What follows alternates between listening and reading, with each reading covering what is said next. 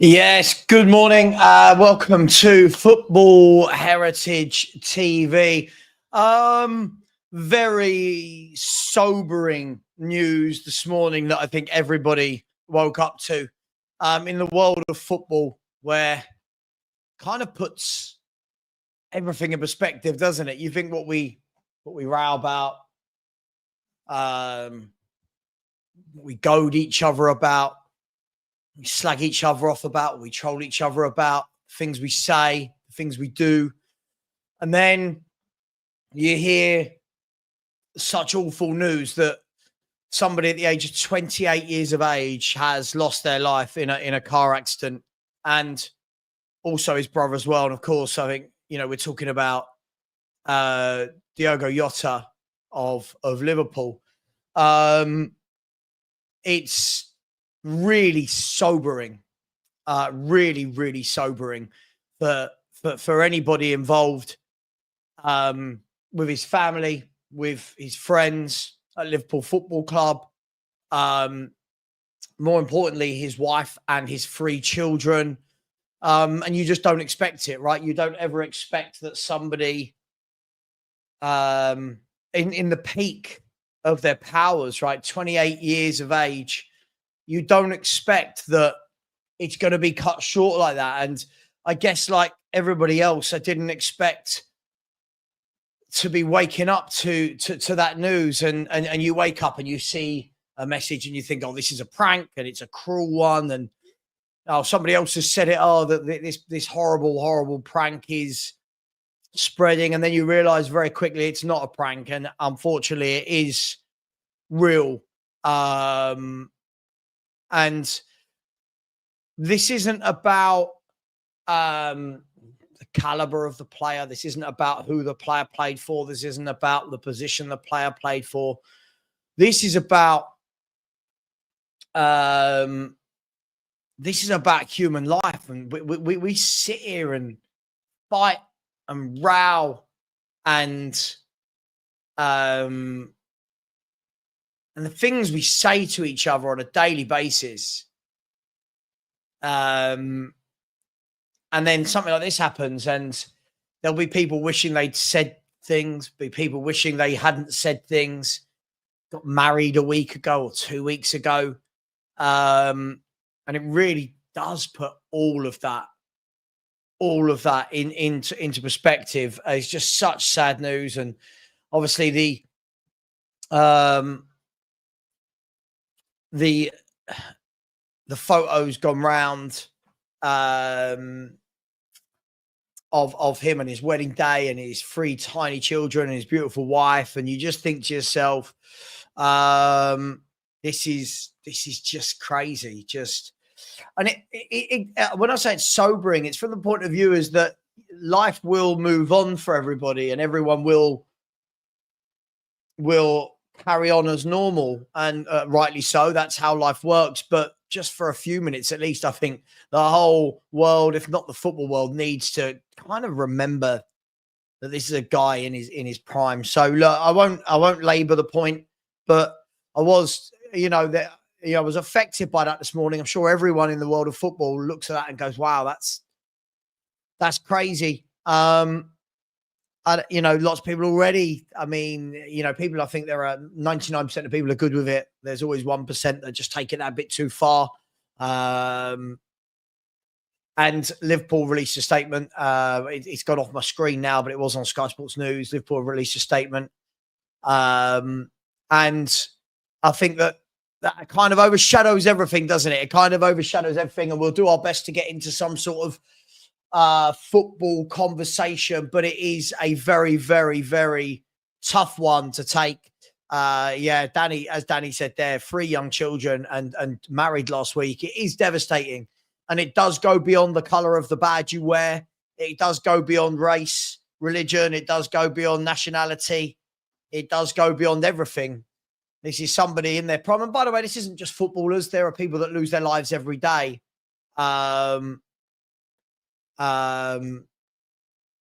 So look, it's a tough one, and Liverpool will have to bounce back from that. I'm sure they'll give him a great send off. I'm sure they'll do something. But it says Liverpool, the club, are devastated by this unimaginable loss, and they're now showing people at Anfield. And if anyone's been to Anfield, you'll know that they've got a little area outside the stadium. It's lovely. A little area outside the stadium for all of the Hillsborough victims, where they lay wreaths and flowers and scarves and shirts, and they're showing it right now. And also, let's see, Andre Silva as well, his brother. You know, I think obviously in situations like that, we will look at Diogo because he was the famous footballer, but his brother as well was equally as important in life as Diogo was. And yeah, it's quite upsetting to see, really, the scarves being laid down at Liverpool Stadium, the shirts, the wreaths, the flowers, just the messages. They're streaming in now, and they've asked for privacy, of course, for Diogo and Andre's family, his friends and his teammates. And I hope that everybody does give them that. But it's not a good start to Thursday, the 3rd of July, for anybody involved. And it makes it quite difficult, I'll be honest. It makes it quite difficult to now move on from that and talk about football. We will. But we'll do it with the respect that it deserves. It's crazy, isn't it? Just last week, I remember having a conversation where people were talking about, do you think we could get Diogo Jota from Liverpool? Would that be a good signing? And then now, a week later, you wake up and you find out that his wife and 3 children, and yes, they're going to be very comfortable with money, but this isn't about that. And I've seen people say that already. It's not about that. It's about they've just started their life together. They've just got married last week, 2 weeks ago, whenever it was. And then boom, car crash. And that's how life takes you very, very, very quickly. And I'm sure there'll be people in the chat that have lost people, of course, and condolences to all of you. There'll be people that have lost those via illnesses, car crash, whatever it may be. And everybody knows this feeling in one way or another. Everybody in here would have lost somebody in some way, whether you're young and you've lost a grandparent or a parent, whether you're older and you've lost, you know, I've lost both my parents. I get the feeling, and this is just going to be awful for them and their family for many, many years to come. But it is what it is. We move on. And we'll talk about football now. So listen, RIP to Diogo Jota and his brother Andre. And let's try and talk about football. So big up to each and every one of you inside. It is Thursday. It is the 3rd of July. The transfer window is open.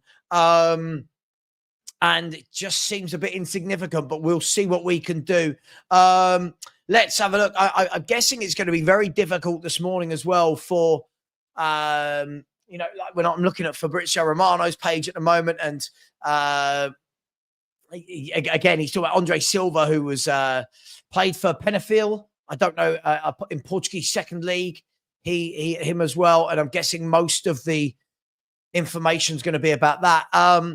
Just trying to break away from that for the minute. Fabrizio Romano has said more on the Denzel Dumfries release clause at Inter. We saw this last night, right? I know a lot of Spurs fans said, oh my God, I'd love Denzel Dumfries at Tottenham. I can't see it happening. I can't imagine that Denzel Dumfries would want to play for Tottenham. But that's the sort of right wing back that I would absolutely love. A 25 million euro release clause. But it looks like as well that Nottingham Forest, guys and girls, Nottingham Forest, by the way, let's see if I got this right. Here you go. Yeah, I understand that Nottingham Forest are one of the latest clubs to show interest in Victor Christiansen. Now, of course, this is the left back for Leicester City. Quite big, tall, powerful, blonde fullback for Nottingham Forest showing interest for Leicester City. So keep an eye on that one. Kabasele is staying at Udinese. There were talks that he could be going. And also 3 hours ago, let's see what happened here. French defender Etienne Kinku can leave Le Havre. I don't know anything about him. Let's see what happens with him. And other than that, there's not been a tremendous amount of transfer news. In the night, what we did know is that Marseille have added Timothy Weir among the options to their shortlist. Of course, Marseille, where they've just signed Pierre Højbjerg. And Juventus are prepared to sell Weir after deal off with Nottingham Forest. So apparently Nottingham Forest were trying to sign Timothy Weir. And also on the shortlist is Sasha Bowie, who did join Bayern Munich, but doesn't look like he's getting the game time that he wanted. Other than that, there's not really too much going on from him. We'll have a look at Ben Jacobs, and then we'll talk a bit more about Mohamed Kudus to Spurs. A lot of noise overnight about that guy. Ben Jacobs, again, running with a Jota story. Not really saying anything either. And I've got a feeling it's going to be very much like that for a few hours at least. I don't think there's going to be a lot of information that's freely coming in. Let's talk about Mohamed Kudus. We are hearing overnight, and again, this goes to show when you've got when we've got a lot of Spurs fans saying, oh, I wouldn't want Kudus. He doesn't move the needle. What we heard last night is that Newcastle, Man U, Chelsea want him, and apparently 2 top European clubs want him as well. And this is, it just automatically makes me think, this automatically makes me think that I don't think we know what we want. I said this on yesterday's show, and I was speaking to some friends about this last night. I said, Spurs fans don't know what they want. I said, Spurs fans look at a player like Diogo, look at a player like Mohamed Kudus, and their first thought is, oh, he's not better. What we've got, oh, I wouldn't have him. He hasn't scored as many goals as Brennan Johnson. And I honestly look at the fan base and go, what on earth are we doing here? What on earth are we doing? I spoke to a few fans of Ajax that I know last night, and they said to me, he's got a brilliant attitude. Said that he had to work very hard. Said they followed his career. He had to work very hard to get to where he is. He's got a fantastic attitude, but he just had enough last year at West Ham of being used wrong. But we've got fans that wouldn't have him. Oh, no, I wouldn't pay 60 million for him. I've got this feeling that he won't join Spurs. And what will happen is I think he'll go to a better football club than Spurs, and then we'll look really, really stupid again. I also think that we've got to remember who we are. I don't know if anyone feels this way. I think we've got to remember who we are. We've got Brennan Johnson, Odegaard, Tell, Yang, Moore, Son, who's going that way in his career, Kulu, who's not really a winger. Richarlison could play out on the left. I'm looking at all these people and I'm saying, how on earth are there any Spurs fans out there that say, I wouldn't want Mohamed Kudus? I genuinely don't know. Honestly, I genuinely don't know. What do some people want? If we're just going to do the GA thing, if we're just doing the GA thing, I think it's an absolute ridiculous notion. Oh, he doesn't score more than Brennan Johnson. What, you mean for one season he's not scored more than Brennan Johnson? Like, it's absolutely madness.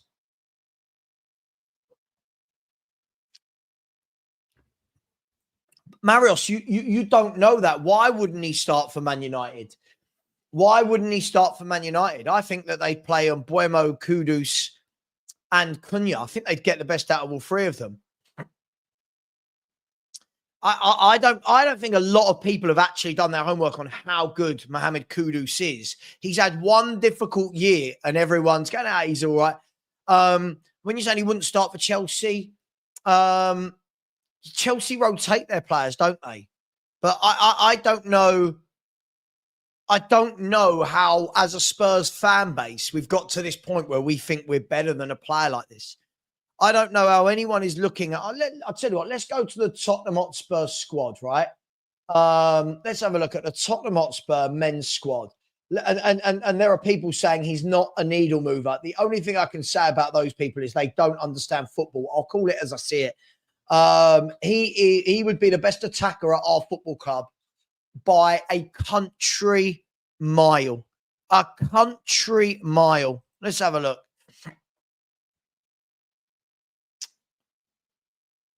Oh, I wish that. Oh, come on, Spurs. Put them in. I don't want them by team. I want them by position. Oh, go away. Want it by position. So if we have a look, let's start, right? Let's have a look. We're really going to say that this guy doesn't move the needle. Matisse Tell. Really? Really? Matisse Tell. Odeber. Yang. Moore. Kudus, who I don't think is a winger. Brennan Johnson. Son, who's going that way. Do we really have fans? Again, Matt, unfortunately, I think we'd all love Jared Bowen. Jared Bowen's not going to happen. One, they're going to slap a £100 million price tag on his head. Two, think about it. Think about who he's married to. Think about it. He's not going to join. He's not going to join Tottenham Hotspur from West Ham. Think about it. JS again. See, unfortunately, I get people like this. You do realise that Dominic Solanke is a centre forward. Think about it. This is where I just can't. With people like JS, I don't get it. How when this donut has written this, has he not thought to himself, well, yeah, Dominic Solanke's a striker that needs to be scoring goals. Yeah? If you actually look at Mohamed Kudus' career as a winger, he's got good stats. Dominic Solanke is not for a striker. How has that not gone? I'd love you to come on one day. I know, because this is how I know you're 14. I get it. You're about 14 and you don't understand. It's literally ridiculous. We're going to use our brain, right? I'm going to use my brain here because somebody like JS can't. If I purely want a right-sided forward like Johnson that gets tap-ins, fine. Fine. That's brilliant. If I want a wide man that when he's not getting tap-ins, gives his fullback a tough game, takes him on, drives with the ball, crosses, assists, that guy isn't Brennan Johnson. And it really, really worries me that I don't think fans like JS have supported Spurs long. I've watched so many footballers over the years at Tottenham. Not one bit of me watches Johnson and says, yeah. I watch Johnson and I'm like, oh, again. And this, Pete. Exactly. Really confused. All our players are rubbish, but can't be replaced by anyone else as they are not good enough and we want kids to play, but we need to act like a... Mate, I don't know what these fans want. I said this all day yesterday.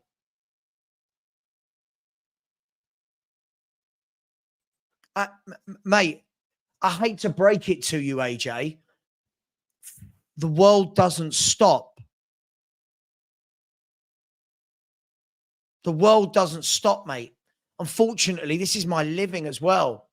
This is my living as well, AJ. So I feel like let's think about this, AJ. You've come into this stream. Why? Let me throw it back at you. Why are you watching YouTube channels then after Diogo Jota's just passed away?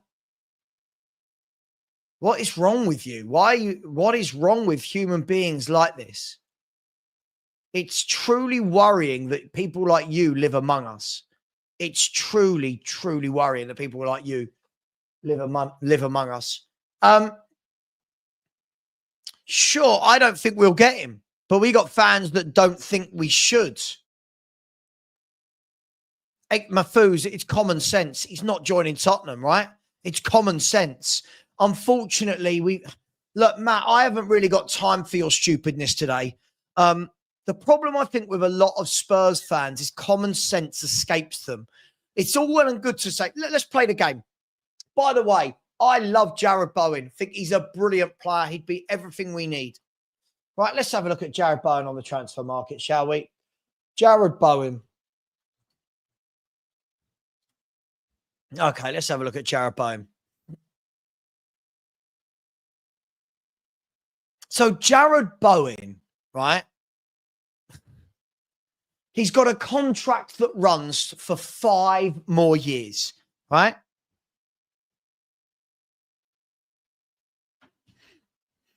Five years. He's English. He's going to be in demand. And we think that we're going to go and get Jarrod Bowen for 60, 65 million from West Ham with his connection as well. Do we really, really think that's happening? And I just feel like we're not engaging. I feel like there's many people who are not engaging this before using these. I completely agree. People want a player that gets you off your seat. You get linked with one, don't want him. It's so crazy what we do. It's just not going to happen. It's just not going to happen. We see, again, Elijah, I can't disagree. What on earth are we talking about? He doesn't move the needle that much. I mean, this, do you watch football? This is mental. This is absolutely crazy. Are we really saying that? Look at the wingers we've got. And we've got Spurs YouTubers who don't think it moves the needle. Oh my gosh, it moves the needle. None of our wingers put together are as good as this guy. What are we doing here?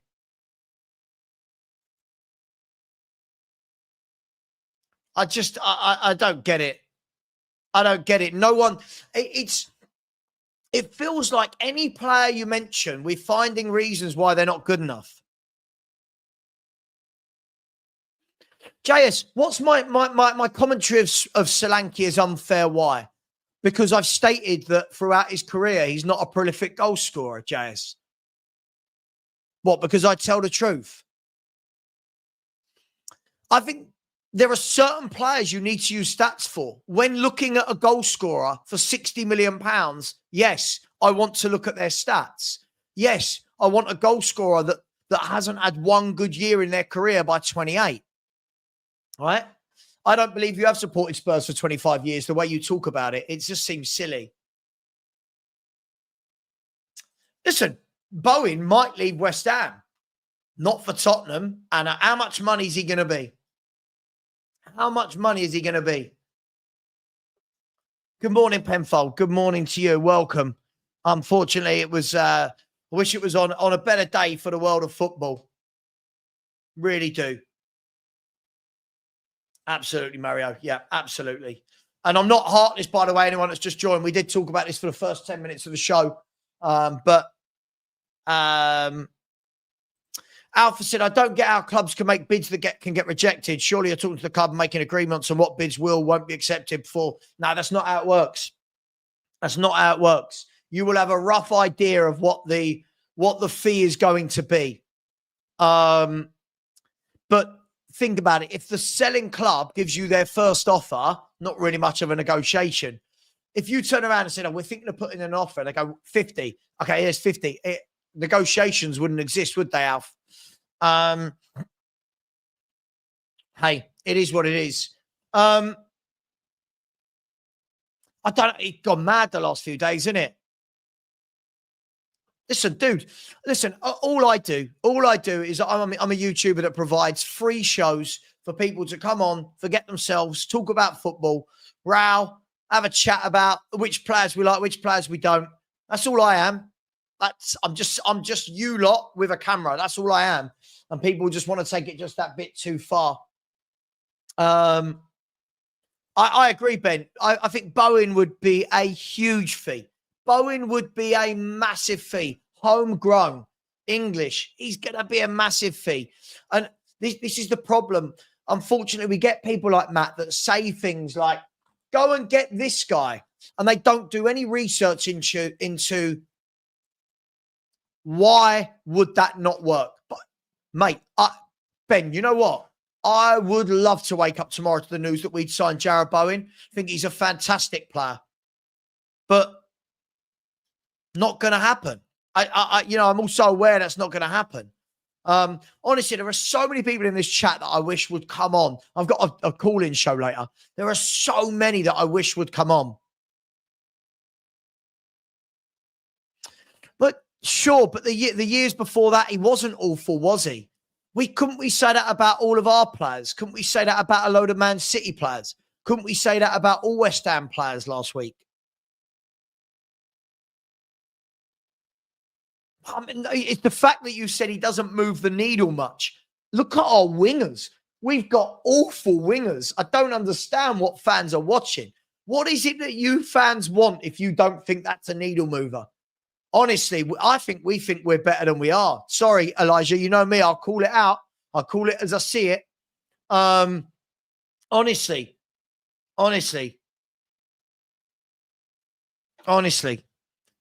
Well, no, he doesn't have a point. I've just gone onto YouTube right now and loads of YouTubers are streaming. So no, no one's TalkSport are streaming. Yeah. I'm not going to name names. Don't want to get in trouble. There are loads of YouTubers that are currently live streaming. So no, please stop this. I hate to break it to you, but unfortunately, my business doesn't cease to exist. Right? I don't understand if idiots like you, absolute fucking pricks like you, I'll call it out, absolute pricks like you understand this. I have all the empathy and sympathy in the world that unfortunately Diogo Jota passed away. I also have a business to run. I also do. JS, shut up. He had one bad year. JS, please, can you fuck off to another channel? You don't get it. I don't always focus on assists, on stats. With a striker, my striker needs to score year in, year out. Solanke does not, right? Solanke and Kudus have got nothing to do with each other. Look at, this is how I know you're dumb. You drive me mad with how dumb you are. Come on to the screen, big man. Come on. This is ridiculous. He does get assists. It's just last year, he had a difficult year.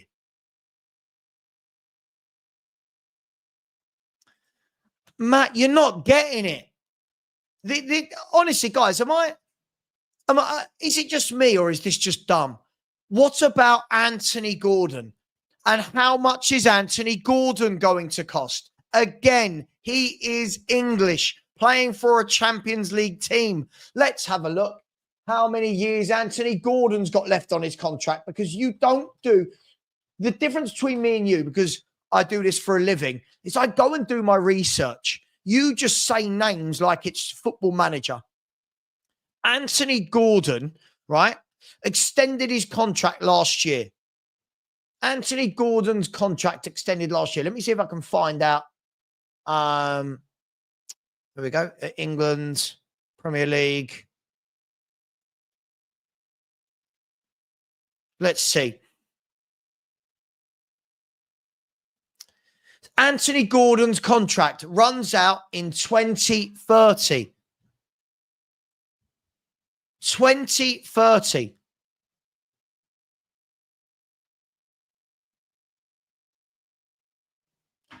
So we're going to go to Newcastle, right? Let's let this sink in, right, everybody? Matt thinks we're going to go to West Ham and Newcastle for Gordon and Bowen, both English.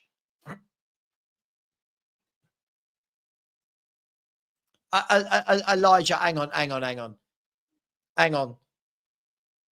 I don't think you're understanding how bad the squad is. Not how bad the squad is. I don't think you're understanding how bad the forward areas are. I don't get this. Elijah, come on. I'll debate the fuck out of you for this one, mate. I'm on it this morning. No, this is crazy. This is absolutely crazy how many of our fans don't realise how bad people like Brennan Johnson and Tell and Solomon and Odeber are. This is mad. So let's say we're going to go to Jared Bowen at West Ham and we're going to go to Anthony Gordon at Newcastle and we're going to say, hi, Newcastle. Hi, West Ham. We'd like Jared Bowen and Anthony Gordon. How much do you want?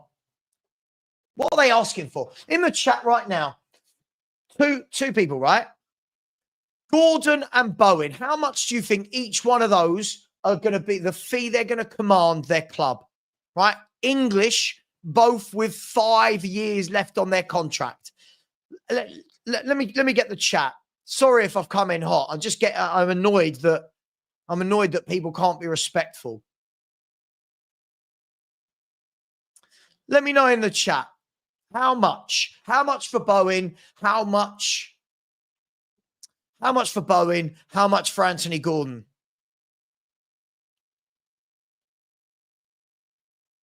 I know, Marios, people do forget that, yeah, not just YouTube, but content creating when I do work with the Sun and stuff like that as well.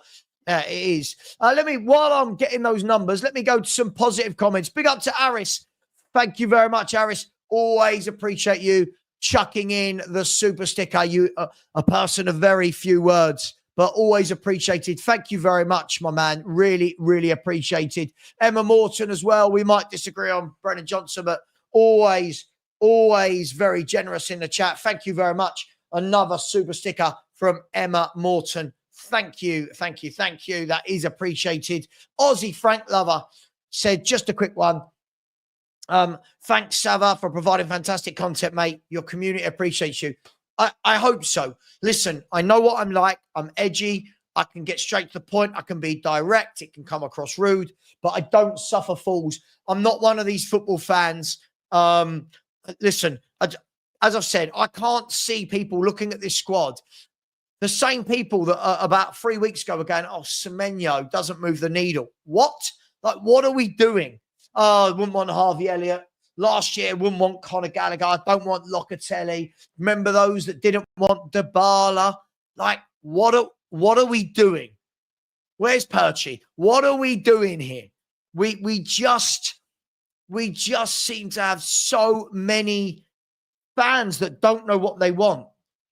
I think we've signed so poorly over the years that our fan base have forgotten what good footballers look like. I truly believe that.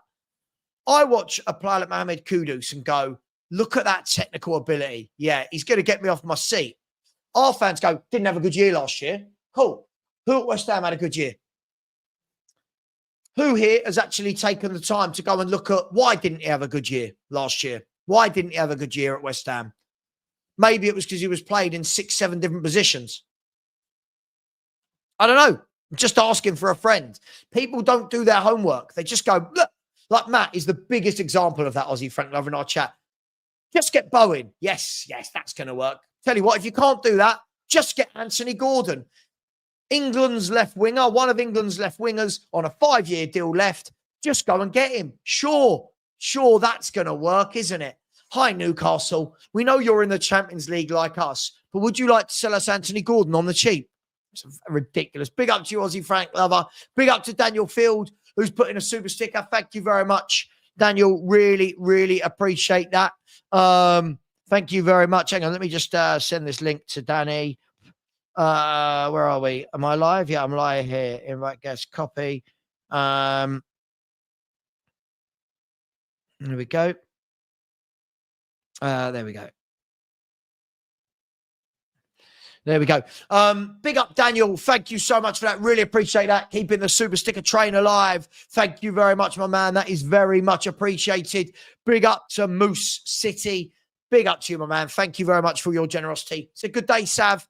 I hope we get Kudus. Me too. I just don't think we will. I genuinely think he's going to go to a bigger club, and all these fans saying he doesn't move the needle for Spurs will look like right donuts. It's a good day, Sav. I hope we get Kudus. At least we're putting in bids, and he said he's open to a move. Yeah, listen, let's hope so, my man. Listen, we've got the bid in. It's been rejected. We'll go again. As I said, Chelsea want him. Apparently Newcastle. Apparently Man United. Apparently there's other clubs. There must be a reason all these clubs want him, even though he's not good enough or doesn't really do anything for most Spurs fans. Big up to you, Moose. Really appreciate that. Morton Barley has come in. Big up Gary over there in Ireland. It's a tragic news today. Very tragic. And yes, it does absolutely, Gary, put everything in perspective. Life is so fragile. We should always remember our words to someone could be the last. Gary, I learned this the hard way. Do you know what? Let me try and turn this into a funny anecdote. I know, passed away. Do you know what? When my mum was dying, right, I saw her the day before she passed away. And she passed away in the night. And by the way, I've got a brother called Stephen, right? So this makes this story. And she was going a bit crazy and blah, blah. And as they were saying, okay, look, everyone needs to leave now. Like she said this is a true story, called me in. And I said to her, it's okay, Mum, you can go. Like you're in pain, go. She said to me, I love you, Stephen. Right. That's the last thing my mum said to me. I love you, Stephen. So listen, we've got to try and take the funny anecdotes out of life. My brother will never let me live that down because obviously now he's the favourite, blah, blah, blah. And it is what it is. But big up to you. Really, really do appreciate that, my man. Thank you so much for that, Gary. And you're right. It does put everything into perspective. And a fantastic footballer as well. Fantastic footballer. Hey, we move on. We move on. Big up to Moose. Very, very generous this morning, Moose. Thank you very, very much for that indeed. Really generous. Said, I think the real problem with the fan base is they think we are still a top 6 club. Truthfully, the team is ran like a mid-table team in terms of spending. While I do appreciate that we're not going to get relegated for FFP, Moose City, never a truer word said.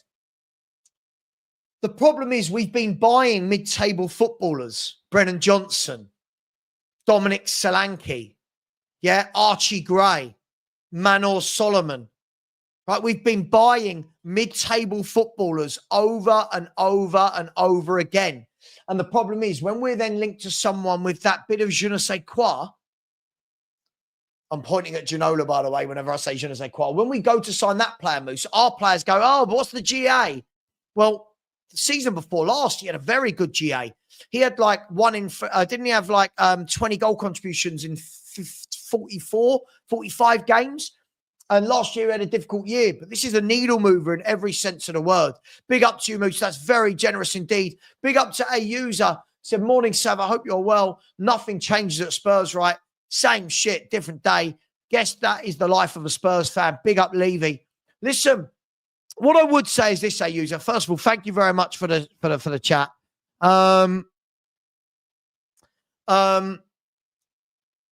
Daniel Levy, though, is bidding. Like he's put in a bid for Kudus.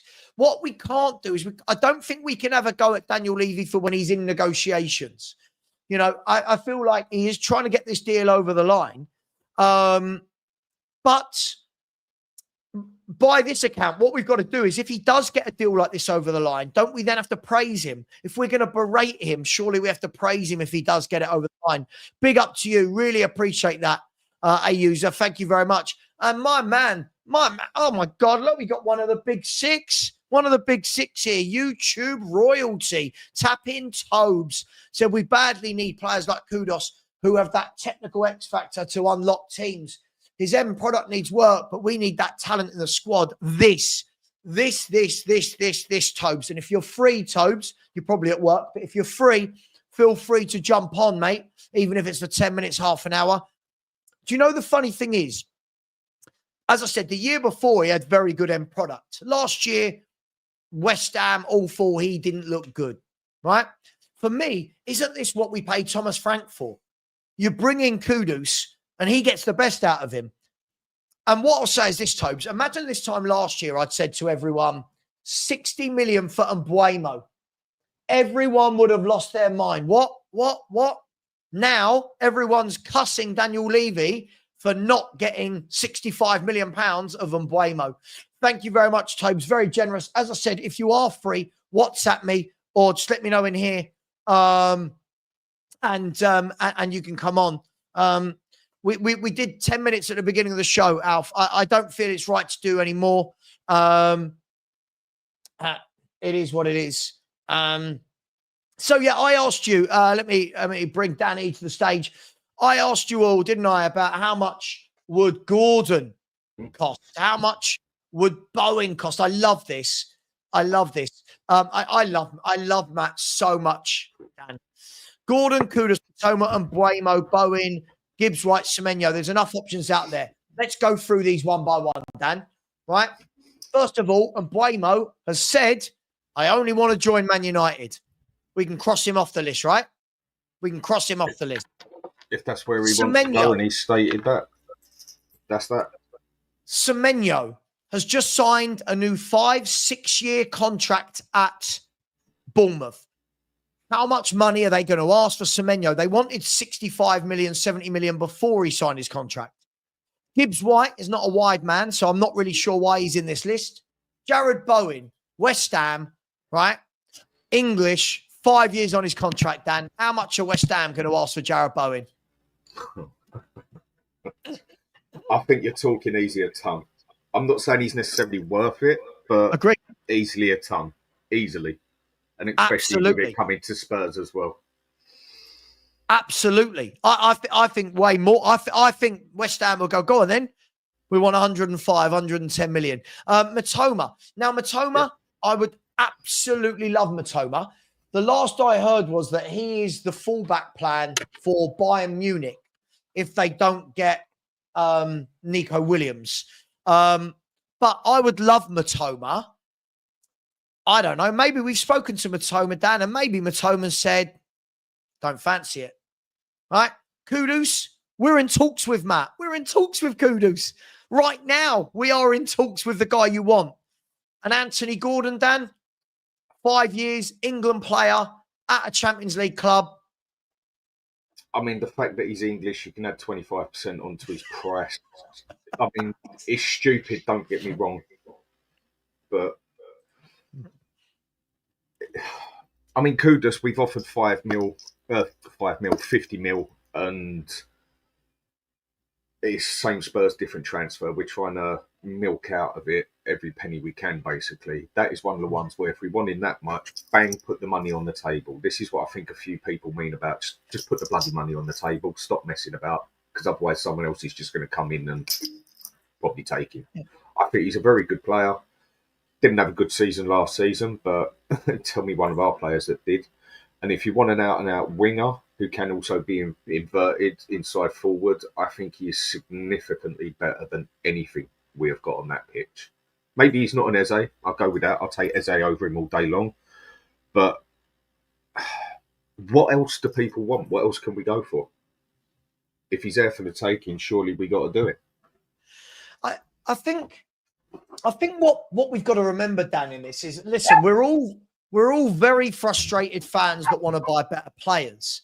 But again, I will remind everyone, this isn't Football Manager.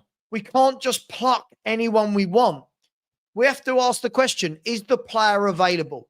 How many years left on his contract? What's his status, i.e. homegrown or foreign? Does he want to, if he's foreign, does he want to move to England? You know, all of these different factors when people are going, just get these players. I'll ask this, Dan. If we've got a player, right? When we've got a player, let's use Romero as the example. If I said, let's let Romero go for 60 million. How many fans in the fan base would lose their mind and go, what do you mean? That's 80 million right there. If he's worth this, Romero's worth that. Cool.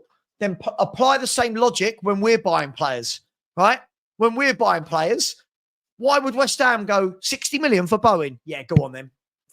It's just like, it's mad. Honestly, it's mad. It's another one of those ones where I think we can get Kudus for the sheer fact West Ham need money to spend, basically. They need to improve that team. And say they get 70 mil off of us, as long as they do a good bit of scouting, they can improve their team with, quite possibly, if they look in Europe, 2 good players. Yeah. So it's worth the swap. when you're a club of West Ham size, sometimes you have to do that. And another one you mentioned earlier that I've been having a look at, and if you remember, I said this since the day I've been on here, Denzel Dumfries. He's someone who I think we could get.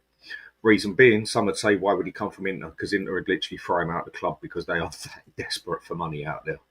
They would push him into it one way or another. I personally think. I think he's a player that we can seriously get. Wouldn't be easy, but I think we can definitely get him because they are desperate for money.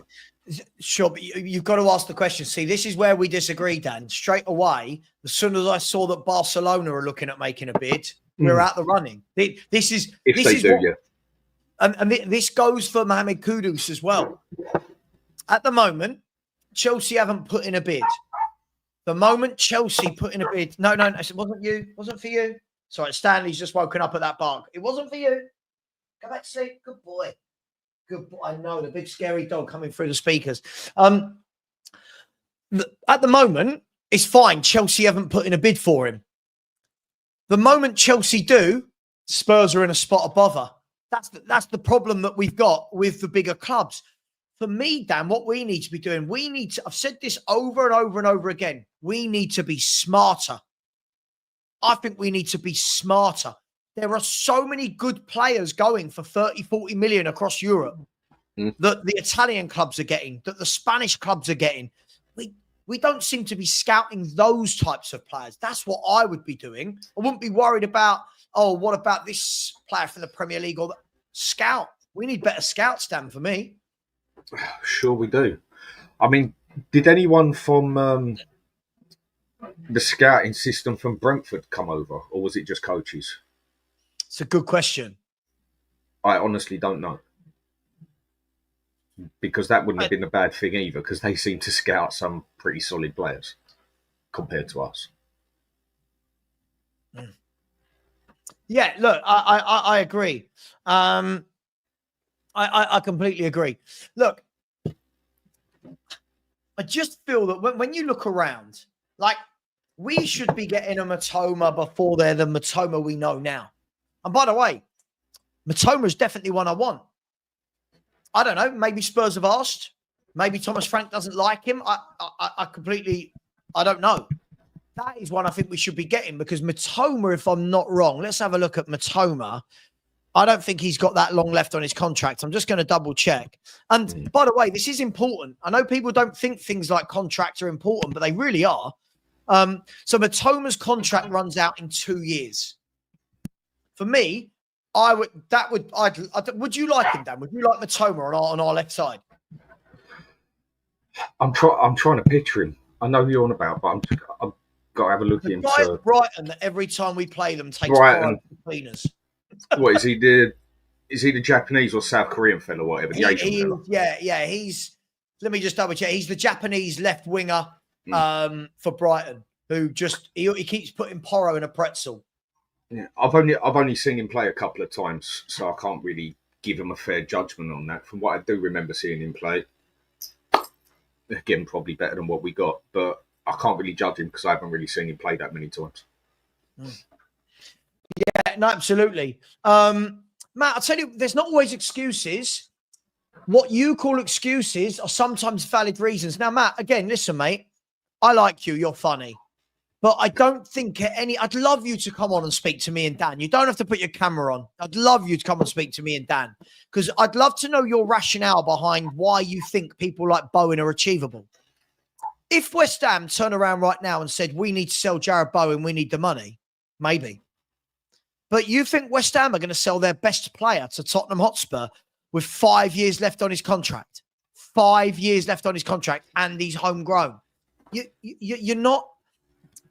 It's not excuses, right?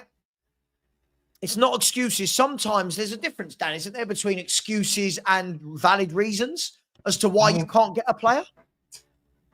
You know what? I mean, for me, when it comes to that sort of thing, not just in football, but a lot of things, it's a very, very thin borderline between reasons and excuses. It's a very thin line. Sometimes the reasons become so many reasons that they become an excuse. I think it's quite a thin line between them as such. But when it comes down to it, we do end up making a lot of excuses at Spurs, or we just end up contradicting ourselves so bloody much when it comes to things on here about how anything from why is it Brighton can go and get the 5 million players and make them good or whatever and that, and then they're worth 40, 50 million. Why don't we do that? We go and do that with a 5 million player and the fan base melts down. Another one is we blatantly need better players, and there's better players out there we've been looking at as such. And okay, we haven't gone for Eze, but and then people just rip into him.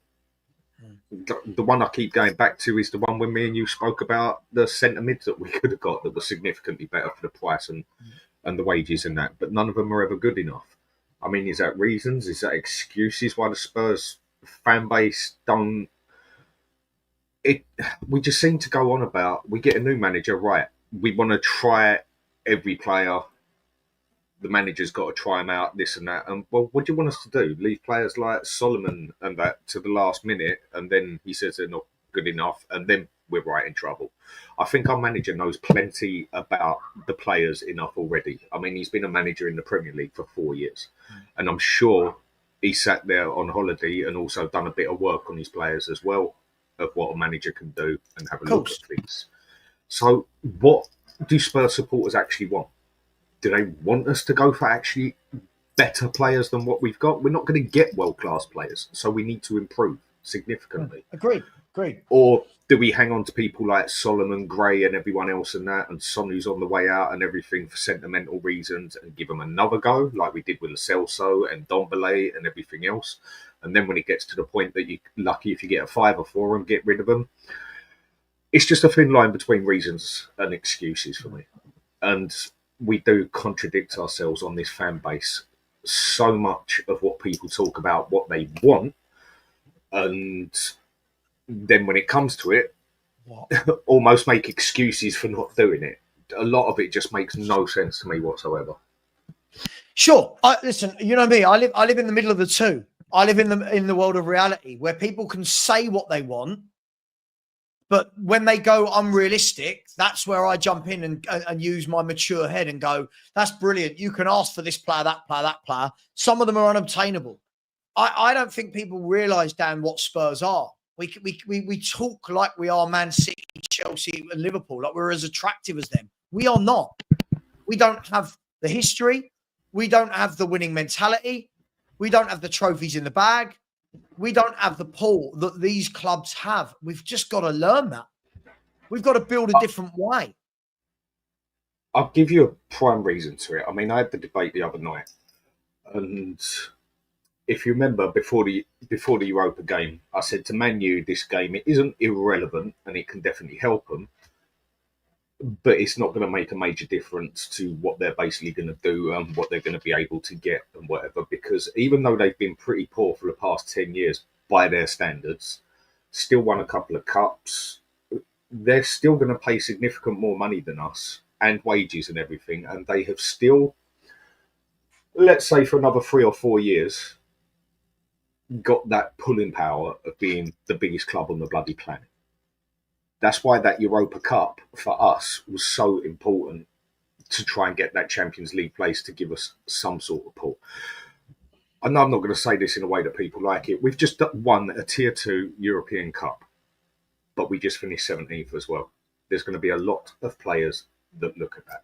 Man U would have been able to build their team tenfold easier and get it up in the rankings than what we would if we wouldn't have won that Europa Cup. Man U are still Manchester United, for God's sake.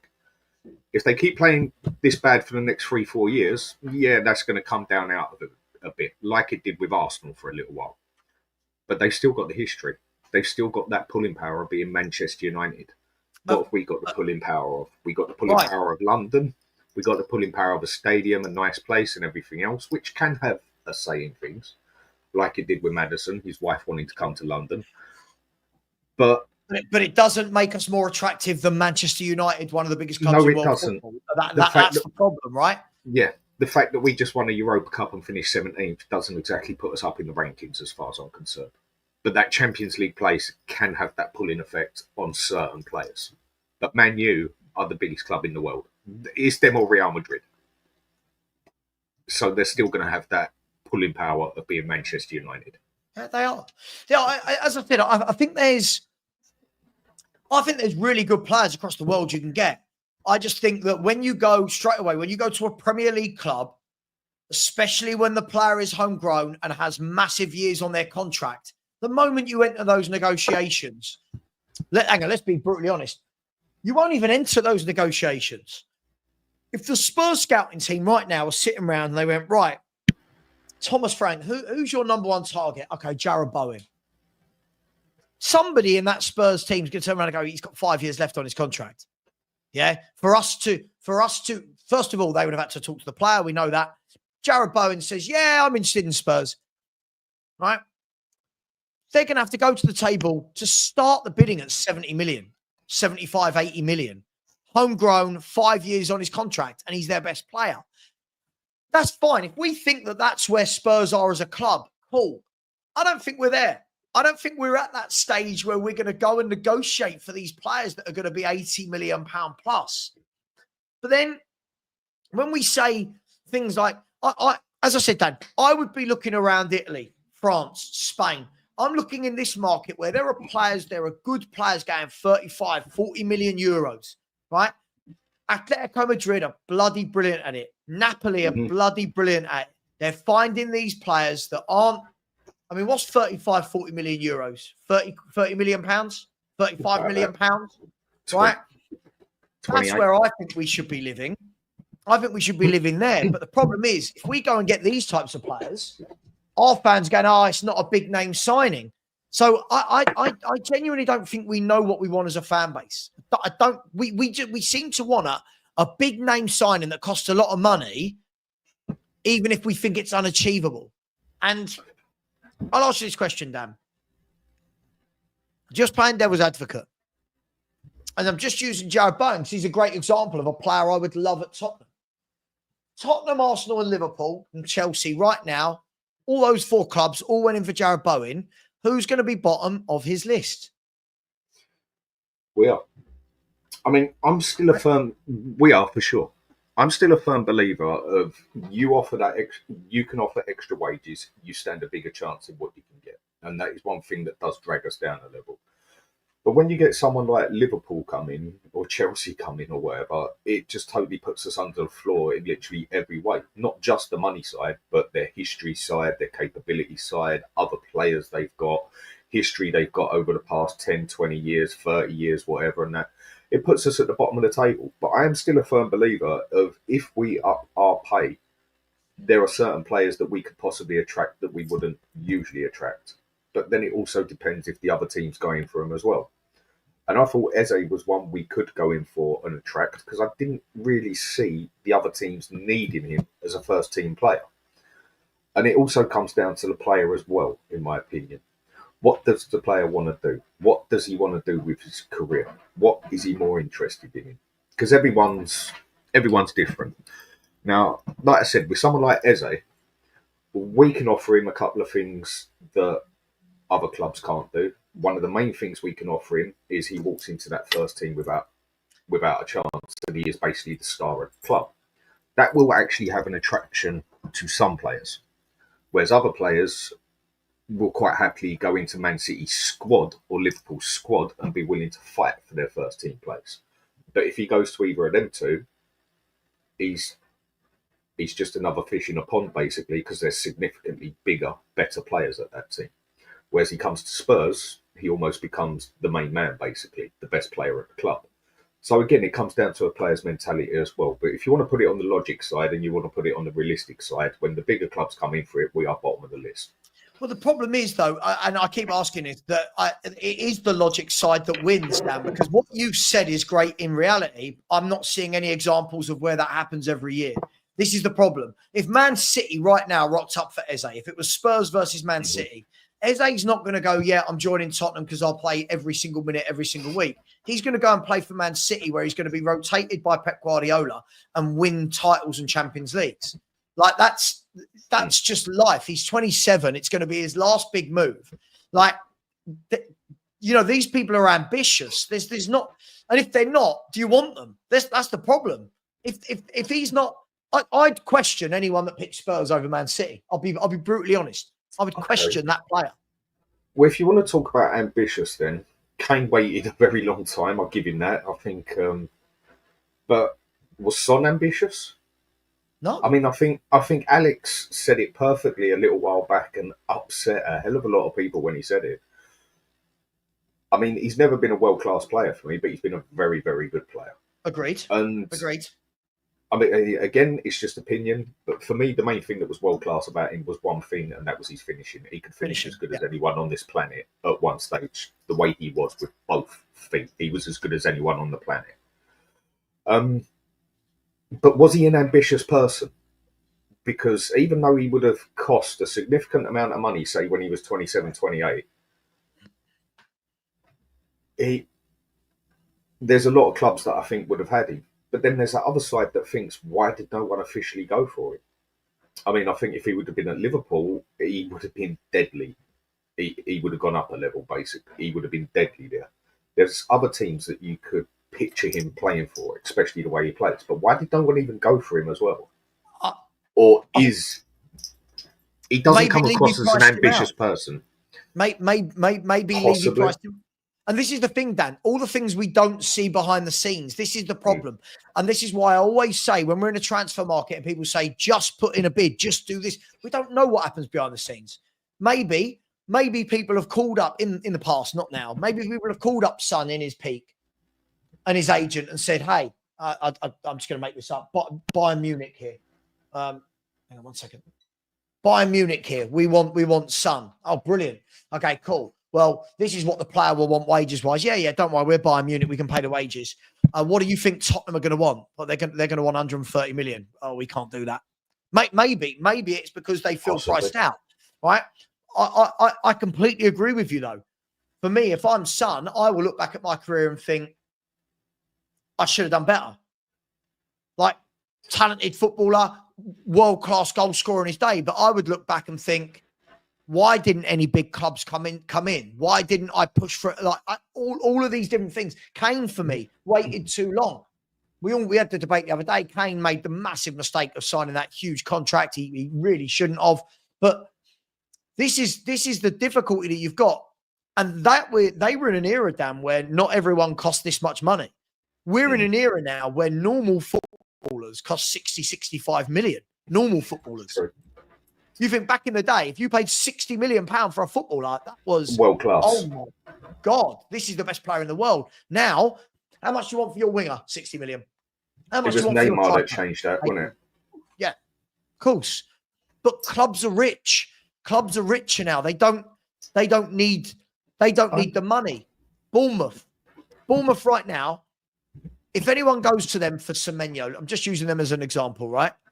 We can sit here all day long, Dan, me and you, and go, he's worth 50, he's worth 40. Bournemouth turn around and go, well, we've just made, probably about 150 million in profit on Zabanyi, Kirkez, and Hewson, right? We don't need to sell him. You want him, you pay us. And that's why it's not as simple as when people say, just pay the money. West Ham right now are going, cool, the guy's got an 85 million release clause. What are you going to pay us? All right, doesn't have to be 85, but we're not letting him go for 60 or 55. And that's how life works, right? I do think that this transfer window is going to be a little bit strange in a couple of ways.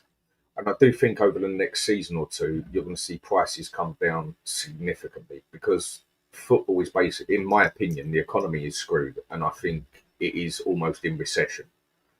Because bar the Premier League teams and the one or two teams in each league, basically, they're going to be so different.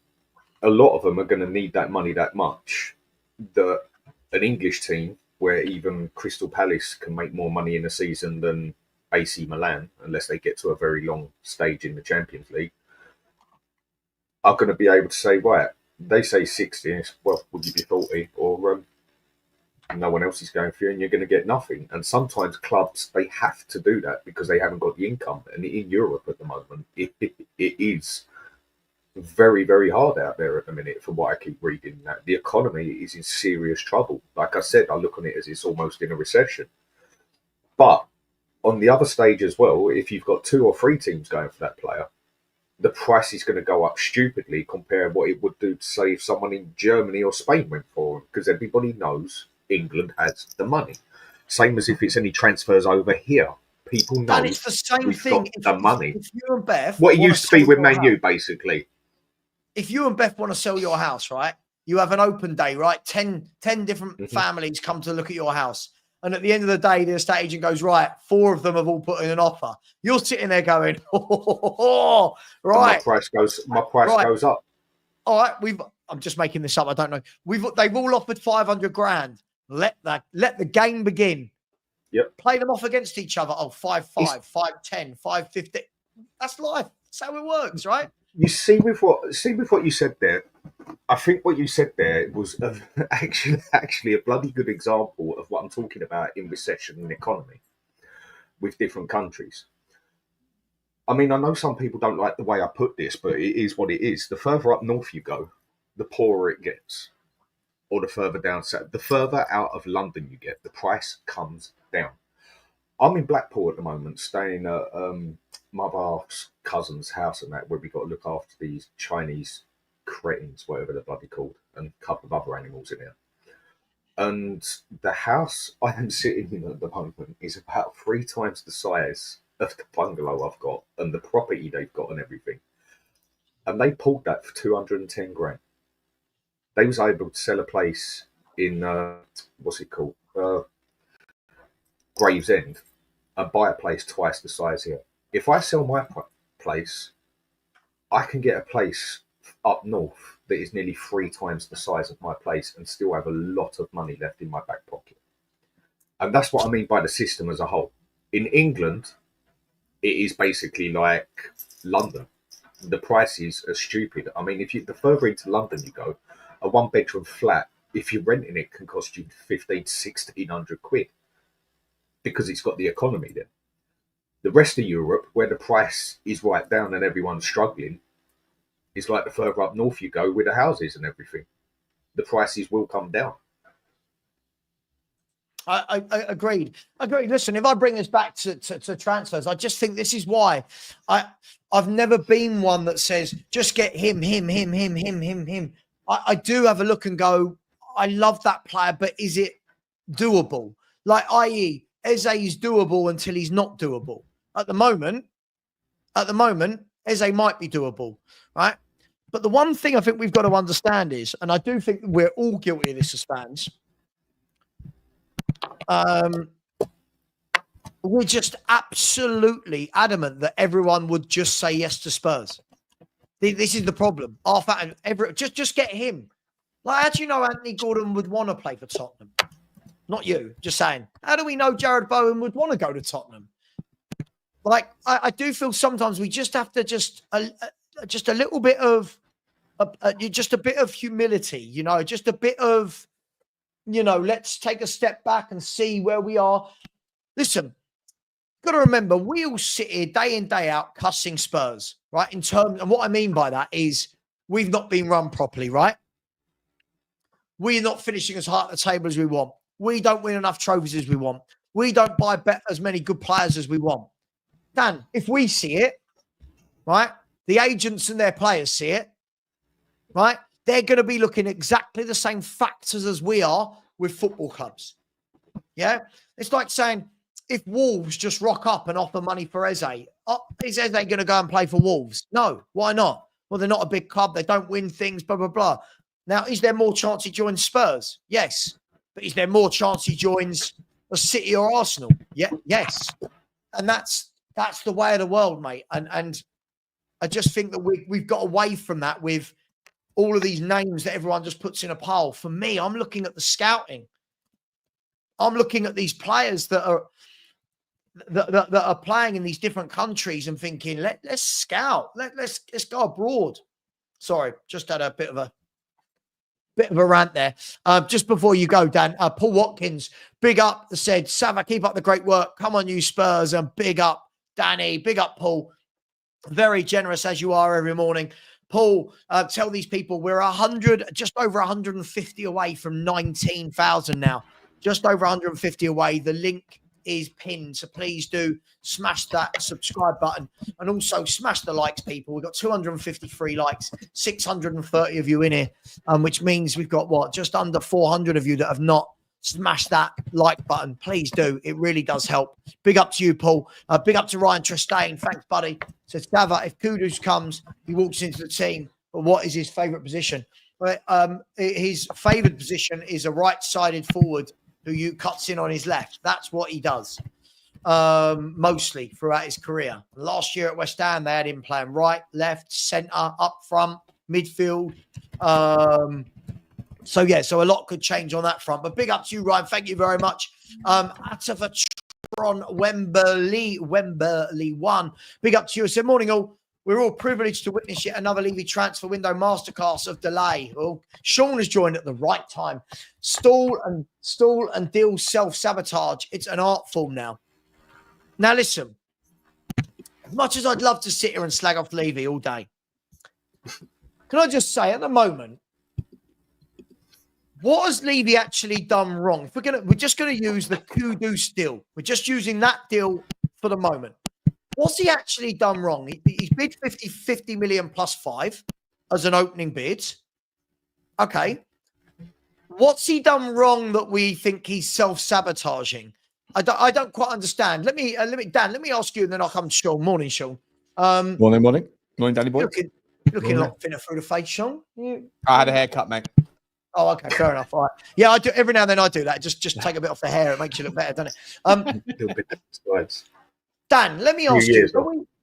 Big up for the super chat. I really appreciate it. But are we falling into that trap now of, because we know we're in for a player, which 2 days ago we weren't even in for? Are we falling into that trap now because the deal's not been done like that? Look, we're going, oh my God, it's Levy. He's a wanker. He's terrible. Are we falling into that trap, or have people got a point? A bit of both.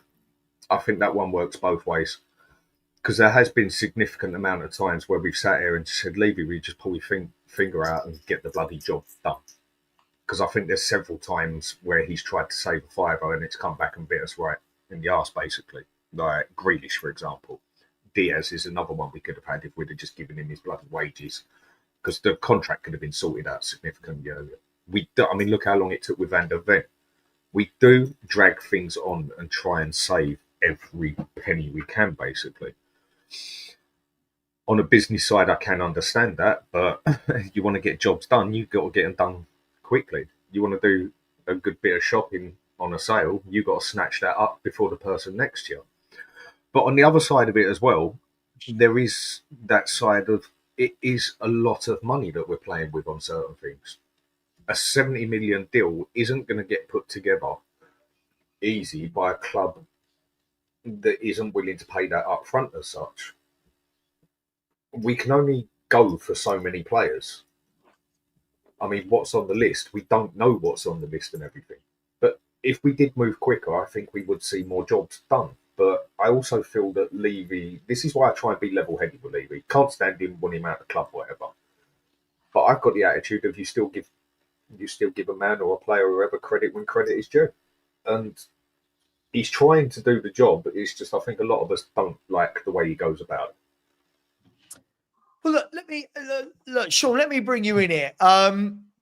It's interesting, isn't it? Because we see other clubs, they go through this process when first bid, second bid, third bid. When it's us, I feel like we get massively impatient with it. Is it because deep down there's kind of this inevitability that we probably won't end up with the player if a bigger club comes in?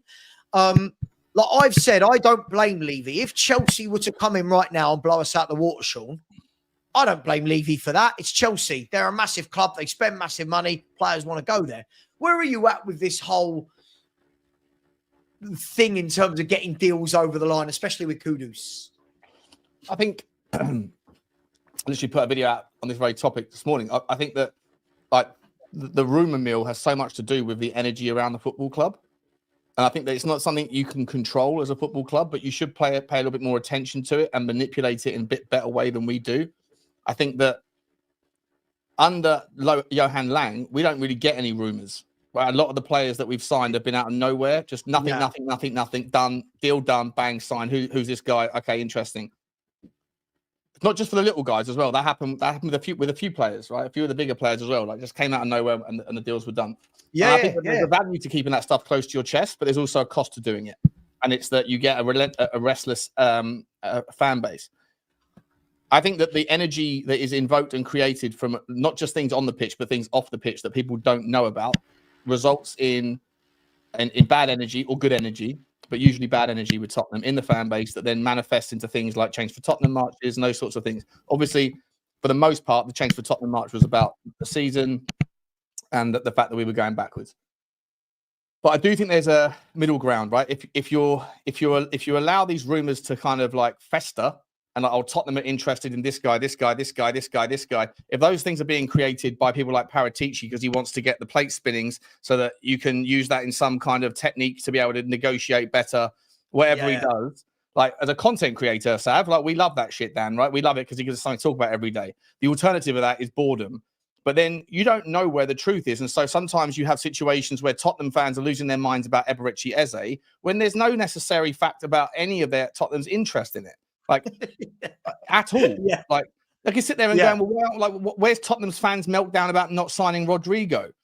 Okay, it's maybe because there's no interest, it's not reality, but maybe it's exactly the same thing with Eze, but it's just Tottenham fans have convinced themselves that Eberechi Eze is a Tottenham boy. He's not. He's an Arsenal fan. He went through the Arsenal youth system just because he happens to share the same agent of about 12 or 15 of our players, and that the agent has a box at the stadium as a consequence of their relationship with the club, and therefore he gets invited to the club. He's not the only player that's been invited to the club. Last season, I remember about half a dozen Dutch players coming to the club on like for days out and things. There was loads of examples of that. So I think that the rumour mill is part of the problem, either the lack thereof of rumours because of Johan Langer's keep the cards close to your chest strategy. I think that creates its own problems.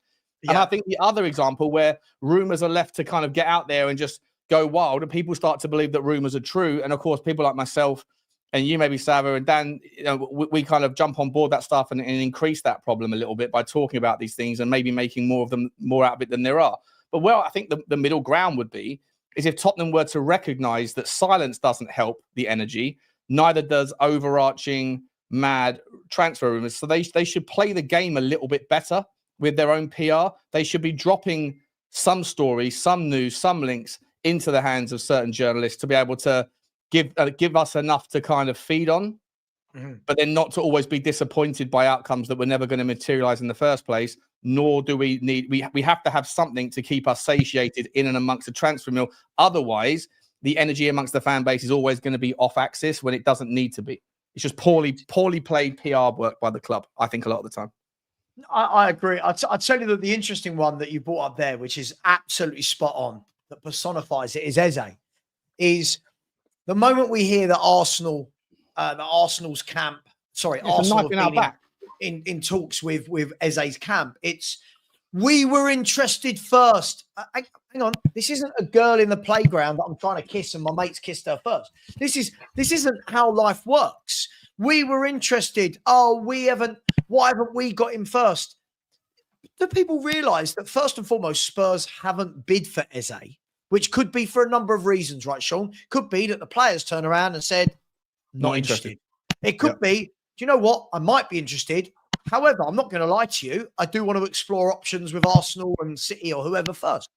It could be that Spurs have been shit and have not bid. And it might be that Spurs are not like, he's not the right fit for our team, which I don't think he is. Sure, it could be that as well. So there's all these things. But what makes me laugh is that when we then hear that Arsenal are in talks with the player, not club to club, but Arsenal are in talks with Eze, it's, if we being Tottenham, if we let him go there, we're... So what do you mean if we let... Leave me out! He's a grown man, right? He's a grown man that will make his decision on his future, right? Yeah. Well, I just... Listen, madness, I want to slag off the cup as much as the next man, but not... I can't sit here as a grown-up and just be angry at things that haven't happened. But you know what? You The know, problem is, though, is that like the club will sit there and say, like, we're not responsible. Journalists are going to do what journalists do. They're going to create, they're going to spin, they're going to obfuscate. They're going to people like Paratici, people like Romano are going to put out 20 posts a day because they know that they get 500,000 or 1 million engagements, and that it all adds up. It's all revenue. Everyone's got to do what everyone's trying to make a living, right? So it is what it is. But there is this. I don't know what the solution is here, and it's a fairly new idea in my mind. So I'm kind of like chewing it over into how it works in reality. But I do think that there is some level of responsibility, some level of gamesmanship here that the club can operate within. That they're not, or they don't do it very well. Whereby they can, as I say, give certain journalists, give certain people enough to let the Tottenham fans sort of chew on, without thinking that there's nothing going on at the club, because I do think this stuff manifests into real-time events. I think that it does create energy at the football club. It does create a rope that's put around the neck of Daniel Levy. The second, like, Daniel Levy has, in my opinion, played this summer badly, but he was always going to. He was between a rock and a hard place with how he handled the angepostecoglou thing. I think that even lifting that trophy, then coming out and saying we've got the ambitions to do this and do that, like that being co-signed by Vinay, like you have to give the window the opportunity to be opened, right? You have to, you have to sort of give it until September the 1st or whatever, and then reflect. But ultimately, I think that there is a mass. I think that where the club are responsible for this stuff is that they can't control what they can't control, but they can have a little bit more influence in the narrative that is presented to the fans by people within the media. They have those relationships. Those relationships are there for a reason. Matt Law is definitely fed stories. Ali Gold is definitely fed stories for a reason. Yeah. But I don't think we do a good enough job in managing that situation, because left to their own devices, it's like you've got dogs, mate. I've got dogs. I think that they're well trained. But if I leave a fresh chicken that's been roasted on the table and I leave a chair out that's accessible, guarantee if I go out for a couple of hours, that chicken's going to be on the floor and it's going to be in pieces, and Bugsy Malone's going to be looking like she's not done anything wrong, but she's had her way with the dinner, Yeah. And so I think that the fan base left to their own devices are always ready to go into meltdown, especially at Tottenham. I'm sure it happens everywhere else as well, but especially at Tottenham. So there just needs to be a little bit more management of fan energy, because those things can manifest into things that are real and do matter, like the energy around the football club when you concede a goal on the first game of the season. Who are we playing first game? Burnley at home. Burnley at home. So if we concede the first goal, right? Oh yeah. It will go mad. And it's in one of those transfer windows where you got a little bit done, but it didn't happen in the order that everyone wanted to happen. Yeah. See, if we had signed a different defender, we wouldn't have conceded a corner in the 5th minute to Burnley from blah, blah. Listen, Dad, I'll come to you in a second. Just quickly, Joe, this is not illegal at all. It's not called tapping up. There is a massive difference. Joe, I go through this every day on my channel about how transfers in football work. People have to stop thinking that the club rings up the club and says, hey, we haven't spoken to the player, but we'd love to sign Eze. Spurs representatives will speak to Eze and his representatives. They will ring up and say, hey, listen, it's Tottenham. Have you got any interest? Yeah, obviously it won't be that easy, but it's literally, have you got any interest? If you were to join, what sort of wages you after? If you were to join, what's the likelihood that Palace let you go, and how much money do you think they'll want? Blah, blah, blah. Okay, we've agreed to all this. You're going to be comfortable if we bid for you. Right. Now the bid goes in from the club to the club. Hey, we want Eberechi Eze, 60 million, blah, blah, blah. That's when the negotiations start. Then in the background, all the player conversations are going on for the salary. Tapping up is when you agree something with the player before. So if you get a written statement, I am joining you. But all of that is tapping up. Isn't what sorry to interrupt, isn't what Diogo Simeone's doing to Romero right now the absolute epitome of tapping up, just like what Alex Ferguson did? Like, it happens all day, every day. Like, forget about the legality of it. Like, it happens. It's a part and part. It's part and part. That's why clubs speak to players and the agents first. Yes, to make, but Sean, first and foremost, to make sure that they're interested. Yeah, Because as I said, what's the point of wasting my time doing 5 negotiations with Kudus and West Ham? By the way, just to allow Chelsea to figure out at the last minute, Tottenham had 50, 55, 60, 65 and 70 rejected. They've now bid 72 and a half. Hi, West Ham, it's Chelsea here. Listen, we're not as complicated as Daniel Levy is. We're not as exhausting in the negotiation process. How much did Tottenham want? 72 and a half. You've accepted that. All right, I'll tell you what, we'll do 73. Just quickly send him this way. Like, you know, there's that side of the game as well. Like, imagine how exhausting it is doing a deal with Daniel Levy. He must be fucking Sean, if Danny was the player, right? If Danny was the player and me and you are the club, right? Me and you are the club. So I could come to you and go, hey, I want to buy your player, Danny. You go, brilliant, give me 70 million. Here you go. There's 70 million. You go to Danny and go, right, you're off to Savva's club. You go, I don't want to go there. And all of that would have been pointless. So this is why they speak to the player and the agent first. And just to make it clear to people as well, the player might say they're interested. That doesn't mean the goalposts don't move during negotiations. So I could be interested, right, in joining. I won't say Arsenal. People will call me an Arsenal fan. I could be interested if Newcastle want me. But then during the negotiations, my agent might come and go, listen, just so you know, Sav, Newcastle are not the only team now. Just so you know, Chelsea have now put a bid down for you. And I go, oh, hang on. Hang on. You get to stay in London, you know. Right. And this that is lovely why, restaurant that you like going to 3 times a week. They haven't got one of them in Newcastle. Right. So this is why when we blame training ground, you know, when we blame the owners for everything, they're so guys. I tell you what, everybody go and watch the Fozcast, which is Ben Foster's podcast. It's really good, the Fozcast, and he gets agents on there that talk about how transfer deals work. And Ben Foster is the first one that turns around and says, "Stop thinking it's Football Manager. That is not how transfers work." So when I get people like, honestly, like my mate Matt, who's always in the chat, who says things like, I'm sick of the excuses. Levy love these fans. This hence why we take the piss. Just get the deals done. This is the upper end of business. You're talking about parting ways with 60, 70 million pounds. Yeah. Yeah. Record transfer for Tottenham it will be, right? It's got crazy. Right.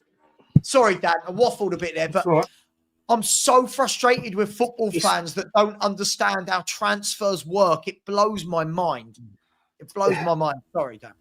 Again, on the other side of it, though, I mean, I get where you're coming from. I mean, by law, they're not actually allowed to go and talk to the player. That's tough. No, they are. You are allowed to. No. Well, as far as I know, the law says otherwise. But you go to the agent, and that's what the agent is bloody there for. And that's the difference between that. Yeah, the agent speaks for him. Yeah, you have to talk through the agent, but then that's all I'm doing is phoning you or Sean and saying, right, is your boy interested, when I could just phone him? That is the agent's job. You're allowed to do that. Whereas going straight to a player is considered tapping up and whatever else. But that is half the reason why the agent is there. The point I do make with it is there is many occasions where if we just put the bloody money on the table and a decent deal and stop messing about. Sure. Because like you're saying, would we have gone for the player and put in a bid for him if the agent said he wasn't interested? So if it works the way you say, which I can quite easily picture that, whatever. Well, that's not an opinion. That's 100% how it works. I get it. That's all I do is phone your man. Your man speaks to you. You speak to your man. He's the middleman, basically, because we're not allowed to talk to each other. But it just makes it irrelevant in a way because you can do it. So, right, now I go for the player. Now I go to the club. Right, he's interested, this and that, whatever else. What do you want? I do think there has been many a time where if we would just put that bloody money on the table and whatever, we could have got a lot further, a lot quicker, and stopped other clubs coming in and just thinking, oh, do you know what? Hang on a minute, this one ain't working, so I'm going to go for that one. Sure. Couldn't every club say that? I think a lot of clubs could do that. But with the money we've actually got and we know that is at Spurs, it is a bit frustrating in that aspect. That is the bit that I find annoying. And the other thing that the players do is, even if they don't want to come to Spurs, the agent will say, do you know what? We're interested. So, okay. Spurs say, right, he's interested. We start putting in a bid for it, let it go around the news and that. And then the agent goes up to the main man of whatever club he's at, gives him a nudge and say, well, he's willing to go to Spurs. He wants to go to Spurs because he wants more money. Okay, we'll give him a new contract. Bang, they slammed the new contract down. The player's got what he wanted anyway, didn't even want to come to Right. Spurs or whoever and that. And that's also ways that they get a new contract out there with another 25%. Of course, Dan, but this is the point. This is the point I don't think some fans understand, right? Is even if the player turns around and says, even if you turn around, Sean, your agent, and says, yeah, I want to join Savva's club, that's brilliant, right? But now when I'm actually having the conversation club to club, that club have no obligation to say, just because the player wants to go, we're going to make this easy. Just because the player goes, no, we're going to keep him. You know, yes, he's worth 50 million. You want him. We don't want to sell him. Give us 80, right? And then fans go, oh, he's not worth 80. Sure, but you want him. You pay that. Secondly, the Van der Ven deal is a very different one because the Van der Ven deal at the time, if anyone actually watched what was said, is Wolfsburg said they were happy to sell the player, but only once they had got their target secured. And there's another factor that comes into transfers. Yes, we will let X player go to Y club, but we want to go and get Z player first that's going to replace X who's leaving. And this is why the Man Cities, the Chelseas, these clubs with the big bucks, they don't give a shit. They just go, what do you want? Done, right? They can make it all go away very quickly by overpaying. Tottenham are not that club. We're not going to go, you want 50? I'll tell you what, to speed this deal up is 70. We're just not gonna do that. And unfortunately, the fans that want us to be like that, it's not sustainable. It's not sustainable unless you have got what Chelsea and City have had for the last 20 years running them. It's not sustainable. So I feel like there's a middle ground, Sean, with this where I don't like. Listen, I get so frustrated. Like right now, do I want us to be able to sign Mohamed Kudus? Of course I do, right? Do I think it's as easy as other fans think it is? No, I genuinely don't. And Sean, my problem with this deal, my feeling is the moment Spurs agree a fee with them, I reckon that's where Chelsea go, how much? Cool, we'll match that. And that's my worry with it. And that's the point where Chelsea don't muck about. And that's the point where we'll be sitting there like now. We blatantly know that West Ham want, say, 65, 70 million for the player. Levy are going now, as a true businessman does, by the way, but Levy are going there and say, well, we'll offer you 50 and 5 mil in this. Okay, we'll offer you 52 and 5 mil. And Chelsea just come in, there's your money. There's the deal you want. Now, I'm not saying they pay the whole lot up front, but Chelsea are clever, Chelsea are they don't mess about. They don't mess about a little bit. I don't know if they are that clever, mate. No, what I mean is paying. Go on, yeah. Sorry, Sean. What I mean is, listen. Forget whether we think they're immoral and what they're ruining football. What I mean is, sometimes I get the feeling that Chelsea are sitting back and going, right, okay, all these clubs want this player. Let's sit back and wait and see what the price is. Let's let that club over there do all of the negotiating. Then at the end, where they go, all right, Tottenham have agreed £65 million with Chelsea. Chelsea will quickly Savva with West Ham. Chelsea will be alerted within minutes, right? By the way, Spurs have had a bid accept 65. Chelsea then at that point go, matched it. Yeah, but I think that's quite clever. Chelsea like not massively overpaid. Chelsea are always happy to pay the asking price. And a little bit more. And a little bit more, right? And forget about all the whatever the shenanigans of selling their clubs and to themselves or the bits of their club. Put that to one side. Let's just say that they were that cash generative and they could do it all legit. For all the players that they sign, I don't think that they actually improve that much. Like Liam Delap is a good bit of business for sure. But is João Pedro like a massive improvement on a fully fit Christoph Nkunku or a Nicholas Jackson? I'm not sure. At £60 million that they paid for him, they've set a benchmark in the market now, which means that everyone else has to go and pay a lot more for their market. But I don't think that João Pedro is that fantastic. Is Jamie Gittins like another version of Jadon Sancho? Don't know, but he hasn't done it in the Premier League, and there's every chance that he might just be another flash in the pan. It feels to me like Chelsea do a hell of a lot of a revolving door policy with their players, and they get away with it because they seem to be able to sell the players that they no longer have interest in for relatively similar money. But if it's true that they're going to lose they're going to sell Christopher Nkunku for 33 million quid when they paid 70 million quid for him 18 months ago, that's not that clever. And I think that at the same time, you can make the same argument. They brought in so many wingers, and then they get a few minutes to improve and impress. If they don't improve and impress, then they get moved out. If you were looking at Brentford, you would have sold, if you were Chelsea, or the Chelsea mindset at Brentford would have got rid of Damsgaard after 6 months, after a year. Last season, he was probably their third best player behind Johan Wissa and Mbumo, both of whom didn't start amazingly well at their time at Brentford. I think that Chelsea have this instant gratification thing, and if it doesn't work, they'll move on and bring the next one in. And surely that's different ambitions of the clubs, right? Like Chelsea's sure. is their fan base are win, like used to winning. Yeah, I know, but what have they won? Right? What have they won recently? What have they won? And I don't. If you're looking at, like, we spoke about this before, we got, the banks of four in the Premier League. You got the big four, which Chelsea are part of. The next four, which Liverpool, United, Spurs, Villa, Newcastle. At the moment, I would say that Arsenal, Liverpool, and City have pulled wildly away from Chelsea. And I think Chelsea are closer to the four behind them than they are to the three above them. And for all this transition and turnover of players that they go through, I'm not sure that they're improving their team that much. I think they've moved from a 7 out of 10 to a 7 out of 10. A hell of a lot of money's changing hands. I agree, Sean. At the moment, for me, it's a 3. I think Arsenal, City, Liverpool, 1 with Chelsea. And then I think it's down to Newcastle, Villa. I think United will be back there, and Spurs. And then it's which of the next 4 or 5 clubs are going to have a good year? Is it Fulham? Is it Palace? Is it Forest? Is it the top three are guaranteed in whichever particular order, but the top 3 are guaranteed. And there's 2 more spots for the Champions League. Chelsea are probably going to be the favourites for one of those, and then one of the other 4 for the 5th, right? And then 2 of the other 4 are going to fight it out for Europa League or Conference League, and then one of them are going to get left out. Fair enough.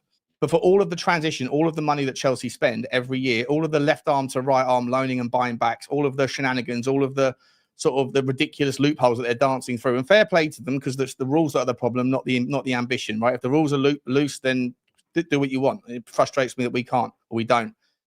But at the same time, I don't see Chelsea closing the gap. If anything, I think they're spending a hell of a lot of money, and because you're right, because Chelsea fans have got this instant gratification mindset. It's the Netflix generation, it's the Amazon delivery generation that's represented through a fan base, and I don't think it gets them that far. They won the Conference League. I agree. They might end up winning the Club World Cup because they got a really lucky draw, but that's about it. My point was more around, if they want the player, they almost sit back and let everyone else do the work and then jump in at the last minute and go, oh, that's the price. I agree with you. Listen, I like João Pedro. I like Gittins. I like Delap. But for me, I don't think they've closed the gap instantly to the big 3 clubs at the moment. But what they do is what I admire. And I say admire, that's probably the wrong word, is when it doesn't work out with players, they do move them on. They sell them. They manage to get good money for their players. It's something that we're very bad at. We keep players for a very long time. We don't seem to get money for them. I don't think there's a right or wrong. I think it is ruining football that Chelsea just seem to buy everybody. But that's down to the lawmakers, right, to close the loopholes. This is like they've got to close the gaps. If there's a loophole and it's there, as far as I'm concerned, you're a mug not to do it. It's probably not the best way to say it, but if you know that loophole is there and you can get away with it and it can take you up a level or 2, go and do it. It's like when people have said about, we want a new owner. Right, okay, we want a new owner. Why do we want a new owner? Because we want an owner that has got ambition in football, not just business, whose main side is football, wants to go that further to actually win something, not just to be a sustainable club that can look after itself. But then I also see on the side, when this gets spoke about, yeah, but I want a new owner, but I don't want no Saudi owner. I don't want no oil money. I don't want no blood money. I don't want this. I want us to be run as a proper club, but I want us to do everything the straight way. Okay, well, then shut up and let Daniel Levy do it then. Do you think Tottenham fans would be okay? Because I think Tottenham fans are never okay, whatever the circumstances. It doesn't matter. No, I agree. If you had Todd Bowley as your owner at Tottenham, do you think Tottenham fans would be happy that we spent £1.5 billion on transfers to have won sweet fuck all in the last 3 years? To have moved from 4th or whatever it was. What I think would happen there is you'd have a significant amount getting excited and happy that we're actually doing this now. And he's been there. What is this? This going to be his third season, or is it his fourth? This will be I his think it's going to be his fourth year. I think this is his fourth, isn't it? Yeah, 2021 when Abramovich got kicked out because of the war, right? Just after COVID. And I think a lot of us would just be excited at the moment that we would spend that money. But this is again where I feel Spurs, the fan base, obviously not everyone, but a lot from what I see, is such a sentimental, stuck-up club in a lot of ways, fans. I don't want Spurs doing it like that. I don't want us just paying money like this. I don't want oil money. I don't want that. I want to do everything the straight and right way and everything. And then it comes back to my point of let Levy get on with his bloody job then. I think there'd be a hell of a lot of Spurs fans out there who would go off their head. One, because he's American, purely because he's American. Other one, because he's just willing to pay 60 million for a player that anyone else would pay, say, 45, 50 million for a player and complain about it. And there'd be a lot of points of it. And look where the money comes from. We're meant to be like this. We look after ourselves. We're this sort of club, that sort of club. We do everything the right way. And then there'd be the other people sitting here. I'll speak for myself alone here in the aspect of I don't care whether the money comes from bloody Colombia. Just spend it on the football and go get us somewhere and want to bloody win something. But there is a lot of sentimental, let's just say, straight-looking people at life sort of thing that would complain. And isn't it just life, mate? Like people always want the grass is always greener until you get over there, and it isn't. And it's not. Chelsea fans are. I mean, I've seen a few Chelsea fans in the chat, and I'm not trying to antagonise you. It's like they've heard you, Sean. They've just sent you. The Chelsea fans are in. I'm not trying to antagonise. I'm really because I've learned this, right. Like doing Football Inc. with Johnny every day. It's been such an enjoyable experience talking. I used to think, I couldn't do a neutral channel because I'm just not that interested in talking about other clubs. I've fallen in love with it. I've fallen in love with seeing the comments of fans that I don't usually interact with every day. And I'm genuinely curious to ask the Chelsea fans in the chat whether you're genuinely happy with your owners and whether you think that they're doing everything that they can in the right way. Forget about the loopholes, because I agree with Dan. Like, it's not your the rules are there to be jumped through if they're loose. Never had a problem with any of the people that engage with it. I have a problem with the rule makers for not being able to set cohesive rules that can be enforced. That's always been my consistent narrative, right? It's a lot of things in life as well, isn't it, Sean? Dance through it. Good luck to you. But for me, I would love to know whether, because I don't think Tottenham fans would be happy. They'd be happy for 5 minutes, and then as soon as we ended up finishing fifth anyway, we would be like, they'd have a problem with that. They'd have a problem though. It's not about how much you spend. Then it's not about how much you pay on wages. It's about talent ID. It's about making sure. And then it's we don't give players a chance here. We write players off after 6 months. It's like, unless you win the league. Look at Arsenal fans. Arsenal fans are like the ones on. I mean, apart from Igal, but Igal goes into every Arsenal channel, and that seems to have a row on every single show because 90% of the people in the Arsenal fan base are perennially unhappy with their football club for finishing second to the best teams in the world that are generally run, apart from Liverpool, who are just a unique beast. But they do a different sort of. Shout out to Jota's family, by the way. Of course. Yeah, we did. Just so everyone knows, for anyone who's just joined, we did a 10-minute on this at the beginning. But what I didn't want to do was, you know what I mean? I think there's a cut-off point where you say, listen, and you move on. But of course, the whole footballing world is. Yeah, horrendous. Absolutely sad. But I'd love to know whether the Chelsea fans that are watching are genuinely over the moon, or whether they are frustrated with the version of ownership that they have. Because are they as happy now? People aren't happy, right? It's so easy to predict when they had Abramovich. Are they as happy now as when they had Abramovich? Listen, I get it, right? What I would say is this: I would almost like to see Spurs go down that route for one reason. What I'd like to see, Sean, is this, and Dan, I'd like to see this. If Spurs suddenly got a new owner that comes in and says, right, I'm throwing my weight around. I'm buying anybody and everybody, right now. I'd love to see that the moment that you don't win the league, what people would say. When people realise that the sheer volumes it will cost to catch up with City and Arsenal and Liverpool. Yeah. Only one team can win the league, right? Right. When they realise you're in a 4-way race. Now, let's just exclude Chelsea from it. Here's one of my crazy hypotheticals, all right? Let's exclude Chelsea. We're going to put Spurs in that top 4 title race. All right? Because Spurs have just spent £500 million this summer. We've bought Gyökeres. We bought this Paulinho. We bought all these people, right? Now we're in a 4-way title race. But we're the 4th. We don't get over the line. We finish 4th. What will people say? Because City fans right now are going, we finished 3rd. That's dreadful. We have to win the league. Liverpool fans are sitting there right now saying, right, we've won it. We've now spent over 250 million and we're still spending. We've got to retain it. Arsenal fans are saying, we're buying Zubimendi. We're trying to get Rodrigo and Eze and Gyökeres. Arteta has to win it. Chelsea fans are saying, we've spent 2 billion in the last 4 years, whatever it is. We have to win it. So this isn't the days where I think you can just drop in, someone drops 400, 500 million and you go, you're guaranteed a title. And then you're done for a few years. No, it's a moving piece, right? It's a rolling dice all the time. So this is where I feel like football, the landscape has changed, and I'm not making it 100%. Right, guys. Please forgive me. I'm not making it right. When Chelsea did it, no one was doing it. Chelsea's owner came in and changed the Premier League, right? And then City's owners, about a decade later, whenever it was, I'm not the exact time frames, came in and went, all right, Roman, we'll go one better. We're a sovereign state. We'll go one better. And City went, Problem you've got now is United have spent a shed load of money. Liverpool are now spending a shed load of money. Arsenal are spending a shed load of money. Chelsea, City, Spurs are spending a lot of money. And Saudis has relationships with some, but not with others, and they can come in and do things that are right. And by the way, there is what I've said this before in your show. I got to spend more time looking into this because the Turkish side of this football equation is starting to really flare up, and no one's talking about it. The amount of loan deals that are getting done on cheap, like overpayments from Saudi for one season, a lot of wages. It's coming through. These clubs don't make anywhere near as much revenue.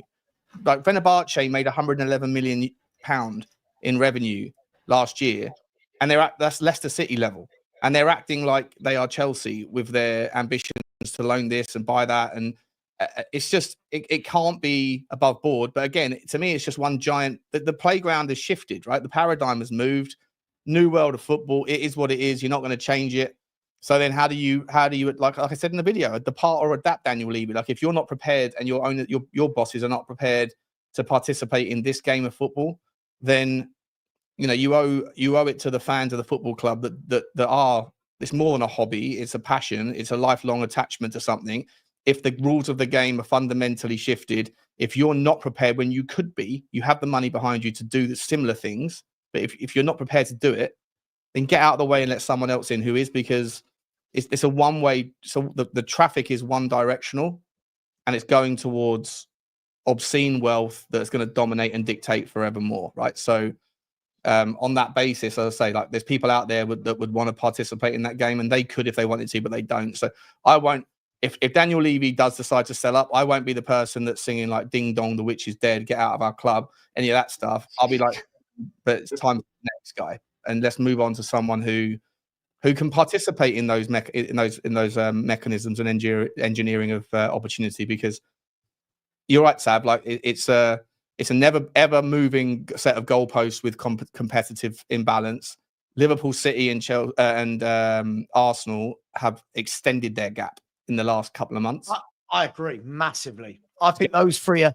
I mean, by the way, I'm seeing Spurs fans in our chat going, "Oh, I don't think Arsenal will be in a title race." Guys, they won't be far away. They won't be far away. If Arsenal, at the moment, I think they're behind Liverpool and City. Mm-hmm. If Arsenal pull off Eze, Gyökeres, Rodrigo, if they pull off some of these signings, guys, they're in it. I hate to sit here and praise Arsenal. They've got the best back four in the country. They are solid. Yes. Right? They've just added Zubimendi, who's a different type of six-to party, but more of a controlling the game player. If they get Eze, that maverick playmaker in midfield, if they get Rodrigo to go on the other side to Saka, and Gyökeres, that goal scorer up front, if we had that, we'd be telling the world that we're winning the quad, right? So we can't just say if Arsenal have it that they're shit. Look. Yeah, people think if we sign Eze and Kudus that we're a shoe-in for Champions League again, but we still got massive problems in the midfield. We've still got massive problems at the back if Romero leaves. although I think that can be covered up for. I think we've got a goalkeeping question marks, and we certainly have a lack of a 20 goal a season guaranteed contributor in the forward line, because we've got a cop block in Richarlison that refuses to budge. It's like a stubborn you see stain. With what you're saying, I mean, Savva, I'll take this a step further. With what they've already signed, I personally think if Arsenal just go and sign Gyökeres, they're up there for a title race. I think they've lost out twice now because they haven't got a solid striker.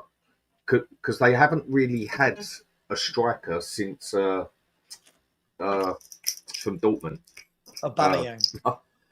Since Aubameyang, they haven't had a solid striker. And I think that season against City, where they bottled it basically, which they did, I think if they would have had a solid striker there's a couple of games they would have got out of that would have won in the league. I think Arsenal are a bit closer than some people are saying. It's opinionated.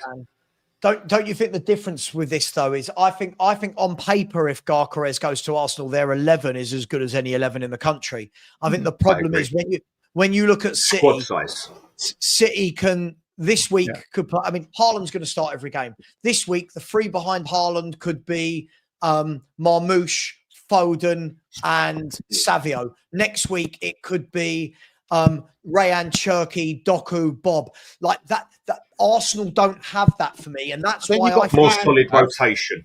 Then you got fans in the Arsenal fan base, and like I say, as a consequence of starting Football Inc., I spent a lot more time listening to fan channels to get the vibe of where the fans are at. I was listening to a debate on Dan Potts' show, and I love Dan; he's a great guy. And he had a few great guy, great channel, and he had a few sort of passionate fans on. A lot of them were like just unhappy, always unhappy, perennially unhappy type of people. And they were saying like, well, why don't we just go and get, rather than worrying about Sesko or Gyökeres, why don't we just go and get both of them? Rather than getting in Norgard, why didn't we keep Partey and get Zubimendi and Declan Rice and Mikel Merino and Sesko and Gyökeres and Eze? And I'm like, are you having a fucking laugh? Like, what are we doing here? Like, you like the expectations, the demands of fan bases that don't have any. They haven't got they've got a dog in the fight, in as much as it's like their team, but they haven't got any skin in the game in terms of it's not their money. And if all of that expense doesn't work out, they'll be just saying, well, just get the next one in, And it's like, you know, at some point, you have to sort of have a dose of reality that even the wealthiest people in the world, they can't just keep doing that all the time. And then, but because the argument against it was like, yeah, it's all very okay. So you go and get Gyökeres. Cool. We're going to get Gyökeres. But what happens if he gets injured? Okay, so now we need 3 world-class. This was the same argument we were having Tottenham fans last season. There was when we had I think it was Danny Kyriakou. I love Danny as well, but I'll always remember him saying when we had 4 centre backs out at the same time, and he was like, "This is Daniel Levy's fault, right? Why didn't we go and get another centre back?" And I was like, "Danny, what you want us to have like 9 centre backs in our squad just in case 7 of them get injured? At some point, you can't have." There's like, if too many injuries happen at the same time, at some point you're going to be screwed. Like, you can't just have another one just in case. What I think it is Arsenal are definitely guilty for this 1,000,000%. And I think we're on the same level as them. And I think there's 1 or 2 other clubs in it, but for a different reason. I think at this club, and I think we're all guilty of it sometimes, all of us, is that we almost have an entitlement. And I think Arsenal are actually the worst ones for it, but I don't think we're that far. I think we're only 2 points behind them, basically. I think a lot of us just feel like we have this entitlement to be there. Like Arsenal supporters feel they have this entitlement to be winning that league and winning cups. Now, I can get it when you've been doing it consistently for a long time. I think Chelsea fans would be more legit to have that attitude of no one's got an entitlement to do it as such. But I think I could understand Chelsea or City fans more going right into one because they're not winning nothing. And also Liverpool. Well, Arsenal haven't done really that much to have an entitlement over the past, 10, 15 years? Yep, couple of cups. Well, I just think the fan base haven't. The expectation of fans that they don't of things that they have no control over is my issue. I hear you about no one's got a God-given right to compete, and you've got to earn it, and it's some teams maybe a little bit more expect them because they've been there, and all that. I hear all that stuff, but to me, it's just like the people that not everyone, of course, and I'm making a broad sweep, but there's so many people in life that have unrealistic demands over people doing their job or living their life a certain way or running their business a certain way that they have absolutely no control over. Yet, do they hold themselves to that same standard? Like, you're not a winner in life because you expect the things that you have no control over, that you're an irrelevant observer of, to have success. No, Some you've got to people make think it like, yourself. oh, it's a loser's mindset to accept this. You're a loser, Butler, for accepting this. And no. You're not a winner because you demand unreasonable things from people that you have no control over. You're a winner if you demand excellence from yourself and you deliver it. Like, there's a massive difference between expectations of people internally versus the things that are outside of their control. And just quickly on Alex's comment, I haven't written to FIFA, Alex. I'll be honest, I haven't written to FIFA, but I have made my point clear to FIFA and UEFA many times on the platforms that I've been on. So I'm doing as best as I can, buddy. Doing as best as I can. I think with what you just said, the only way I can describe it on both sides is there's a lot of people out there who think they're a 10 and want someone who earns 6-digit numbers, this, and this. When you ain't a 10, you're a 5 or a 6 sort of thing. And I think that is, do you get where I'm coming from? It's basically 100%. To me, with what you've said, I've just put it in a different way as such. There's a lot of people out there. Girls walking around thinking they're a 10 and they're really a 5 out of 10. And you're like, well, yeah, a second. I'm not buying you anything. And they almost feel entitled that they get this number 10 man that only 1%. Or at least a queue jump into the nightclub. I'm not queuing. You see me? I'm me. I'm a 10. No, get yourself to the back of the queue, love, like everybody else. I think it's the same. I just think it's the same with people as a whole. Now, there's nothing wrong with having higher standards. Yeah, there's nothing wrong with wanting to push yourself to another limit. But at the end of the day, everybody has got that. I don't know what word to use. Everybody's got that limit at the end of the day that you can give it everything you've got, and you're just not going to go past a certain level. Everyone's got their limits. Yeah. Some people just got limits. Be the best version of yourself. Don't compete with other people. Exactly. Compete with yourself, right? Yeah. Some people just seem to think they can just take it that much further when they actually can't. And it's like, how far can we actually take this club? And I think the issue is with it, what a lot of people have shown is, and I think it's a fair issue, of what we see. We obviously don't know what goes beyond, but with what we see, this club should be significantly more of a threat to that top 4 and all having a go for the title at least and consistently taking it to the cups than we actually do. I'm not saying we've got the entitlement to win it or nothing. Tottenham became a cup team, Dan, on that just great introduction of a conversation. If Tottenham were to do what who is the team in Spain that doesn't try for the league but goes all in for the Europa? Sevilla. Tottenham became like Sevilla. Would Tottenham fans be okay with that after more than like 1 or 2 seasons? No, because I wouldn't be. Well, it depends in that aspect. Hang on a sec. I'll answer this one quickly. Again, it's another debate I've already had enough times. Now, if you gave me it's a hard one to go on as such, yeah? I couldn't let Ange go because we finished 17th. Simple as that, yeah? Thank you for the cup and everything, but 17th in the cup, I ain't putting up with that, yeah? Agreed. Could I put up with 6th or 7th in the cup? Yeah. Yes, I can for a couple of seasons. Same. But 17th in the cup, I can't do that. Now, if you would have said to me 17th in the cup at the start of the season, I can't answer it fairly. Or do I do what Arsenal did and finish second? I can't answer it fairly because I know what happened at the end of the season. I can't answer it honestly. Now, if I knew everything what's happened, this and that, you give me a choice now out of everything I've seen. As long as I know Angie's gone next season, which he is gone, he's already gone. Oh, but this season coming, I would have easily been. This is what I'm going to. I would have possibly been able to turn my back to 17th and win a cup as long as I know the manager's gone. Whereas if I thought the manager was going to stay because I think he had the capability to get us relegated, I would have took Arsenal second all day long.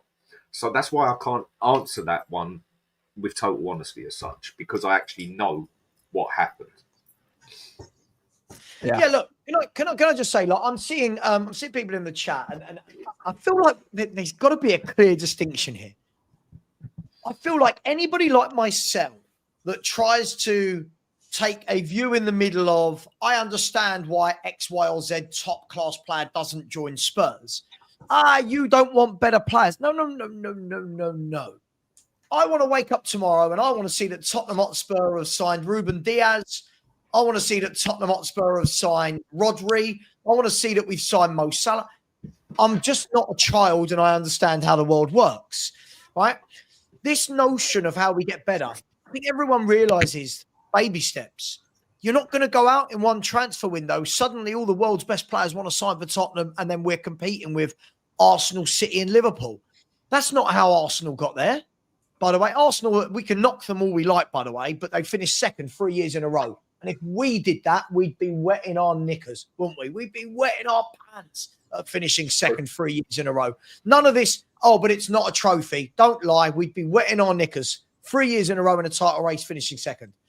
Arsenal didn't wake up one morning after finish eighth and go, big player. If you actually look, they bought Saliba, who went out on loan, came back. Now you've got the Saliba, who's a top-class defender, right? Gabriel took a couple of years to find his feet, I think, and now he's a very good defender, right?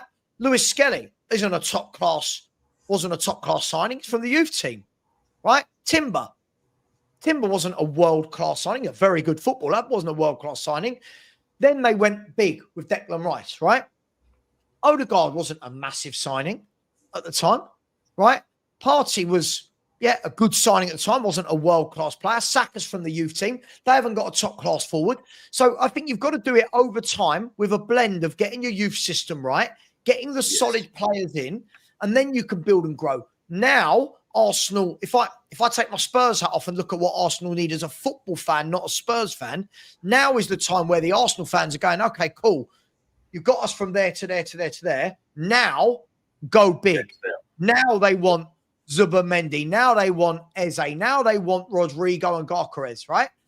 Spurs fans are going, they want us from 17th to suddenly go in this window and go, boom. It's like, am I crazy in this thinking, guys, that I'm the only one that doesn't understand this just go and get them mentality? Savva, you in the last like year of knowing you, you've become so much closer to the middle. Like I've always tried to be, right? Where you try to like give both sides of the oche, right? And then you end up trying to, in the effort to try to be balanced, you're perceived by the extremes on either end like you're neither or, and therefore you are the extreme to them by being in the middle. And that's unfortunately the role that we choose, mate. When you try to be balanced, you end up being resisted by the extremes. Sure. I mean, the other thing is, a lot of room in the middle of the road, guys. Come in the middle, it's fine. But as I've said, there are many things I hate that Daniel Levy and the ownership do. There are many things that I hate that they do. There are also many things that I can't, like my mate Matt in the chat just says, just go and buy top class players. No fault as to whether or not the top class player would want to join a club that have finished 17th. After people like Matt last year were going, it doesn't matter if we finish 17th. The logic isn't logicking, right? Think about it. Before people say things like, it's a free hit today. I don't mind if we lose today. Doesn't matter where we finish in the league. Yeah, there's consequences. Now, just go and buy top players. Hang on. Top footballers are looking and going, hang on, your average league position over the last 3 years is 10th, right? Before and you're that, going backwards. Right? And you have gone backwards. The media spun our Champions League as a backdoor entry that was undeserved. Basically telling the world that aren't paying attention, this is a one hit. This is like the exception to the rule for Tottenham Hotspur. So don't judge. So don't think you're joining a Champions League team because they won't be in it for very long.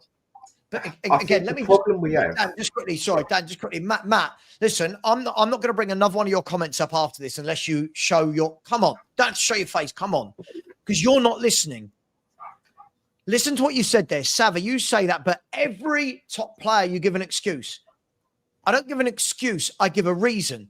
You said to me earlier in the show, just go and get Jared Bowen. I said to you, Jared Bowen is English. Right? So he's homegrown, has 5 years left on his contract, plays for West Ham, right?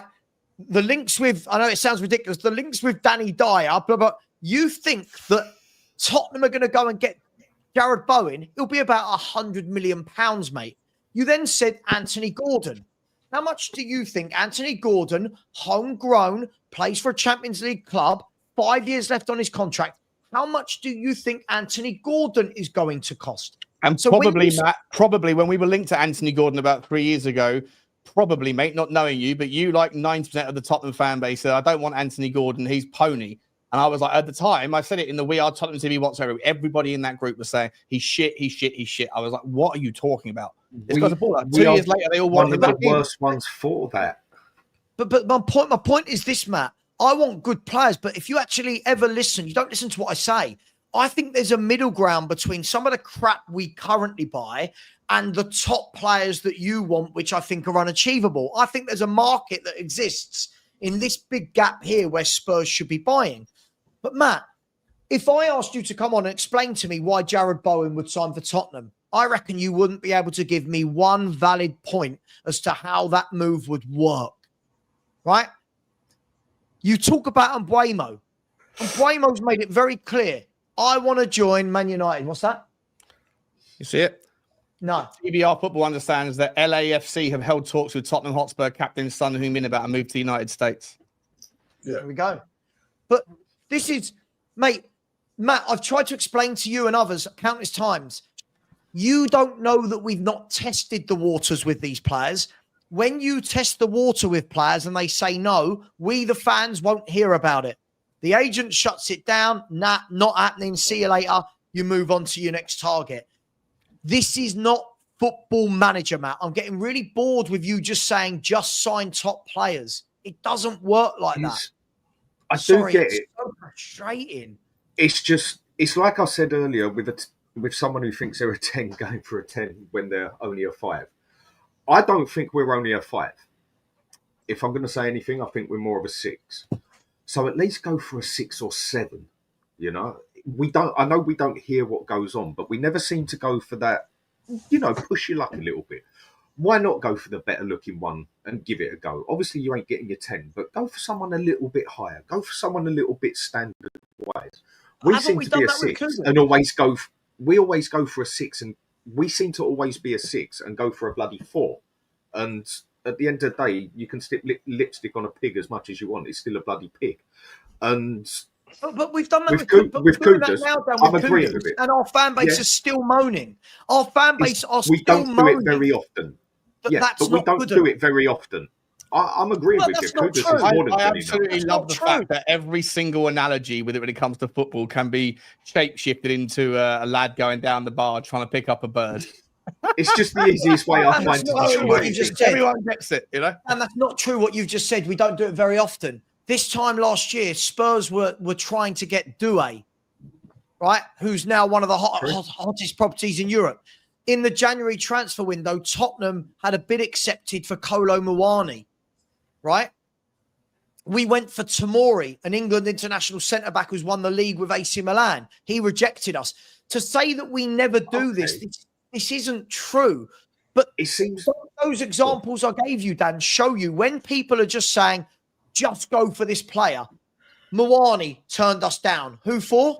Juventus. Why? Bigger club. Doué turned us down for who? PSG. Bigger club. Right? Tomori turned us down. He's at AC Milan. For whatever reason, didn't want to come. Right, so we can't just sit here and say we never do it. That's disingenuous. Right. I get your point, but then let's put this into a different side. I'll counter you on that to an extent. You're right on what you're saying, yeah? But I just don't feel we do it often enough when there are 7s out there we could get. When we go out, and God forbid me for saying this or whatever, and it's not to stir nothing up, and we turn up with Odegaard, and we turn up with Tells, and we turn up with Solankis, and we turn up with Richarlisons, and we turn up with Archie Grays. We're going for a bloody 3 where you wake up in the morning and you think, I've got to get out of here. And you know that one where you climb out the window or whatever, and that's what we seem to do and end up with. I agree on that front, Dan. I agree, and I'm sure there are 7s out there to be get. Yeah, and I'm agreeing with you, but meet also in the middle. On the other side, yeah, love okay. You, Dan. Go that you way. on the analogies, bro. I love it. go that one step ahead as such, where where you can be like, okay, that maybe not the quality that we want, but it's better quality than what we end up with. Surely we could end up better with an Odobert. Surely we could end up better with a Buddy Gray. Sure, we can end up better than a Tell, a Solanke, a Richarlison.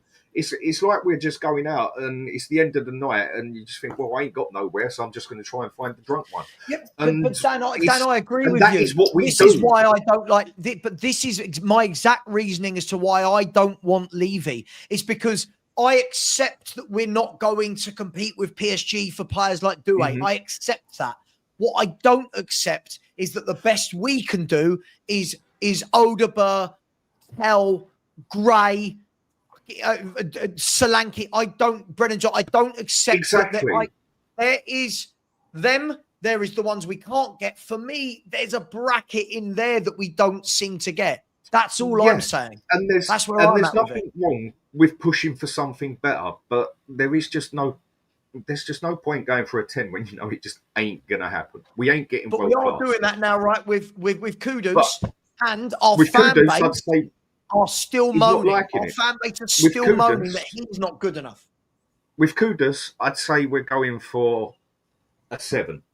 Yeah, that's significantly better than what we've got. I think he's a good player, mate.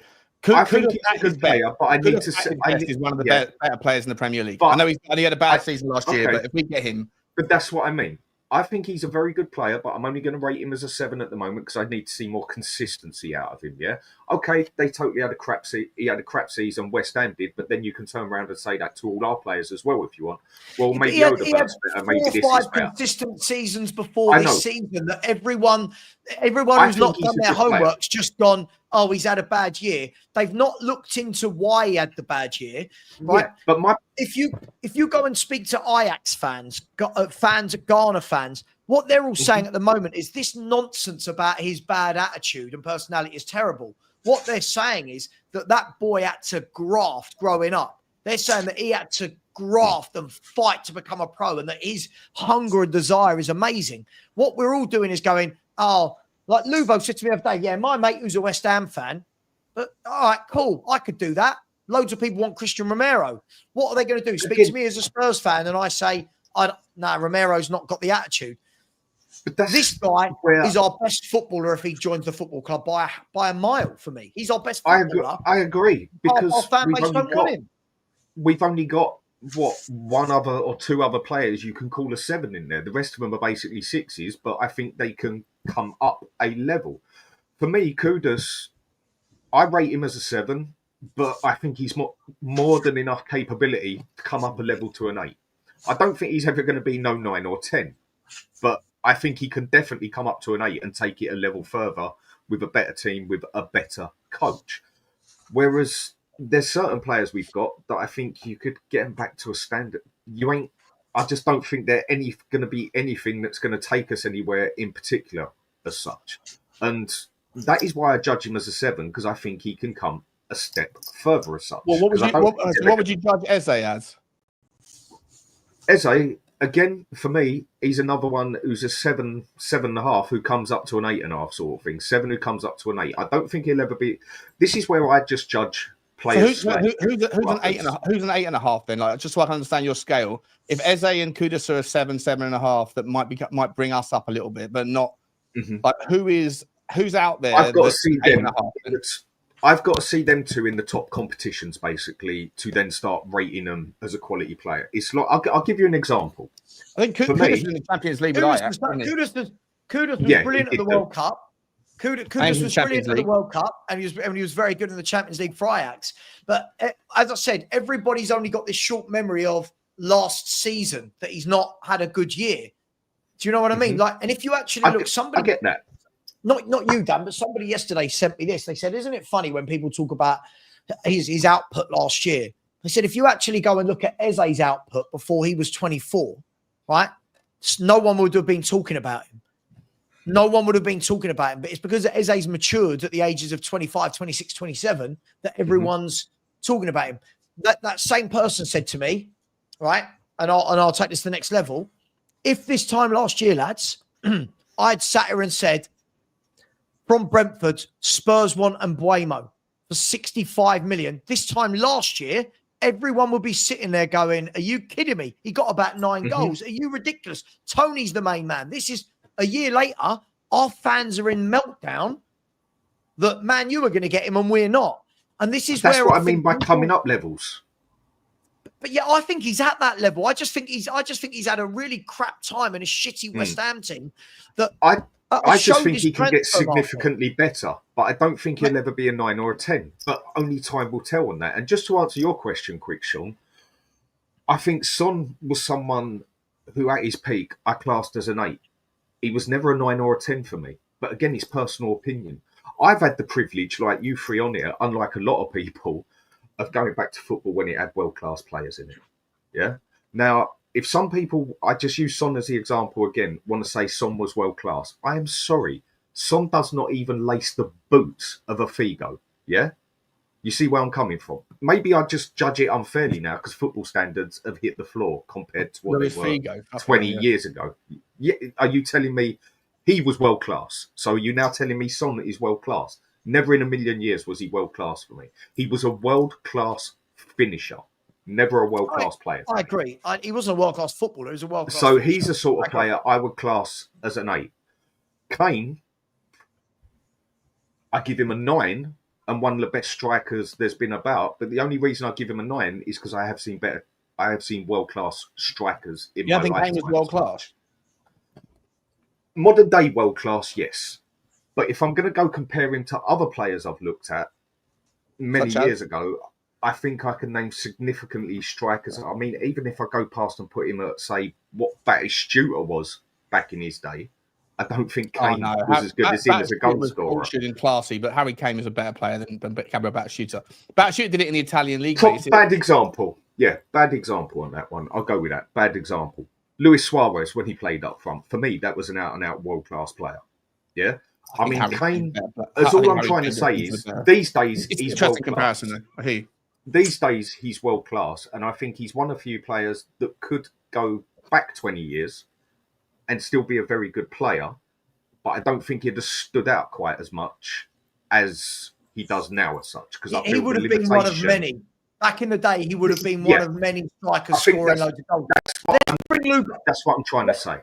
Let's bring Lubo in it. Lubo, when we're talking about I suppose this conversation boils down to, actually, before I bring you in, Lubo, sorry, just give me 20 seconds, please. Be patient with me. Let me do some super chats. And guys, there are 905 of you in here and only 400 likes. Come on, guys, that should be 500 plus, please. And if 130 of you haven't subscribed, we will hit 19K today.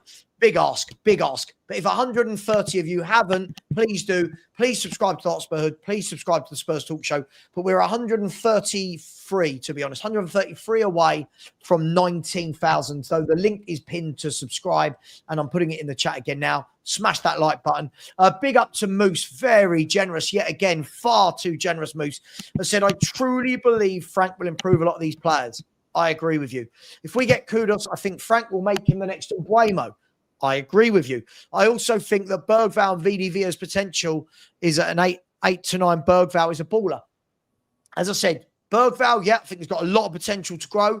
Van de Ven, I'm looking forward to seeing him play week in, week out in a non-kamikaze style defence and midfield. So let's see how good he is. One thing he will need to do to be considered an 8 or 9 if we are, he's got to get better in the air, Van de Ven, for a big guy. He should be dominating aerially.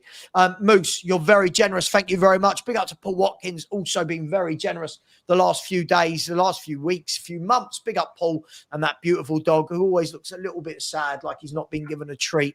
But big up to you, Paul. Really appreciate you. We all know that look, by the way. It means they have had lots of treats, but they want another one because it wasn't enough. That one wasn't enough. What have we done for me in the last 5 minutes? Yeah, exactly. That was the thing. What's coming up? To CAA Mafia, who I believe is a Chelsea fan, and has said, big up to you. And by the way, every fan is welcome here. This is a football channel. So Bowley bought 2 teams. He rebuilt 2 teams in 2 years, and they are now both in Europe, while being the best in PSR. Now he wants to buy Sporting Lisbon. I'm not going to get into a PSR conversation, but listen, Bowley's doing his thing. And I saw someone earlier say that if Bowley doesn't win the league title with this method, he will pivot and throw money at it in a different way. But I agree with what Sean said earlier. I think for the money Chelsea are laying out, I'm really surprised, CAA, that instead of buying 10, 15 players over 2 windows, I'm surprised that you've not gone, right, let's not get a Delap, let's buy a Gyökeres. Let's not buy a Delap, let's buy an Osman. I am surprised that you've not done that. But go and get a world-class centre-back, go and get a world-class striker, and you don't need much more. Big up to Vindaloo, who's an Arsenal fan with a super sticker. Big up to you. Let's start the super sticker train. Really appreciate all of you. Thank you very much, Vindaloo. And the last one is fact only with a picture of is that a llama?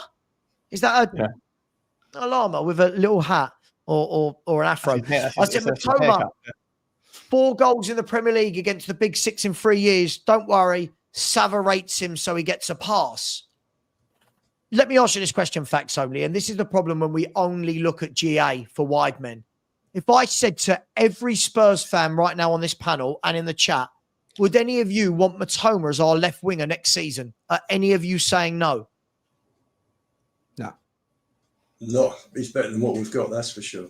Right. I feel like when you want to bring things like this, I don't get it. Facts only. What a weird thing to say, but you paid me to say it. I'll tell you what, find another thing to pay me to say. That's brilliant. £5 to tell me that a player that's better than what we've got shouldn't get in our team.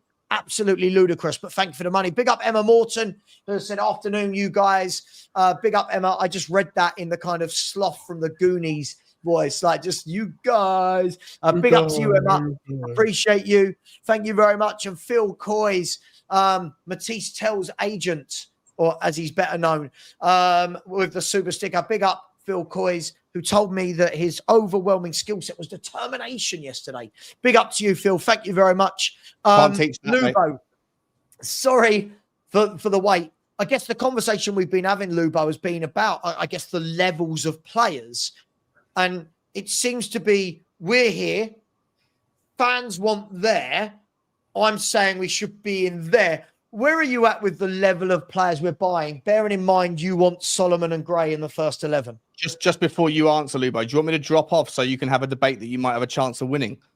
You called me cold the other day, but that's the first time. I've done you every other time, Sean. Oh, please, bro. Please. You haven't done me at all. I'll give you one. One is blue for me, mate. Easy wins. Easy wins, bud. Easy wins. You won't catch shots fired. Listen, I had to answer Daniel first. Right, now I've done that.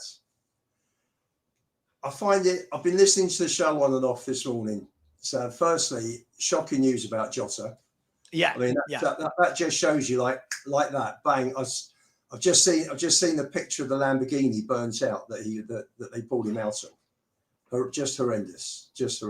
Yeah. I think we all agree. Heart goes out to his wife and 3 little kids, and to his brother as well. I think we always forget the whole family. His brother died as well. So, yeah, just appalling.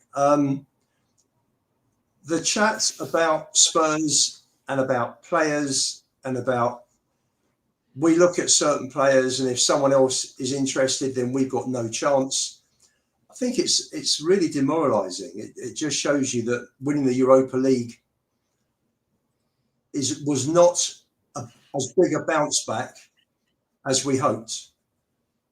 Because I just look back and on streams over the last few months, I've been saying just how important it was to win a trophy, because we were 16, 17 years without a trophy, and the club was becoming more and more irrelevant because the players we want, the majority of them, not talking about the kids, the majority of the established players that we would buy are all financially independent, and for them it's not so much about the money as it used to be years ago.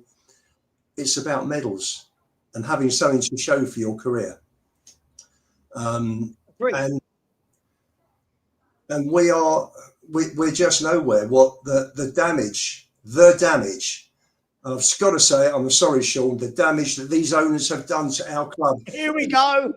In making us so irrelevant that we are just nowhere. We're nowhere. Chelsea, if Chelsea come in for Kudus, we were going to buy Juan Mata a few years ago. Lennon was on his way to Man City. All of a sudden, Chelsea came in, bang, blew the transfer fee out the window, blew the weight. Had the draw. Don't ignore the draw, Lubo. Sorry, Sean, do you mind? You always talk over me. And a few people have commented on text saying that why does Sean always talk over you? Can you let me finish? Oh, because if you comment, the people that support you have told you that I'm losing. Okay, yeah. I don't talk over you. It's yes, just you do, mate. Easy. Before this gets going, before this starts, I'll stop it. You talk. I'm going to order a McDonald's. Whatever you want to do. You over just if two people are talking at the same time, then two people are over talking each other. Just so you know, okay? Right, but I actually waited 15 minutes and now I'm talking. So while you guys have been talking, okay. We're so irrelevant as a club now compared to the top few teams, regardless of whatever rules they're finding loopholes to circumvent. We're just not there. And unfortunately, a lot of it's perception. You know, you guys have been saying, great, you've won the Champions League, but look at where Spurs were last season. Look at where we finished the last 3 years. And unfortunately, you know, when you have inefficiency, massive inefficiency from the top, and it goes on year after year after year, sooner or later, this is where you get to, where even a Champions League place is not enough. You know, for a Semenya to wait, because I'm sure Spurs have made an inquiry for Mbeumo, who's not even interested in looking. In forget Spurs, the fact that the guy who's developed him is at Spurs. You may have thought, and the fact he doesn't have to move out of London, doesn't even register, not even interested. And I just think it's quite depressing, to be honest. The top four are just miles away, and how much. I don't know how close we are going to get. I'd like to think, Sav, we're going to be in the mix with Newcastle, Villa and United. Where are these players going to come from that are going to help us challenge for that fifth place? So can I ask you, do you agree though then? Do you agree? So when I'm out here saying things like certain players are ungettable if the bigger clubs are joining, do you agree with me on that? Or are you like the others that think that we can go toe to toe? Like, I'll give you a scenario. Right now, Eze, he's the talk of the town. Eze, Spurs and Arsenal go toe-to-toe with Eze. Both have a £70 million bid accepted. Both are offering 200 grand a week. Do you think there's any way in which Eze goes away for a day to make the decision and comes back and says, I want the white side of North London, not the red side? Realistically, take your Spurs hat off. Do you believe there is? If he's promised first team football with both, if you're talking apples for apples, then he will go to Arsenal. Yeah, Eden Hazard was coming. You'll still be angry with Tottenham. Sorry? So would that be Daniel Levy's fault? Well, listen, everything's Daniel Levy's fault in Lubo's eyes, mate. At the end of the listen, when we win, and then suddenly it's someone's luck or it's someone else's fault. Listen, Sean, listen. If you just want to ignore what's happened with the club over the last 25 years, then that's up to you. You know, we have ignoring everything. We used to be a really, really attractive club. Used to be. But then, Ian, during Daniel Levy's era, you mean? During Daniel Levy's era? Sorry, have we? During Daniel Levy's era, right? Have we bought top players? No, when you said we used to be a really attractive club, are you going back to the 80s or are you talking about during Daniel Levy's era? 80s, 90s in terms of players wanting to join the club. Because there's so much else that has changed since then, mate. The game is not the same game anymore. You know that. That's correct. Yeah, but we also have a lot of fans. I listened to what Sean was saying about the way it's changed. And if Levy's not prepared to go with it, then he should, if he's not prepared to adapt, leave. Absolutely 100% agree with you. But you see, he has made decisions, long-term decisions, that have all failed regarding FFP, PSR. We'll be all right. I'm not gonna challenge and go with the others. Even though Spurs are the most profitable club since the Premier League started, and money was coming in, you know, profits virtually every year up to COVID. which meant I think they used 400 million of profits, the retained profits on the stadium build as a down payment. On a point though, then why does so much of this fan base, you being one of them, definitely on certain things, and I don't want it going to that argument. Why do you defend the crap he gets then? If we should be going for better players to go further, but we're not going for those better players to go further. You're one of the ones who acknowledges it almost makes it right. Dan, no, I have accepted, and I realise that Levy won't go the extra mile. He won't go the extra mile to buy these players. But that still don't mean that you make it right. For what sort of players are you talking about? Well, I'm not saying just yet. We know who I'm talking about here, and I just don't want to bloody debate with it again. I'll give a different example. I'll give an example. If our fan base wants us to go that step further and everything and stop going for number 3s and when we can actually rate for a number 7 as such, possibly, why are people even suggesting that Solomon is going to get looked at and he deserves a chance? And a lot of people are saying it. So if we're going to be going this further, why is it people are sitting there saying, oh, well, maybe we should keep Archie Gray so he can learn off of that one. Maybe we should be keeping Odegaard. Maybe we should be keeping Solomon. If people want to go further, then look higher and don't accept the mid-table crap that we get. Very simple answer to that. Go and buy 2 players. Go and get 2 players who are better than Solomon. But we don't do that. You want Solomon to come back, mate. You're the biggest advocate in the fan base, in the community, for seeing Solomon come back. You also, we went through this, and Dan's right, not to hash over old things again, but on the last time we got on the show, before we had the 10-minute clip that was put up, the previous hour and a half, a long segment of that, mate, was me asking you what you felt about all of the players that have been signed in the last 2 years, of which you were happy with every one of them. But not as happy as I was with the ones before, Sean. They were also under Daniel Levy's era. Oh, he employed Mitchell, who brought most of these players in. Okay, but the buck stops at the top, right? And then instead of realising and understanding Mitchell's value, interfered with his job so much that Mitchell had enough and walked away. But the buck stops at the top, mate. This is the inconsistency in your logic. With Mitchell, and then he wrecked all his good work. He brought in. Does the buck stop at the top or not, Ian? No, but Sean, he brings in these really good people, and then doesn't let them get on with their jobs, so they walk. You don't know the specifics, mate. You're not in any of the boardroom meetings. These boys leave for nothing. These boys leave for no reason, don't they? What do you mean they leave for? What does that even mean, mate? You have no idea of the specifics of what's going on. Listen, there's stuff I know I cannot talk about. Oh, don't bring it up, mate. I had this conversation with Johnny all the time as well. Like, it's trust me, bro, sources. It's nonsense. You can't say that shit in a debate and get away with it. It's like it's hearsay. But why I know, but I can't tell you. Why do they join, Sean? And why do they? You tell me. Why do these people? Ian, I could do the exact same thing and say there's things that I know that make Daniel Levy to be a saint, but I don't do it because if I can't prove it or back it up, then it's just nonsense, mate. It's a nonsense argument. They leave. They leave what should be a good job, and they go. Why do they leave? There could be a myriad of reasons, but they all leave. Why did they come? Right. Say you're doing a job. Next guy come? Say we're doing a job, and you know you need a certain amount of level of gear, whatever, in any job you're doing, whether it be a bloody computer, whether it be your internet power, for example, to do what you need to do. We know that. We know we need this, but it don't happen. So then does that mean that I just sit here and justify that I'm only getting 6 megs when I need at least a gig coming down, if you get where I'm coming from? Yeah, of course. I'm sorry, but you do it a bit here. And I think we've all done it at times where we look on one player significantly higher than other people do because you think you see something in him that you don't. We've all done that, yeah? We're all guilty of that one.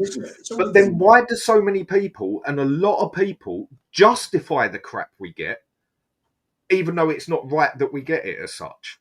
I know we've got a boundary and a limit of who we are, but then don't sit there and justify the bullshit that we get when you're saying we need significantly better. Not just you, but a lot of people. No, what I actually we've all done it. Dan, what I actually said about Solomon was he's played 7 games. For me, that's not enough for me to judge whether he's good enough to stay in our squad. And what I said was let Frank have a look at him. And then if Frank thinks he's good enough, great. And if he doesn't, then sell him. Finish. I get where you're coming from. There, yeah. At the end of the day, the coach, the manager is going to see things in. But one thing I think a lot of us can make an agreement decision on. Right, he went out on loan last season. Where did he go? He went to Leeds.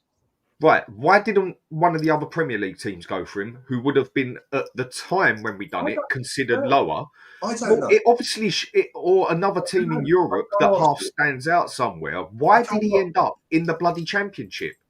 For me, that says something. But then you turn around and say, so are you writing off anybody?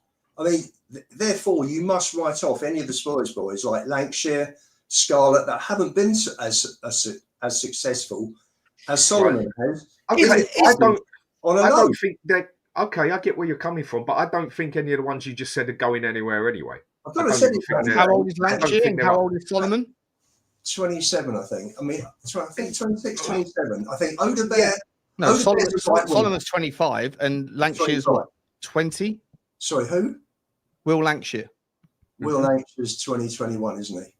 Right, so it's a little bit of a apples and oranges comparison, right? One of them's just starting their career, the other one's halfway through it.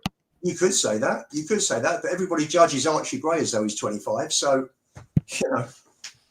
Only because he's put on a pedestal by people. I 100% agree with you on that one. I 100% agree with you. I think that Archie Gray, I said at the time when we bought him, I think it's still one of my best watched videos. I said when we signed him, I was like, I'm pumped for this signing, but I got to be honest, you're paying 30 million quid in cash and 10 million pound for Joe Rodon, so 40 million pound net, then he comes with expectations that I think is going to be incredibly hard to prove on his behalf and incredibly hard to justify on the club's behalf, because the geezer's got 1 year of top level football, which is championship level.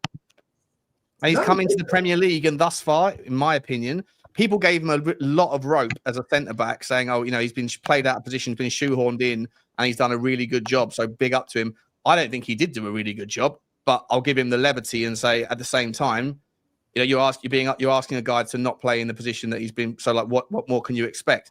But when he did get those minutes in the 6, I thought he was wildly underprepared for them. So I think that like we paid massively too much money. Another cross in the Daniel Levy column, which I would let you say I would pat you on the back for saying it if it wasn't for the fact that you've been Archie Gray's biggest supporter. Well, listen, for the last year, Luvo. Spurs came into a situation where Frank wanted to buy Gray, and Brentford were charging 40 million. So, you know, if you want him, pay up or shut up. So yeah, you know, sure, but we paid up, so we paid 40 million. Show me why you paid. Is that he shouldn't have been more than 20 million?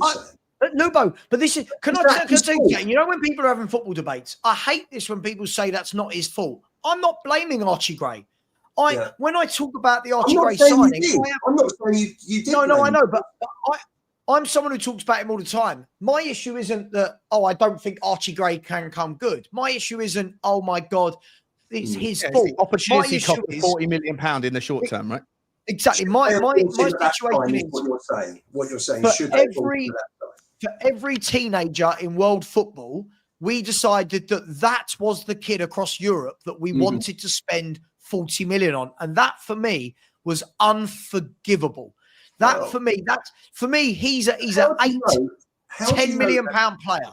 Right. But you keep saying, how do we know that this player will come to Spurs and that player will come to Spurs? You know, and the other thing also is that you can't pick and choose when you buy somebody, because players become available at different times. I think there's two sides to it here. Hang on, let him go. Go on. When they become available, you make that decision. Do I want him? Could be August, he becomes available. It could be end of June, he becomes available.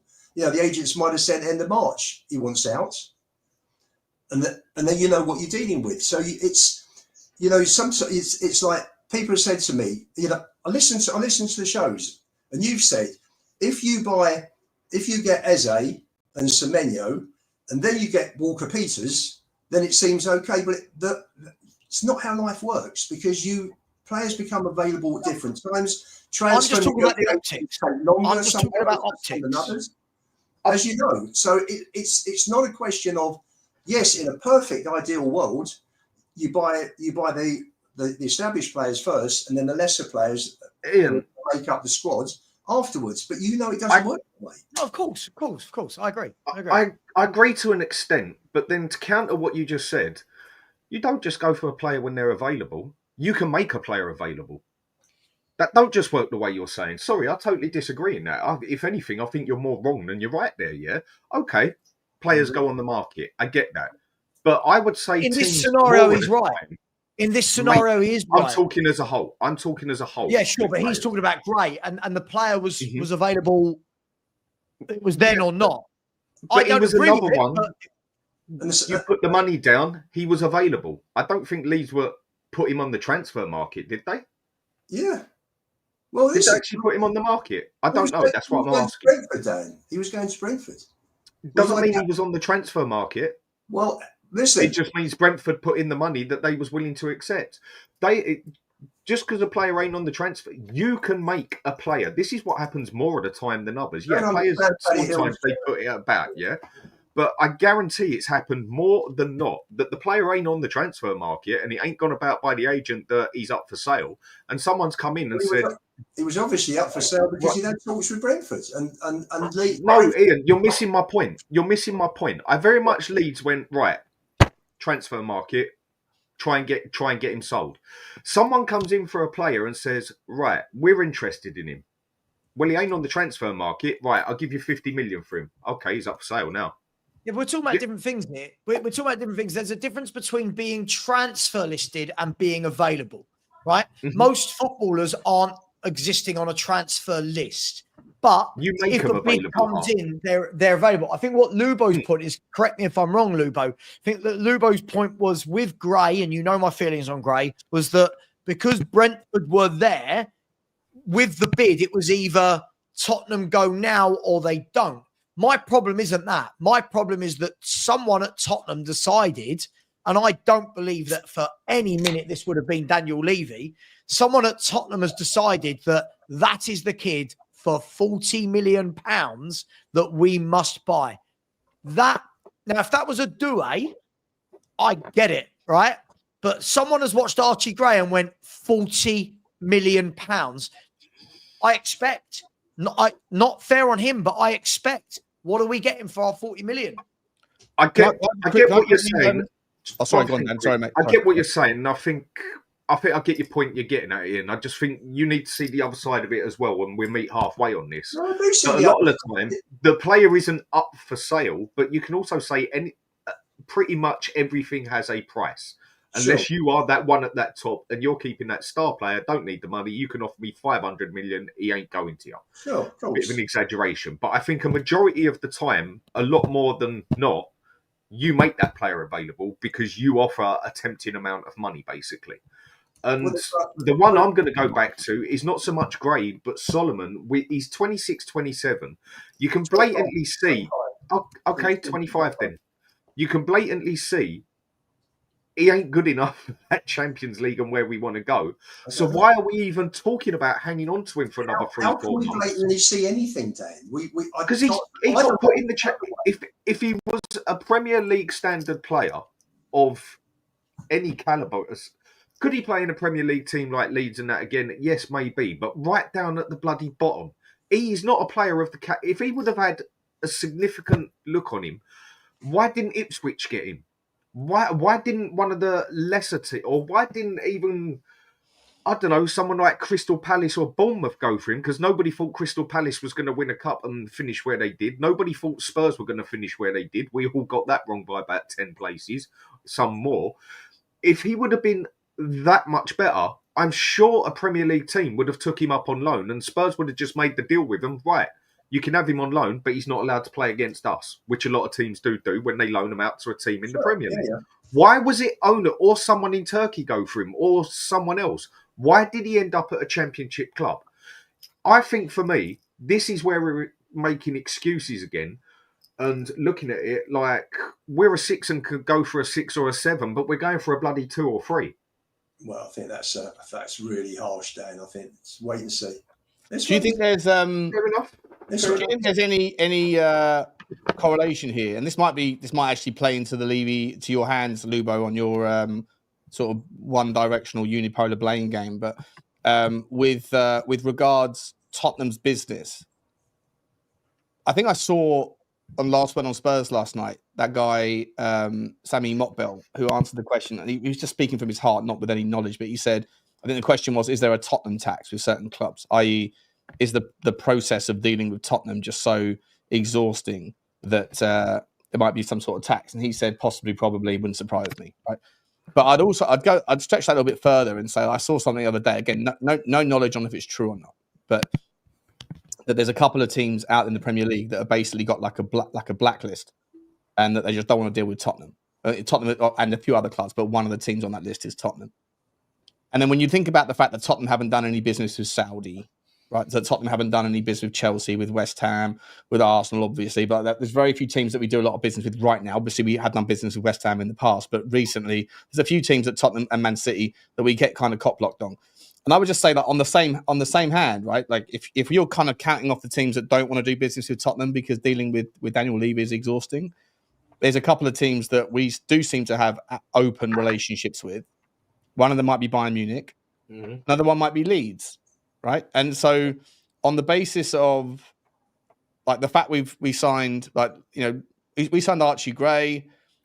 Didn't Robbie Keane come to us from Leeds?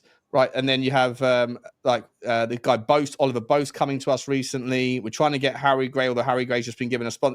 It seems like, and then, you know, Manor Solomon, it seems like that's a club that there seems to be some sort of conviviality with regarding a relationship. And consequently,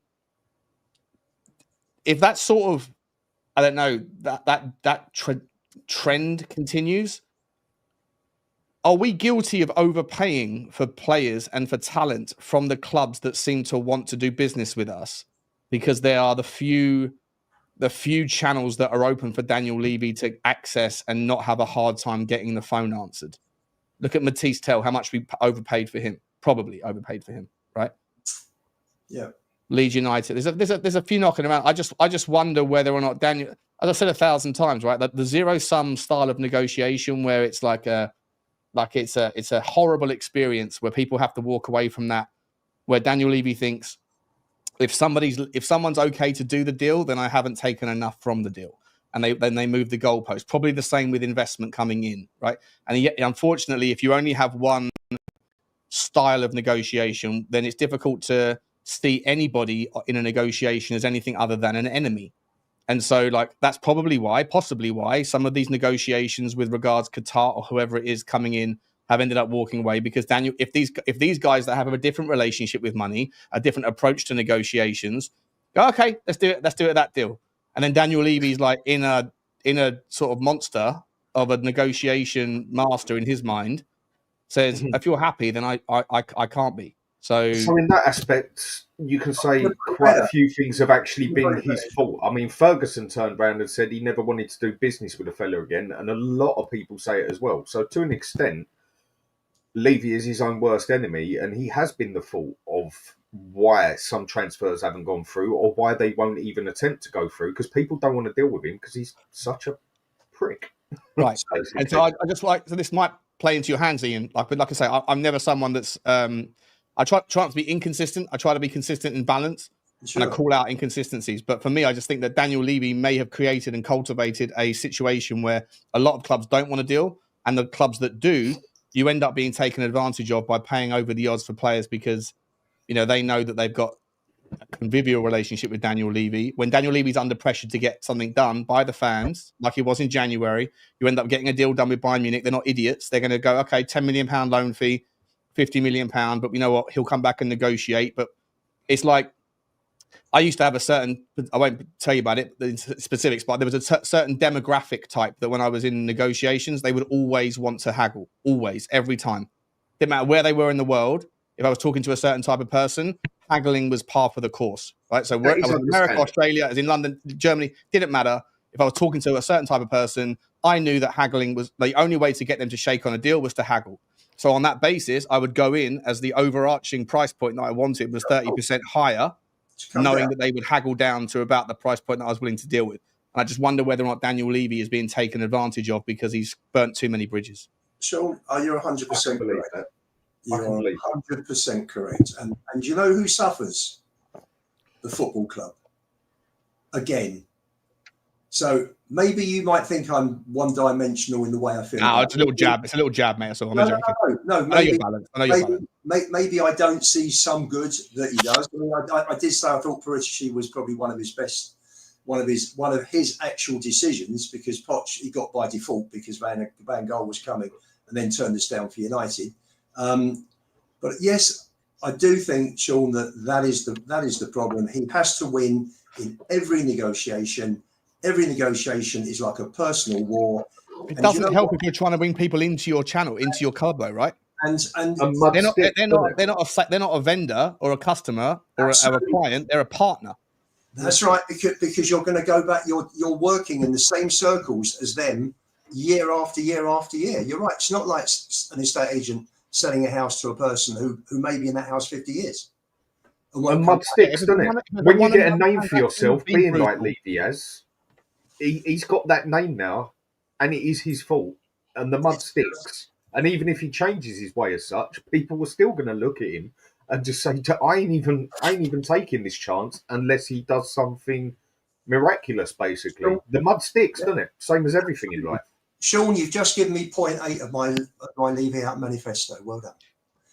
I don't think it really matters. What was 0.8? Sorry, Alex. 1 second. What was the Wait, is it? On train. Be better in negotiations. Okay. Yeah. I don't think it really matters. I understand the whole conversation about the way that Levy does his business, and he's kind of put people's noses up a joint. But I think the thing that really I'm starting to notice a lot in the fan base, by the way, right? By the way, rest in peace, Jota. I've said it on my channel. I can't really say any more on that. I've put a post to my channel anyway on that anyway. So I do sorry for his loss. Sorry for the loss to his family. But I've noticed a lot of fans now saying, "Well, you paid this much money for this player. You paid this much money for this player. You paid this much money for this player." I don't think it really matters how much you pay for a player now, to be honest with you, because the standard is the standard right now. To be honest with you, it's just whether this player turns out to be the good player that it needs to be, basically. You know what I mean? If a player doesn't turn out to be a good player, then you start looking at the price and saying you've kind of spent too much on that player, isn't it? I think that's the main thing, isn't it? If you spend money on the player, you either got to make the player good, right? And you have to make sure that player is good, or make sure that investment is actually worth that investment. That's correct. Rather than, because then we're just having this conversation just to say, well, we can get this. It's like me going to sell. It's like, well, I've got this, right, and that's that price, right? But then I've got this one. I could have got that price, but it's each to their own, because you can only go with what you can spend on, isn't it? You know what I mean? So you can only got to make the most of it. You got to make the most of what you've got. What you can spend on. That's it, really, isn't it? And you can only give a definitive in hindsight at the end of that person's period with your club. Exactly. I think there's a lot to be said for that. A lot of our better signings have actually been when we've not laid out big money. And I think I speak for all Spurs fans when we want to see, right, when we make these 60, 65 million, 55 million pound signings, we'd like to see some of them work out. Yeah. If I'm brutally honest, I can't think of a signing that's worked out over 45 million. If we look at them, I think Solanke's bang average. I think Richarlison's been very meh for 3 seasons. Davinson Sanchez, I thought, was meh for many a season. Brennan Johnson, depending on what you like as a footballer, I know loads of people love him because of his stats. I think what we need now, we need a couple, don't we, where they come in and we go, yes, that's why we paid the money. Because at the moment, it's very, very much a bit down in the dumps at Tottenham, isn't it? I mean, I do agree, though. I do think that on the Solomon debate we're having, I know we're saying we haven't seen this player, but I think if we went by that reckoning for everyone, we'd never get top players through the door. If I said right now, right? If I looked at a lot of players who were bottom half in the Premier League, our fans would turn their noses up at them, but they want Solomon. You know, it's kind of like I don't feel like there's consistency in our wants, in our needs, if that makes sense. Do you know what it is, Sav? You look at the left wing position. Tell's been very underwhelming, and I think most people don't understand A, why we've brought him in, and B, why we've paid that money. So you've got Tell, who has been underwhelming. You've got Sonny, who's on the way down. You've got Mikey Moore, who's not quite ready yet. Odebear is a right winger. He plays on the right. So you've got 3 players there that really don't fit the bill, do you? That where you say we want better. At the moment, until we bring someone in who is better, then for me, let's have a look at Solomon and let's see how he does. Because the other 3 are either over the hill or sort of and going down, overrated or not ready. So for me, you might say we're going from a low bar, but that's my thinking. Give Solomon a chance. If Frank thinks he's going to be, listen, it may not be a first 11. It could well be a score. You know, someone who can come on, turn games in the last 20 minutes, beat a player, put balls in, score a goal. He could be that player. At the moment, we don't have much on that left side, do we? Last thing, because unfortunately this is going to have to be a short period for Mr. Bott's office, because unfortunately he's got other things he's got to do that I've got a prone to. But for me, I think this is a kind of a red flag in the direction of Thomas Frank, because for me, I think you got to be a little bit ruthless. I think you've got to be a little bit ruthless with certain players, unfortunately. And this is where top managers kind of just say, sorry, mate, you're just not going to cut it. Yeah, no, it doesn't matter. Doesn't matter. It does. He wants to look at all the players. I'm sorry. My argument. My argument. I'm sorry, Diogo. This is where I'm going to school you on this one. You're not going to school me. You're completely and totally wrong, Alex. If you were going into any other job, you'd want to have a look at. I'm not talking about job though. No, it's the same. It's the same thing. I'm not talking about a job. Anything where you're looking at people and how they can perform, you want to go in and see it firsthand, not from a distance. Well, time is on against us right now, Lubo. I'm sorry. Why? Because while we're looking at players, we're missing out. We are missing out. Let the main event finish. Let me finish my point, because then you can come on. My point is though, while he's looking at those players, we're missing out on targets, right? That could actually come in, right? And actually do something for our squad at the moment. That is bloated. That is actually reportedly now. We know publicly now, it's got too many players for that European squad, which is quite evident. You know what I mean? Because of the European squad, right? So unfortunately, especially for players that are not are foreign players, right? Okay. The following element, but it's only allows 17 players. We've got too many players that we've got to be ruthless with right now. We haven't. Right? No, we haven't. We don't. Yes, we have. Come on now. Look at the Champions League squad. Look at the Champions League squad. Hold on. So take Solomon again, yeah? Right. The manager, as far as I'm concerned, can do a lot of his work before he even gets to the club, and should be doing a lot of it. Okay, I get what you're saying, Ian. You can judge a player better, and you can judge anything better in face or in front of you. I mean, there's nothing more annoying than going to buy a pair of jeans off the internet and then you actually get them and they're crap, basically. I get where you're coming from. But again, I don't think there's that much to judge and work out on Solomon. But Frank sits there and says, do you know what? Don't go for Archie Gray yet, or don't go for Kudus yet, or don't go for this just yet, because I want to see if Solomon is good enough to play for us in the Champions League. Right, 2 weeks down the line, oh no, he's not good at Eze, Kudus, this, that, they're already gone. So who do you blame for that? Do you blame Levy or do you blame the manager? No, it's down to the manager. Right, so he should have a better knowledge to realise, right, Solomon, see you later, because I want Eze and Kudus in here. Who have we missed so far that would have come to Spurs? Jonathan David. We could miss on Eze. We missed on Jonathan David. We've missed. He's not joining Spurs over Juventus. He's not joining Spurs No. over I'm just saying. Juventus. No. But Savva, I'm making the point.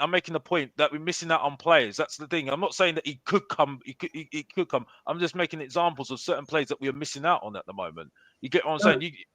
That we're not even putting a bid in for, basically. Exactly. That's the point. That's the point. You haven't put a bid in yet, at least. You know what I mean? So You don't know that.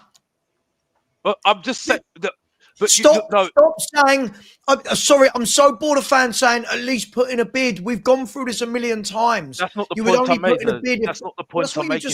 No, that's not the point I'm making, sir. But the point is that we could be looking at if we're messing about with players that we haven't seen. We're saying that we need to look at in this time frame. We could have made the decision on them already, and then started looking at players that we could have. You see what I'm saying? I'm just saying, making the point, and you can miss out on those players because we're looking at these players too much. And if they're not good enough in the times are against us at the moment. That's all I'm making the point.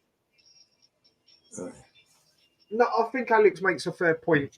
And David E, I am making a good point, mate. Don't know what you're talking about. This chat, Alex, like Mr. Box Office, man. Come on, you're just not putting it across the best way. I'm sorry, I'm not too savvy on it. I'm not having a go at you, Alex. I'm sticking up for you. No, I'm not having a go at you, Dan. I'm just saying.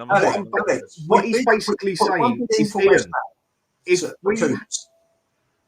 we bid allegedly, we put a bid in for Mbuemo.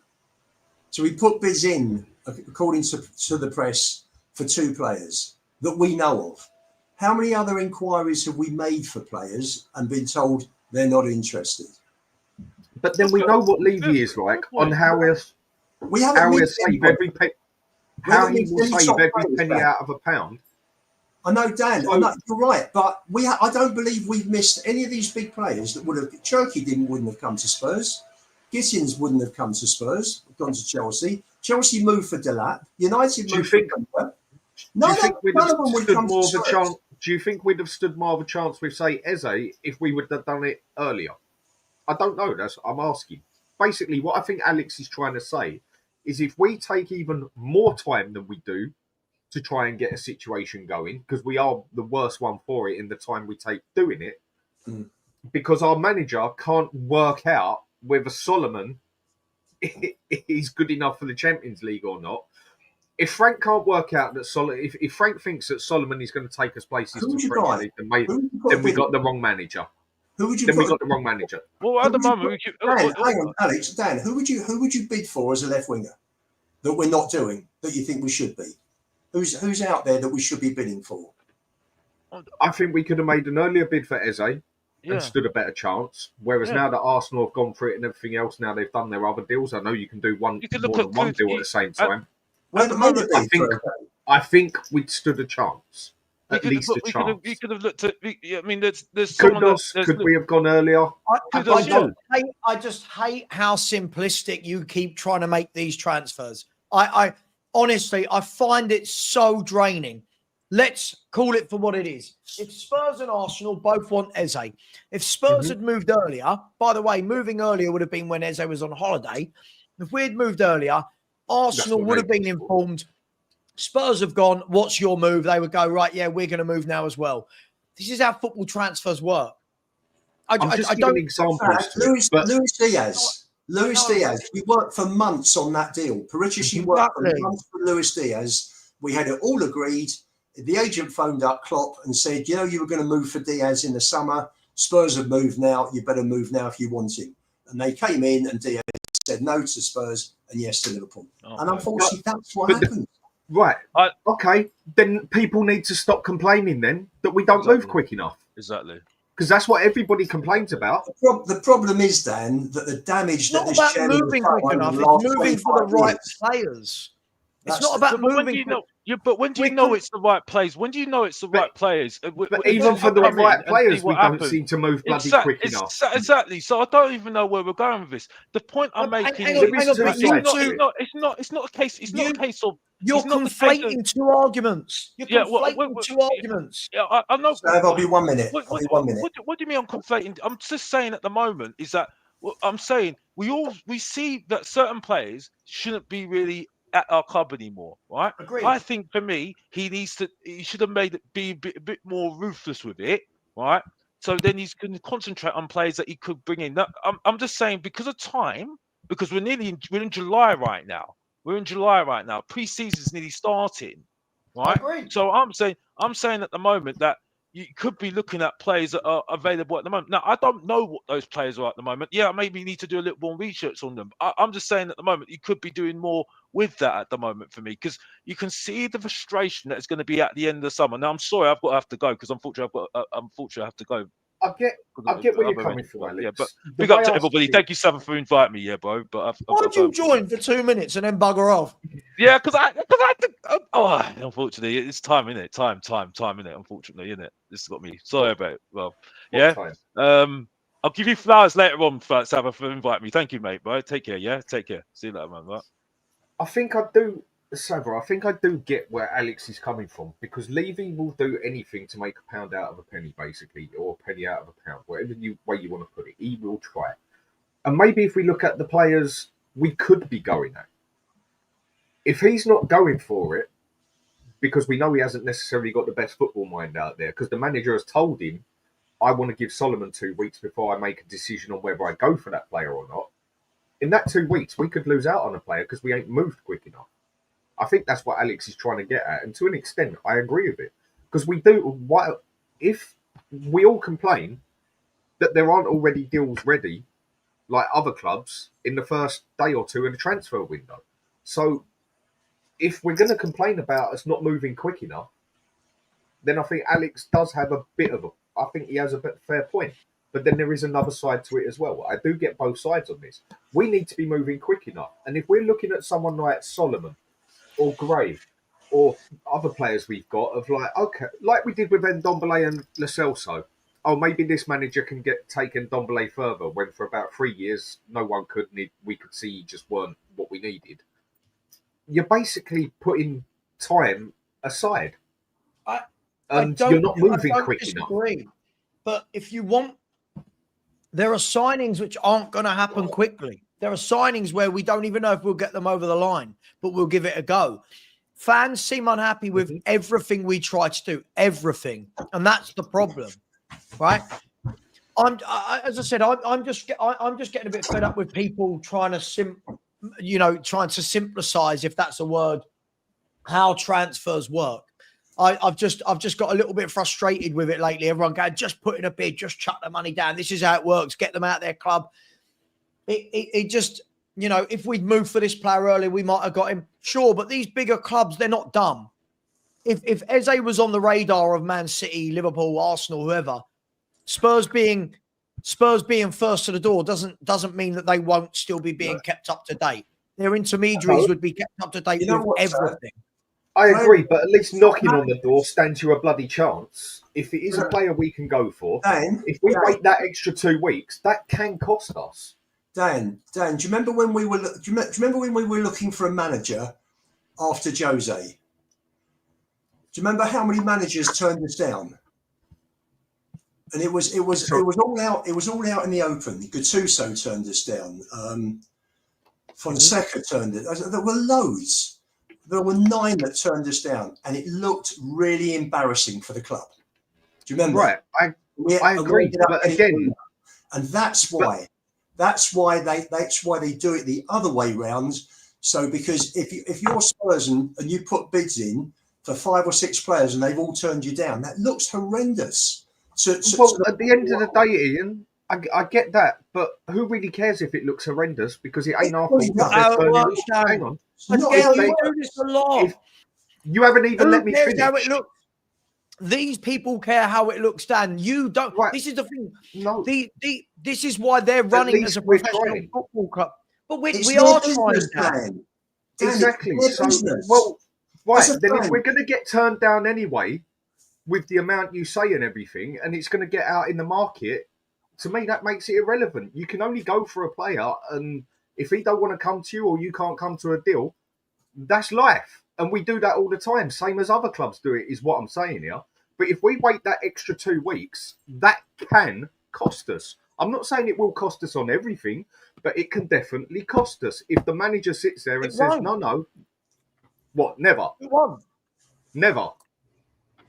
Because, Dan, This is the thing. If we're talking about we moved earlier 2 weeks before so that other clubs don't get him, that's not quite how transfers work. Again, No, if it, I'm saying if it can cost us. if it's It's under not the impossible. radar, if it's under the radar and not a massive deal, sure.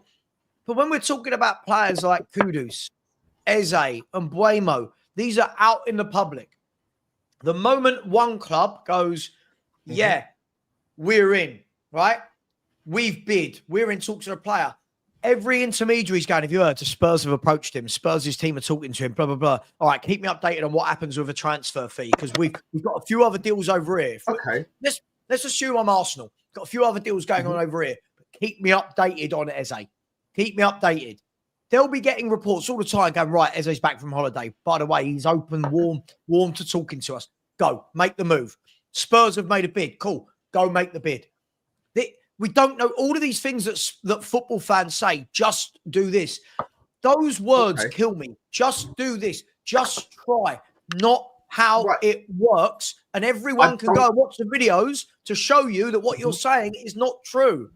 Right, I don't think you get what I'm saying. I'll give you an example now, yeah? Right, give me a team in the Premier League that is on the same standard as us, that has the same attraction and same amount of money. Villa, right, Villa. Player there, we want, Villa want. We can fight for it. Right. We want to go, he's one we're interested in. Villa go put the bid in. We're in the middle of waiting 2 weeks to see if the manager sussed out Solomon or not. Can that cost us? Because they can get that deal sorted. But that's not how we'll work. That's not how we'll work. He might want to see what Solomon's like. It won't stop Spurs in the transfer market. But the way Levy works, we do know he hasn't got the best way of doing things and he will save a pound out of a penny.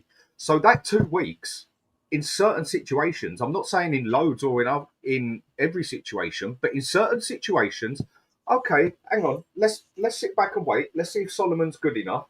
Villa jump in, and this is one thing you state, Savva, same as I do, same as Ian, same as Sean, and same as others, that we piss ball about too much with 5 million here, 5 million there, and it costs us players because we don't put that bid in of the extra money and we mess about, or because we take our time too much and someone like Villa comes in and goes, bang, there you go, we're still waiting 2 weeks to see if he's good enough. It can happen is the point I'm making. But I'm not saying it happens all the time. I'll go back to my original point. In that scenario you're saying there, even if Aston Villa came in and went, right, there's the bid, that's when Tottenham decide whether they want to make the bid as well. But you're living in this... But if Tottenham are waiting for 2 weeks to see if Solomon's good enough, do they? No, but that's not how they. That's not how the club will work. The club aren't going to turn around and go, no, we're not going to bid for Eze because we're going to see how Solomon works. If Eze's the guy they want, they'll be looking at him. They'll be in constant contact with his people at Palace and his agents, and they'll be monitoring Solomon in the background. Or they'll be saying, yeah, Eze isn't our guy. Yeah, don't worry, we don't need to be kept informed, but they're going to be kept informed at all times. You've got to remember this. This all comes down to the player again. Spurs will know whether or not Eze is interested in joining them. They will know. They'll know whether or not it's, yes, I will join, no strings attached, I will join Tottenham. Or whether it's, I will join Tottenham, however, I want Arsenal or a bigger club first. If that falls through, I'll join. Spurs will know that. Spurs will go accordingly to that. Right? That's the difference. All of this 2 weeks waiting, 2 weeks. That's not how it works in the background. Right. This is how football fans think it works. And it doesn't. I get all that. But I don't feel you. We have this conversation every week. No, we don't actually have this one every week. This is a bit of a different one to what we usually have. So you're telling me then 2 weeks will never cost us. It can't happen. Manager. No, not on this one. So you're telling me if we're messing about with that one and not got our eyes on that one totally because he might be good enough, he's not good enough, it could never happen. Sit here and tell me that has never happened. The two things you're talking about aren't connected. I'll say it again. If Spurs, and again, we're using Eze as the example versus wanting to see Solomon. If Spurs have an interest in Eze, they would have spoken to the player and they would have been asked to be kept up to date with everything that's going on with the player, right? They'll know whether the player wants to sign or not. They'll know whether he wants to wait a few weeks or not. They'll know whether or not, if you bid now, I'm going to join. They'll know all of that. So as the jigsaw pieces move, as the agents and the intermediaries talk to each other, as other clubs become interested, Spurs' intermediary who deals with Palace and Eze's people will be made aware. Just so you know, Arsenal have now started speaking to the player. What's your move? Yeah, we're going to pull out. So in the background, they'll be looking to see if Solomon's good enough for Tottenham's squad. Solomon will have nothing to do with Tottenham's first team signing for Eberechi Eze. So what you're saying, that doesn't make sense. We're not going to see if Solomon's good enough to replace Eze. So I don't understand. I don't think you know what you're saying.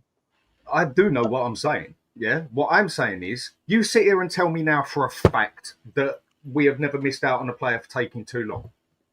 Of course, we may well have done, Dan. We may well have done. Yeah. There you go. So I've got a fair point. It has happened. Yeah, I'm not saying it happens all the time or 90%. But that's got nothing to do with Solomon. That's the point. It's got nothing to do with Solomon. That's the point that you're linking those two things together. Okay, let me put it across a different way then. If the first one wasn't good enough for you to understand it. Right, the only reason I was using Solomon as an example is because I'm saying we're taking 2 weeks to look in. Okay, knock Solomon out the window. Sit here and tell me that for a fact we have never lost out on a player because we piss-balled about too much. Took too long. In what scenario?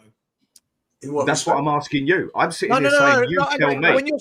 When you're saying we pissed about for 2 weeks too long, what with price negotiations? Said tell me it's never happened. By not putting in a bid, Dan, by bidding too low. Yeah. In any of it, whether we took too long to put the bid in, whether we messed about with too much. I mean, Grealish is one you could look at. Every club has that. That is exactly what I'm saying. You've just made me right. I don't think I have. But you just said every club does it. No, hang on. I think the way we interpret you've got such a binary way of thinking. Where you're not thinking about how business works. You think about how a football because I'm talking about one specific thing that taking too long can cost you. I'm not saying it happens a majority of the time. Hang on. Taking too long to do what? Put a bid in, speak to the agent. Exactly. In what respect? Ian, you can put all of them on now. It can happen with any of them. It can happen. I'm not. That's what I'm saying. For God's sake. So if it can happen at all clubs, Ian, it can happen with our club. No, but what you see when you said Solomon, it was just okay. It was a bad example I give Ian. It was a bad example. So I've just turned it around and said, either one of you two sit here and tell me now that it has never cost the club because they took too long on any of the reasons you just give me. Every club. Exactly. That's what I'm saying. So you've just made me right. But no, Dan, this is what you do. No. You and Alex started with this crazy scenario of, if we have to look at Solomon for 2 weeks, we're 2 weeks behind. That's when you then jumped on and your point, don't start pretending now your point was something else because it bloody wasn't. Your point was taking too much time. Your point was, but that 2 weeks could cost us. I said there's no correlation between Spurs monitoring Eze and Thomas Frank looking at Solomon. Do you truly believe, if you do, this is crazy, do you truly believe that Spurs' hierarchy are going to say to Thomas Frank, just so you know, there's a possibility to buy Eze, right? Hypothetical. And that Thomas Frank's going to go, no. Give me 2 weeks on a training ground with Solomon to see him first. Thomas Frank's going to say, cool, keep me updated. I want that. Keep me updated. The two that you mentioned where you're saying, oh, no, you've proved me right. I haven't proved you right at all. The two you things did on the second point I made. The two things you're talking about don't coexist in the same world. And if you actually listen properly, Savva, for once, on the training I turned round and said, wrong example. To give me a proper example. Give me a proper example. You gave a generic wishy-washy. Give me a proper example. I turned round and said, tell me, I gave the wrong example. I put my hand up to that one. Wrong example. I turned round and said, either of you two, tell me that it has never happened. It's not an example. Because we took to... Let me finish. That's not an example. Whether Dan. it has never happened. I said, you turn round and tell me that it has never happened, that because we took too long, whatever situation you want to put, that it has never cost us buying a player. You two turned round and said every club has that.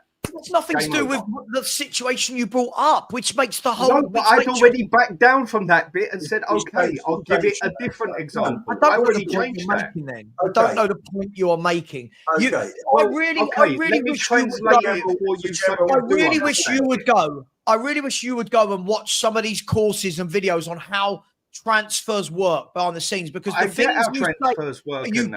Dan, you do not. Of everyone I stream with, okay, you say, I truly believe this could happen.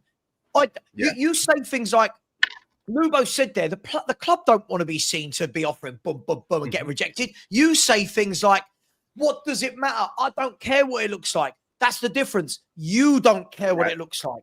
It's the same thing when we argued about Harry Kane the other day. So we don't ever go for a player we don't stand a chance then? It's like when you said the other day about Harry Kane, he should just say this. It don't matter how it comes across. Yes, it does. He's England captain.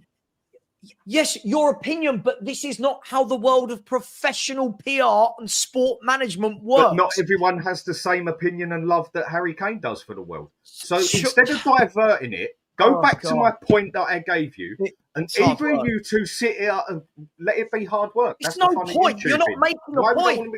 Yes, I am. I am saying, tell me that because we took too long to make a movement, to sort the wages, when it's a player we could have got this and that and everything on a legit player, either one of you two tell me that that has never happened. Of course it's happened, but that was nothing to do with... just made me right.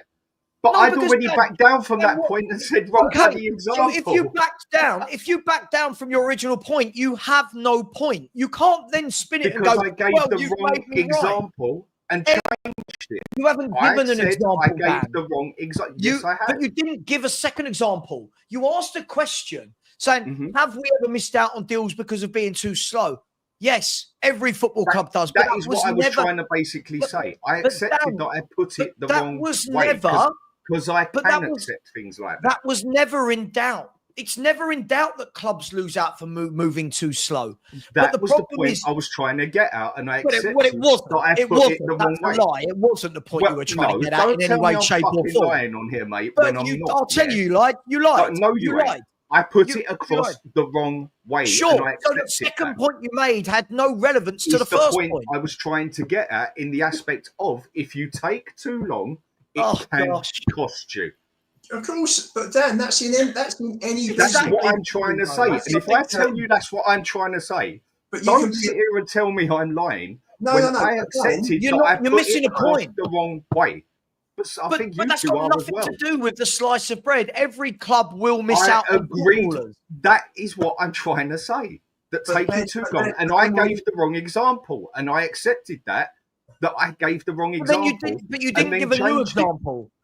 No, the new example. Okay, put it across another way. So it was a generalisation, not an example. Yes. Okay. Let me put this into a different one then.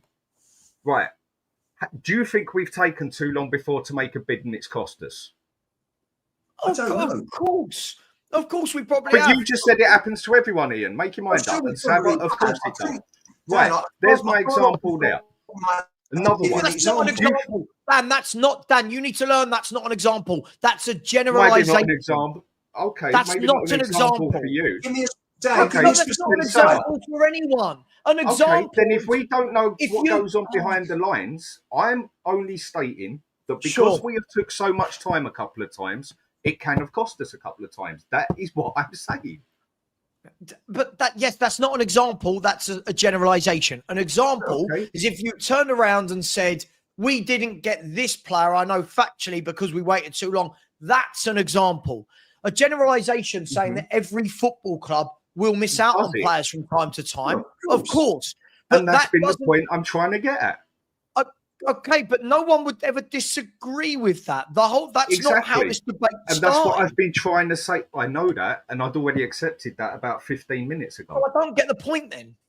If I go back, if I give a wrong example, I sit back and I put my hands up and say, right. I know, but I don't get wrong the point example. you're making now. Right. The point I'm making now is taking too much time can cost anybody. Of course, absolutely. Exactly. So that is the point I'm trying to make. If you want me to give exact numbers and exact examples, none of us really can if it goes by what a lot of people say. We don't know what goes on behind the lines. This is the point I'm trying to get across here, and I will say it one more time that hopefully one of you can translate it. Where it's a generalisation. I just gave a wrong example, and I accepted that. But I accepted that. I'm just saying taking too much time can cost you. That is what I'm getting at. And you both said it can. So can moving too quick. So can moving too quick. Right? You do realise though, as I've said to you before. Yeah, a lot of things can cost us. Hang on. As I said to you before, in this day and age, these people will be kept up to date on an hourly, minute-by-minute basis of everything that's going on. Mm-hmm. The problem is we're assuming that everything, when Daniel Levy doesn't get a deal, right? When Daniel Levy doesn't get a deal, we're assuming it's all his fault. You look at Mohamed Kudus. No. Right? I've stood up for Levy enough times. Most of the fan base, right? Okay. Look at Mohamed Kudus right now. If that deal doesn't get over the line because he ends up going to a Chelsea, for example, it will all be, Daniel Levy's the devil, told you he couldn't get a deal over the line, rather than grown-ups going, well, yeah, he's gone to Chelsea. Like, that's the difference right here when we're talking about transfers. I don't think, I've said this a million times before, if anybody ever goes to work for a pro football club, you will see the difference between what we think as football fans and the harsh reality of football business. There's a huge difference. Simon Jordan talks about it every day. He says fans just ring up and say, can't believe we didn't get him. And the first thing Simon Jordan always says to them is, have you ever thought that someone better wanted them or that they didn't want to join that club? Right? One I can think of as an example is before Villa got bought out, they made it quite clear that they was willing to accept 25 million for Grealish. Levy went on and said, I'll do you 20 million. 15, messed about with it. 18. The deal that wasn't moving too slow. That was not willing to pay the fee. That's nothing to do with moving too slow. They agreed a fee. Hang on. They turned around and said after that they wanted a significant amount more, yeah? So if he would have moved a bit quicker and not messed about as much, would it have changed the situation? Dan, wrong. Deal was done at 18. I'm asking a question. Deal was done at 18. Shook hands, 18. There were new owners around the corner. The story I was told was that Levy got wind that they had a tax issue, which they did, but he didn't know that Villa were being bought out and the new owners had already done the deal. So that Grealish bid actually got accepted then? It was accepted. Then he came back. Grealish again. Yeah. Then he heard... Dan, then he heard that Villa had a tax issue, so he went back and said, I'm not giving you 18, I'm giving you 15. And then new owners came, Villa said no, new owners came in, they turned around and said we want 40. And the story I also heard was that Levy then went to Poch on the last day of the window. If I understand this right, what you're saying then, Ian. And said, do you want Grealish for 40? Right. And Poch said no. So if I understand this right on what you've just said to me, we offered 18. And it got accepted, yeah? Yeah. I've never heard that the bid got accepted, but I'll take your word for it because you've got links on the way. Let me finish exactly, and I can read other ways. We don't know the fact. But going by what you said there, yeah? So, right, we got accepted for 18 million, yeah? Yeah? Yeah. Yes? Right. Yeah. And Levy put the bid down to 15 million because of tax and that, yeah? Yeah. And then new owners came in and done it. Yeah. And changed it. Right, so if he wouldn't have pissballed about so much and put it down to 15, kept it at 18 and got the job done and took too much time messing about, we could have had Grealish. Correct. But two different things. Hang on, that's two different things. Taking too long and not paying what they want is two very different things. Yeah, but he started messing about with it and taking too long to get the deal done. When the deal got agreed, it didn't take too long. He didn't pay the money, Dan. He didn't. Nobody paid the money. Wanted. Nobody paid the money. Daniel Levy gets hit. Hang on. That wasn't the point, though, Sean. That wasn't the point. 1 second. Sorry. Come. Ian is saying the money got paid. But it didn't in the end. No, listen, Dan, you're not listening. Levy didn't pay the fee that Villa wanted. So you saying we took too long? We didn't take too long. We didn't pay the fee. Too long, not paying a fee. Two different subjects. Right. And can we also just remember here, just quickly? I know I've just joined in. Sorry to jump straight in, but like I've had this debate for 3.5 years with Levy outers who go, Daniel Levy could have got Jack Grealish playing Monday morning quarterback. Yes, with the benefit of hindsight, there was a £100 million player there, or allegedly, even though you never created £100 million worth of value for Manchester City, for sure. But it wasn't just Daniel Levy that didn't pay the fee. Nobody else in world football paid it either. Yeah, and what I was, as all I've said the whole time on here, Sean, yeah, and I put it across the wrong way. Yeah, with the Solomon, we take 2 weeks too long or whatever. So I took that down and said, okay, I've put it across the wrong way of what I'm trying to portray, what I'm coming across as. As all I've been saying the whole time is that sometimes, not every time, taking too long to get your business done, whether it's putting a bid in, whether it's doing wages, whether it's doing this, whether it's doing that, when you've got a club on the same caliber next to you doing the job as well, can cost you getting a player. That is all I've been trying to say the whole time. Yeah, but I just put it wrong. When it comes to Grealish specifically, the case of Grealish specifically, I asked a question. I'm not saying you're doing this, Dan. I know you're very reasonable. I'm not saying that you. I'm sure maybe Lubo usually goes back to this one. Brian Daigle. I used to have it with Brian Daigle. I gave the example every week. I gave the example. Okay, but Jack Grealish being used as the stick to hit Daniel Levy with, it would be different if the story was like not just hearsay as well, by the way, not I've been told this by people that probably have the same way of thinking, like that guy that the amount of times I've been saying. You know what, Sean? Hang on. It's actually pointless discussing it with you because you rubbish.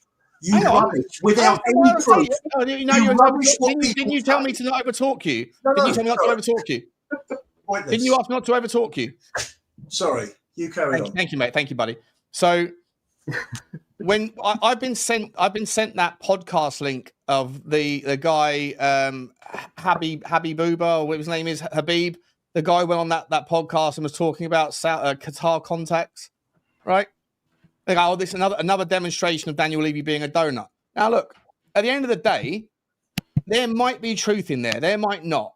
But when you go and if you go into that guy's Twitter handle and you go into his account and you type the word Levy, you will see about 700 tweets. Not so that's an exaggeration, but you'll see a never-ending list of tweets where he's just bashing Daniel Levy all the time.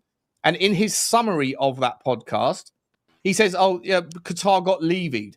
At that point, you have to sort of go, as I always say, take into consideration the motivation of the person that's giving the information that you do.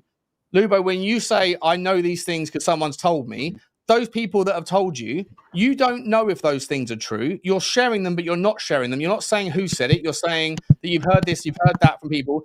And let's be honest, if you are in an echo, I'm not saying you are, but just in life, if you're in an echo chamber and you are using the commentary of people who are saying, I know this to be a fact because my dog's brothers-in-law's sister's auntie's uncle told me, and but they all feel the same way about Daniel Levy. He's a terrible guy.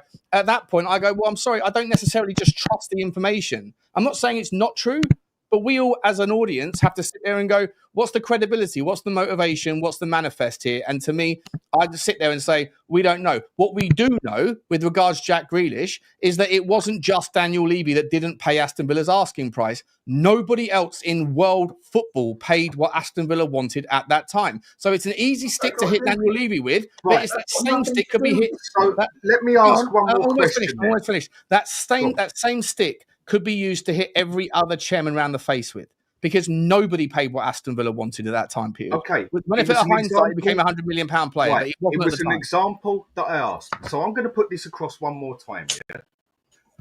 I used and went with the wrong example with Solomon. Yeah. I put my hands up and accepted that. Yeah, wrong way. I try and put it a different way. The point I was trying to portray is that sometimes, not every time, taking too long to do one of 3 or 4 or 5 different things, whether I generalize it or not, yeah, any one of those can happen. You take too long, can cost you getting a player. It can happen.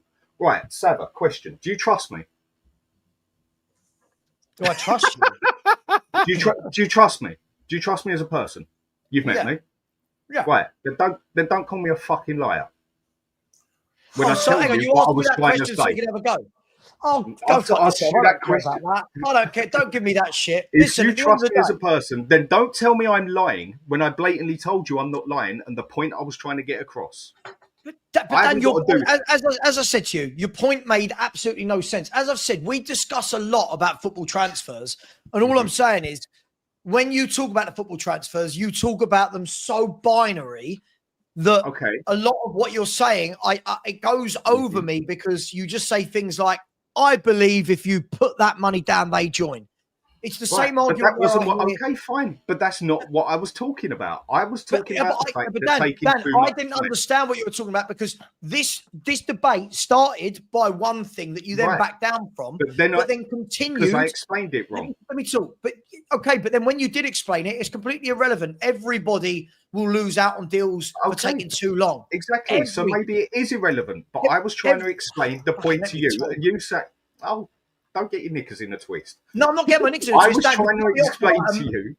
I was trying to explain to you that I believe it's messing about, taking too long. Sure, but that wasn't the point any of us were talking about, so it makes no sense. That was the point. And I'd already accepted it was the wrong way I was looking at it. It was the wrong thing I was looking at. It was the wrong example I give. And you sit here and have the audacity to tell me I am lying when I blatantly wasn't. If you're going to get hung up on that, I'll throw it back to you then. Don't get your knickers in a twist. I didn't hang up on nothing. Don't get your knickers in a twist. Well, you brought it up twice in the last 2 minutes, so clearly it's bugging you. Clearly it's bugging you. Don't get your knickers in a twist. Listen, if you're going to bring up a point, them for my wife. You and Alex, do them for you. You and for fuck's sake, let me talk. You and Alex brought up a point. I argued it. You then countered some point that was irrelevant to none of what the first point was. And got it wrong and put my hands up to it and then told you the point I was trying to get across. Stop cutting me off. For fuck's sake. Right, mate, don't worry. Tonight the snooker's on. I ain't going to cut you off. I'll still come out and have a beer with you. You're being a fucking dick at the moment. You're being a dick at the moment. You and Alex made again, get it right. Get it right. I'll put him on mute. Let me talk. Really? Yes, let me talk, Dan. I'm saying get your facts right. You sit here and call me a dick. I enjoy being a fucking prick. At least get it right. Jesus Christ.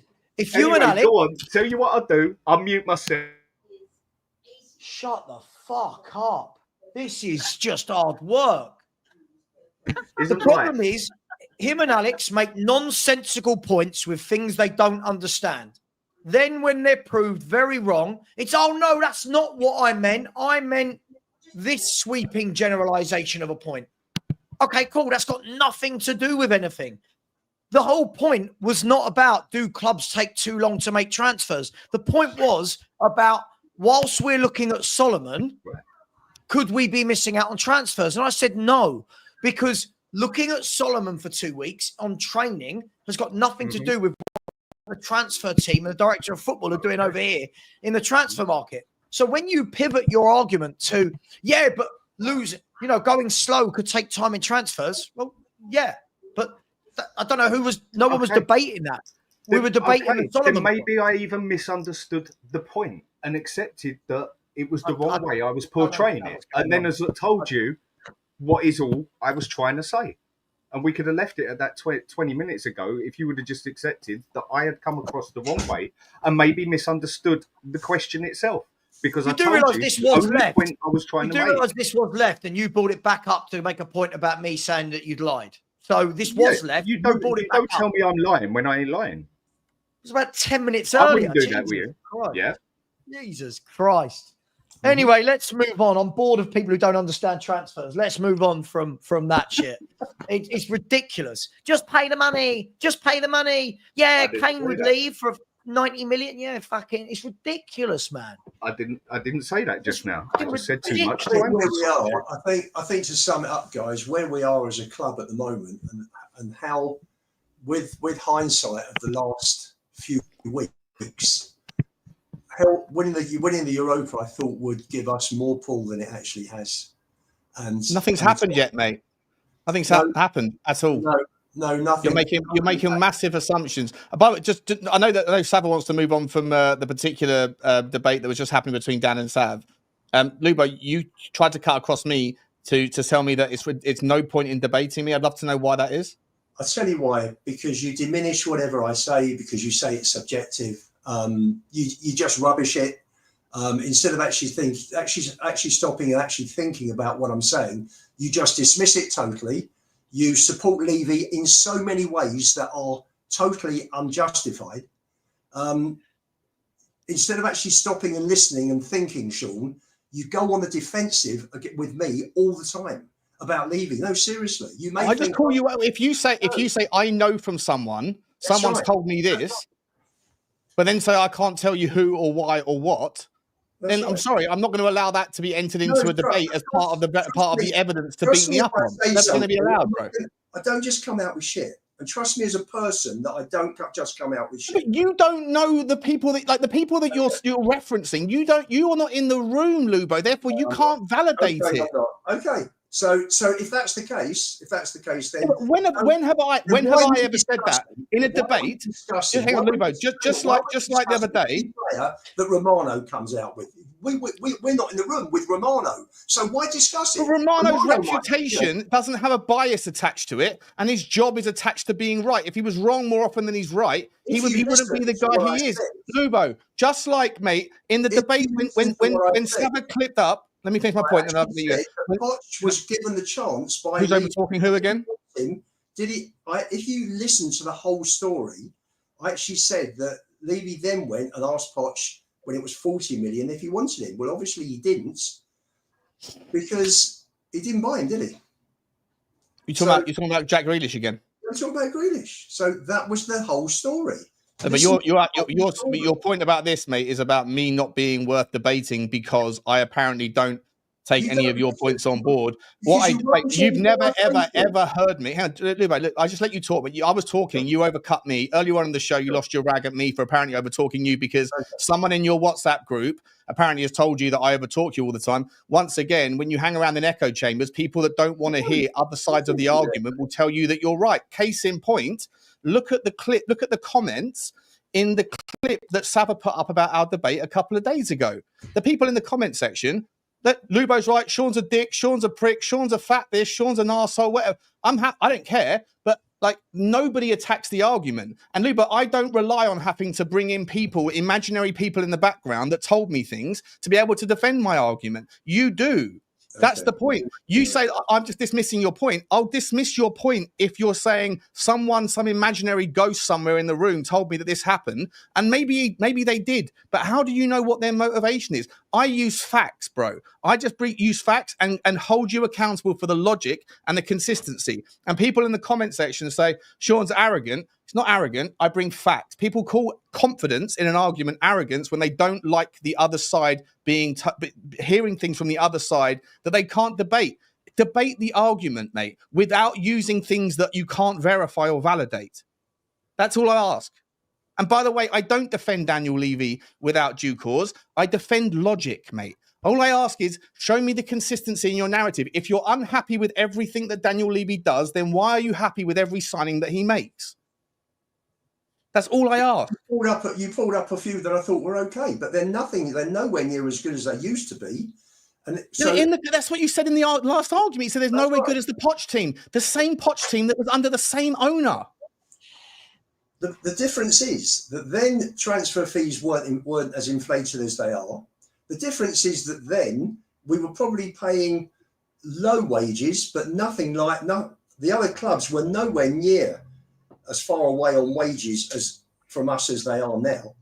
And we haven't moved with the times. Now, I'm sure, people like Connor, Levynomics, comes out with bits and pieces. He's an accountant. He's looked at it. He's worked it out. We listen to him, and, the guy's got a lot of credibility. And he is saying that we are like over 100 million less than our competitors per year on wages. Now, we've won 2 trophies, and you said, well, the rest of the clubs have won, God knows, 90% in the last 10, 15, 20 years. And they are paying higher wages. They are paying, a lot of the time, higher fees. They are moving quicker to buy players. I think another example that can be given that is factual, that has been in the press, that even Bruno Fernandes has said that he was expecting to go to Spurs. He was told he was going to go to Spurs. Levy lowballed the offer. Nothing happens. United then came in and bought him. But you don't talk about the likes of Luka Modric that came under Daniel Levy and was the best player in the world in his position. You don't talk about Gareth Bale coming in. And if you do, you talk about Gareth Bale being lucky. You talk about everything that Daniel Levy's done right in his tenure as being lucky. And you just list off one after another the sorts of things that you hear about in the echo chambers of the WhatsApp groups that you present yourselves in, where everyone tells you, here's the next example of where Daniel Levy's fucked up. And fair enough. He's fucked up. He's been in our role for 25 years.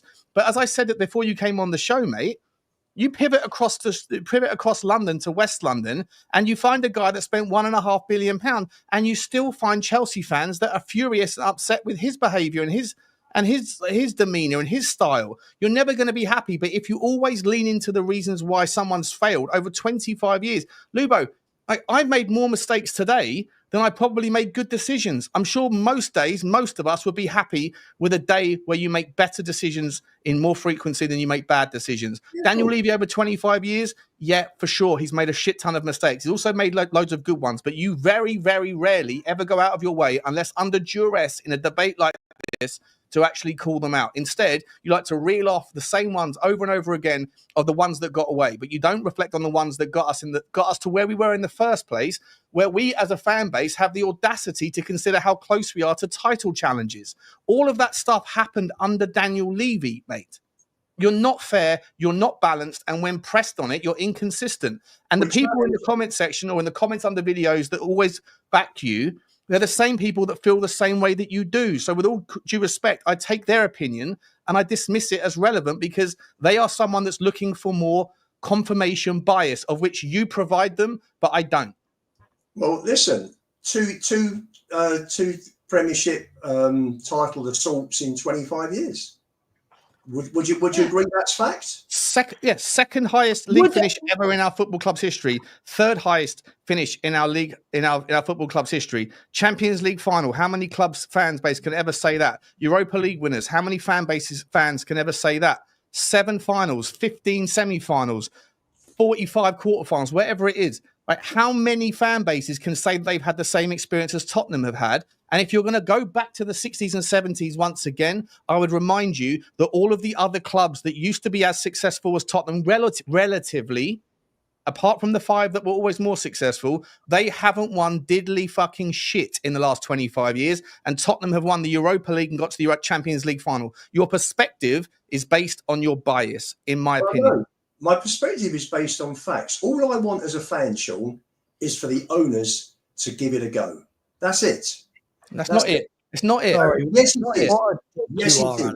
They're going to make mistakes, but if they give it a go, if they have a go at being the best, and they don't get there, then great. I will be 100% behind them because they've given 100%. You will never be behind Daniel Levy, mate. You weren't behind him when he lifted the Europa League Cup. You said it was luck.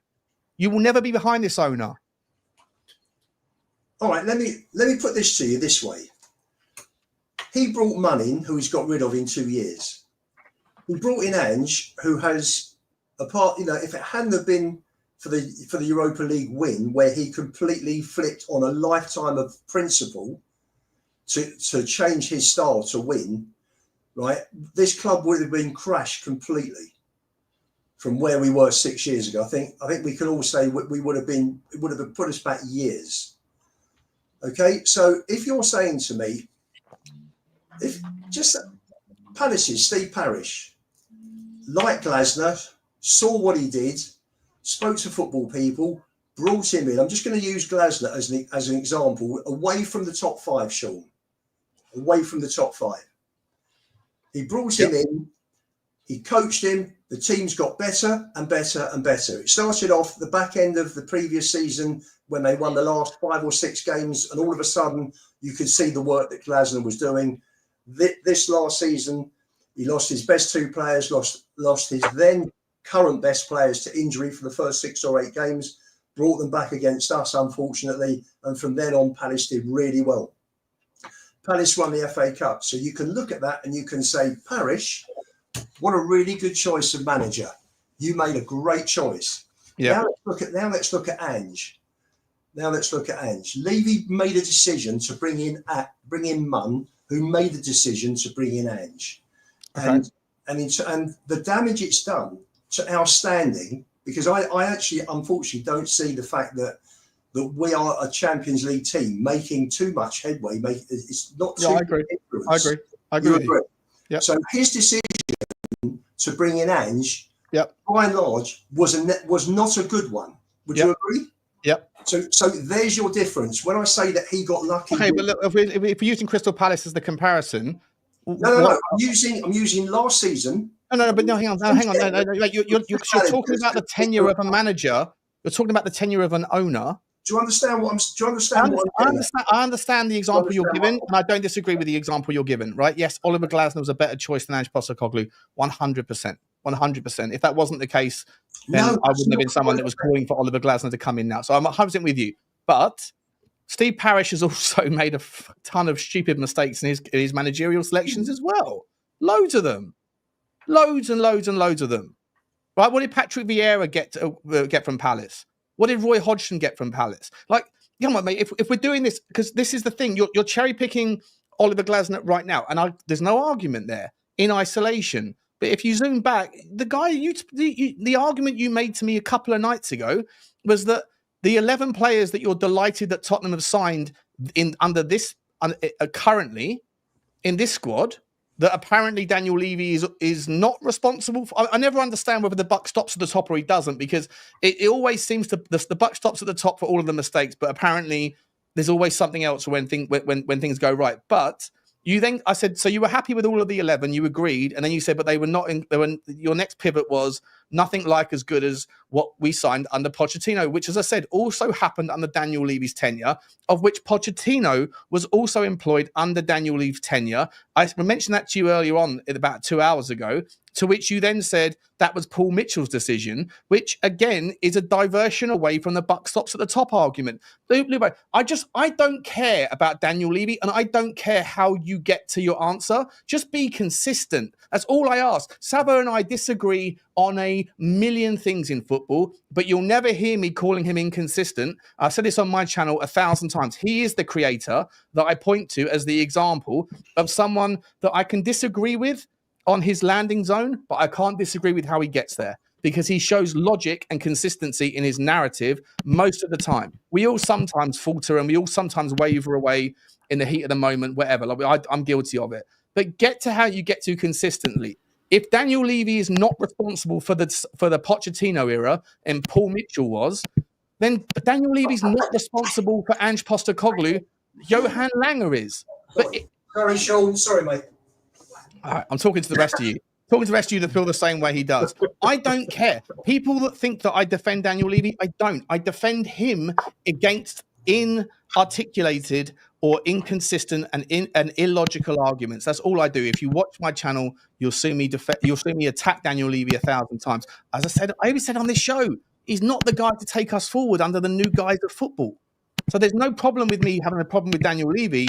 But when Lubo and other people just go after him for all the bad and ream off one example after another, going back 20 fucking years on certain players like Jack Grealish or whoever else, Bruno Fernandes, whoever else along the path, over 25 years, you're going to make mistakes. But if you're going to hold him accountable for all of those things, you have to also give him the credit for all of the other things. And on that basis, he is responsible for our second highest league finish in our history, our third highest league finish in our history, for all of those cup finals. If the buck stops at the top, he's responsible for everything, not just for the things that went bad, Lubo. That's all I ask from you, mate, is be consistent. But when I did, you said he was lucky. And that's basically, not fair. Sean, on this occasion, to put it across a second, is I think the thing that Sean's saying, and I'm with Sean on this one, and it took me a little while to change my mind.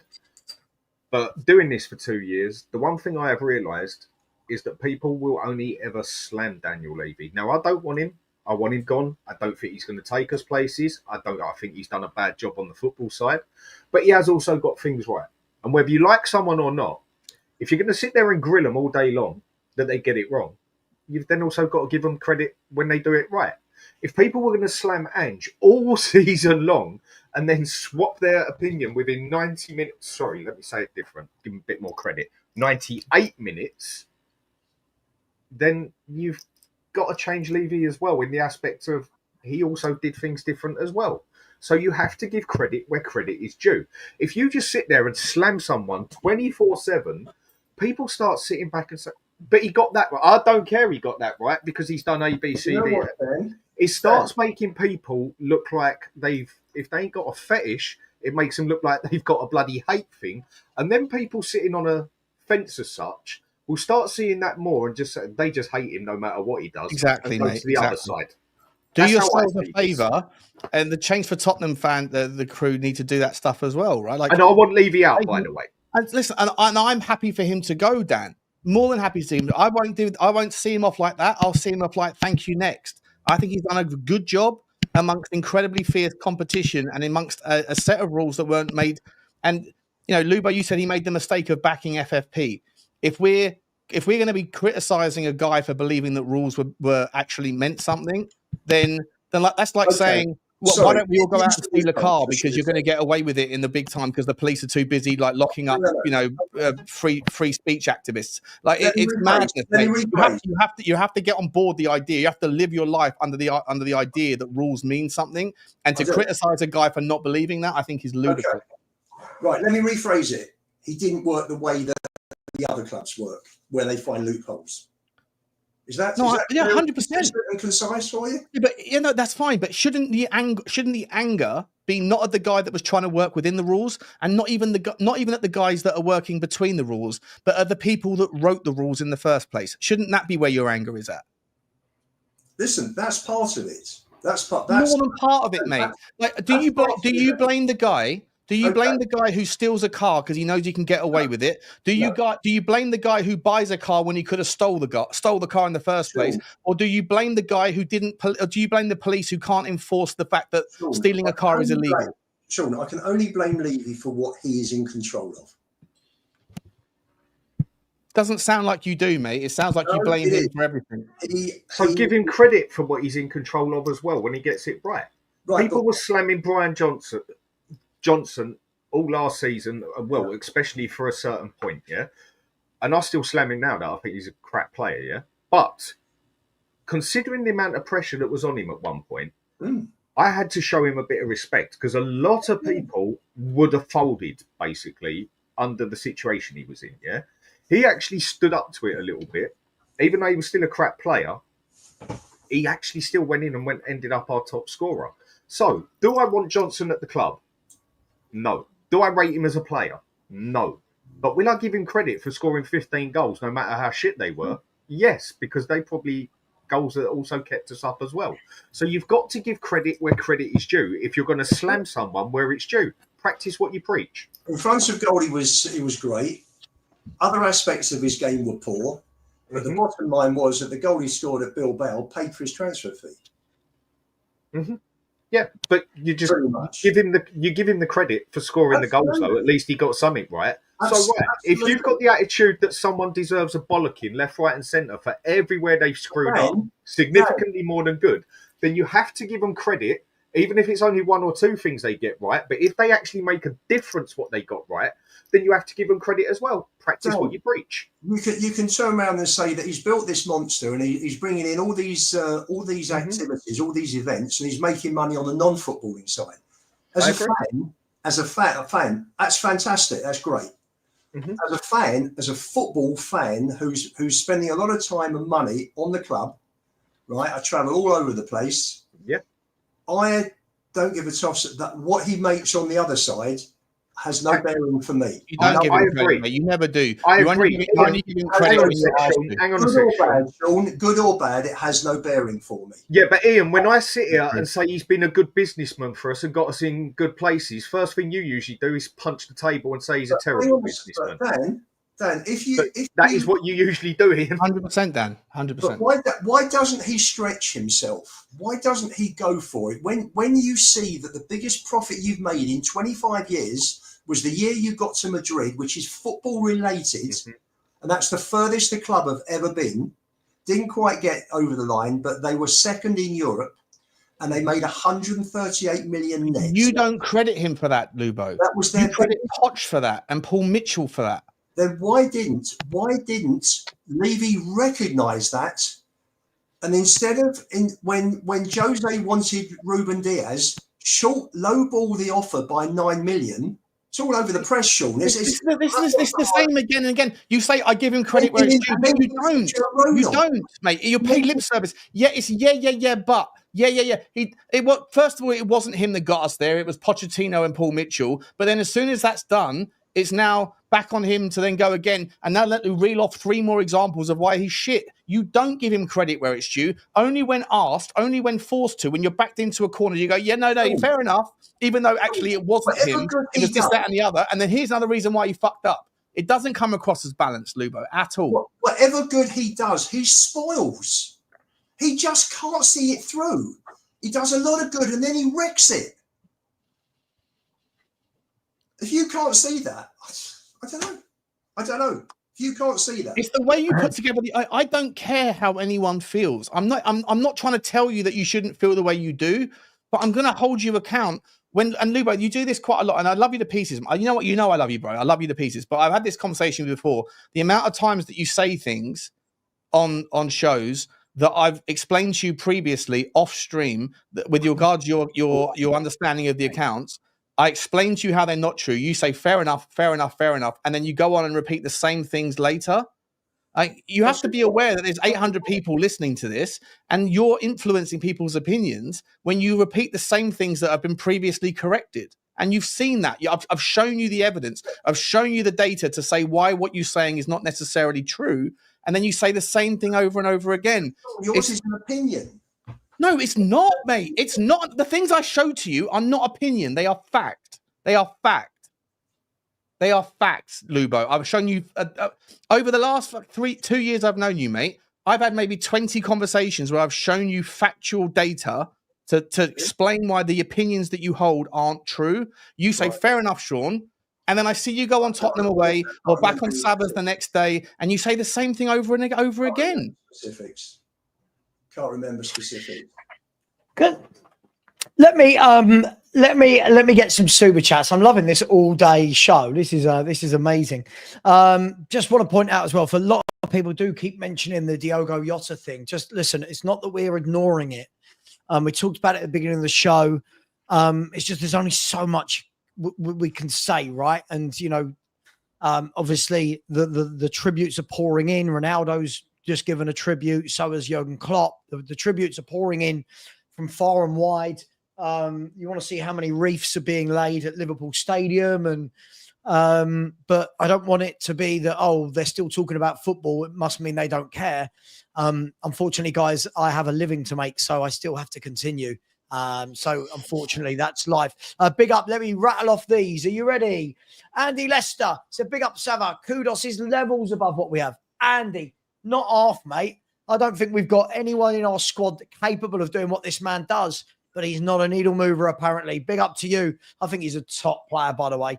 Big up, Andy. Really appreciate that. George has come in with a super sticker. Always been one of my best mods and a channel member as well. Big up to you, George. Really appreciate you, mate. Facts only. He's come back in and said, Lubo hates Levy. Levy loves Lubo. He gives him money. Oh, it's the old argument. Why are you paying if you go? We'll get to that in a minute. We'll get to that in a minute, Lubo. Don't bite. Don't bite. Don't bite. We'll get there in a minute. I have one line for that. I have one Go line. on. Very simple. Love the team, hate the regime. That's it. That's what. There you go. Where did you learn that? Where did you learn that phrase? I know. Mr. Pop's office. No. I said, First things first, RIP Diogo and Andre. Absolutely. I think we've got to remember as well that it wasn't just Diogo Jota. He will be the one talked about because he's the more well-known, but his brother was also a professional footballer who also lost his life. So both him and his brother Andre. Itsy bitsy boom. We need Mr. Box Office in this room. Sean, my cat Lucy fancies Bugsy's channel that you frequent. Buggy channel. Yeah, look, Bugsy's the star of the show, but for what it's worth, Mr. Box Office, I let Bugsy out about 3 times before I go to bed. I go to bed, then I have to get up 3 times to let her out because she's barking downstairs at pigeons or cats that walk on our fence. I would imagine if Bugsy actually ever caught up with Lucy. I don't know if Bugsy actually just likes the chase, bringing it back to girls at the bar, Dan. But I think Bugsy just likes to chase because she once upon a time chased up with a baby deer that was running across one of the fields, and she had the chance to get hold of it. She didn't. She pulled back. I think she just likes to chase. So, but I'd be interested to see how Lucy gets on with Bugsy if they met each other. But thank you for the reminder that I'm not the star of the show on my own channel. Yeah, big up. You are absolutely not. I'm not the star of the show on my channel either. Don't worry about it. A big up to Sanctuary of Seven, who I believe is also out there in, I want to say Dublin as well. Big up to you for the super sticker. Really appreciate that, my friend. Big Country Chris 4444 has said, this is superb, lads. Well, listen, if you are entertained, this is why we do it. I know a lot of you in the chat always say, oh, they need to make up with each other. There's nothing to make up.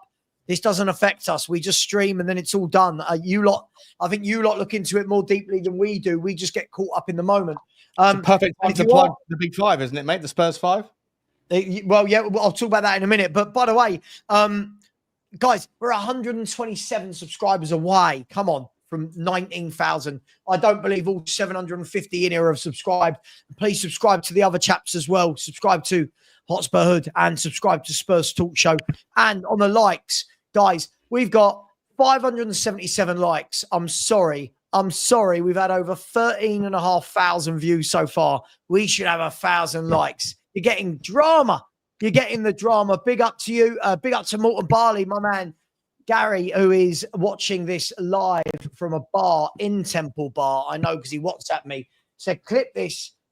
Never seen Savva so quiet. Listen, I also believe that when two people are having a debate that doesn't involve me, let them have the debate. Otherwise, everyone just wants to get a point in. So big up to you, Gary. Thank you very much. Ryan Trestane said, Savva, when I call in later, can I give you the link? Of course, absolutely you can.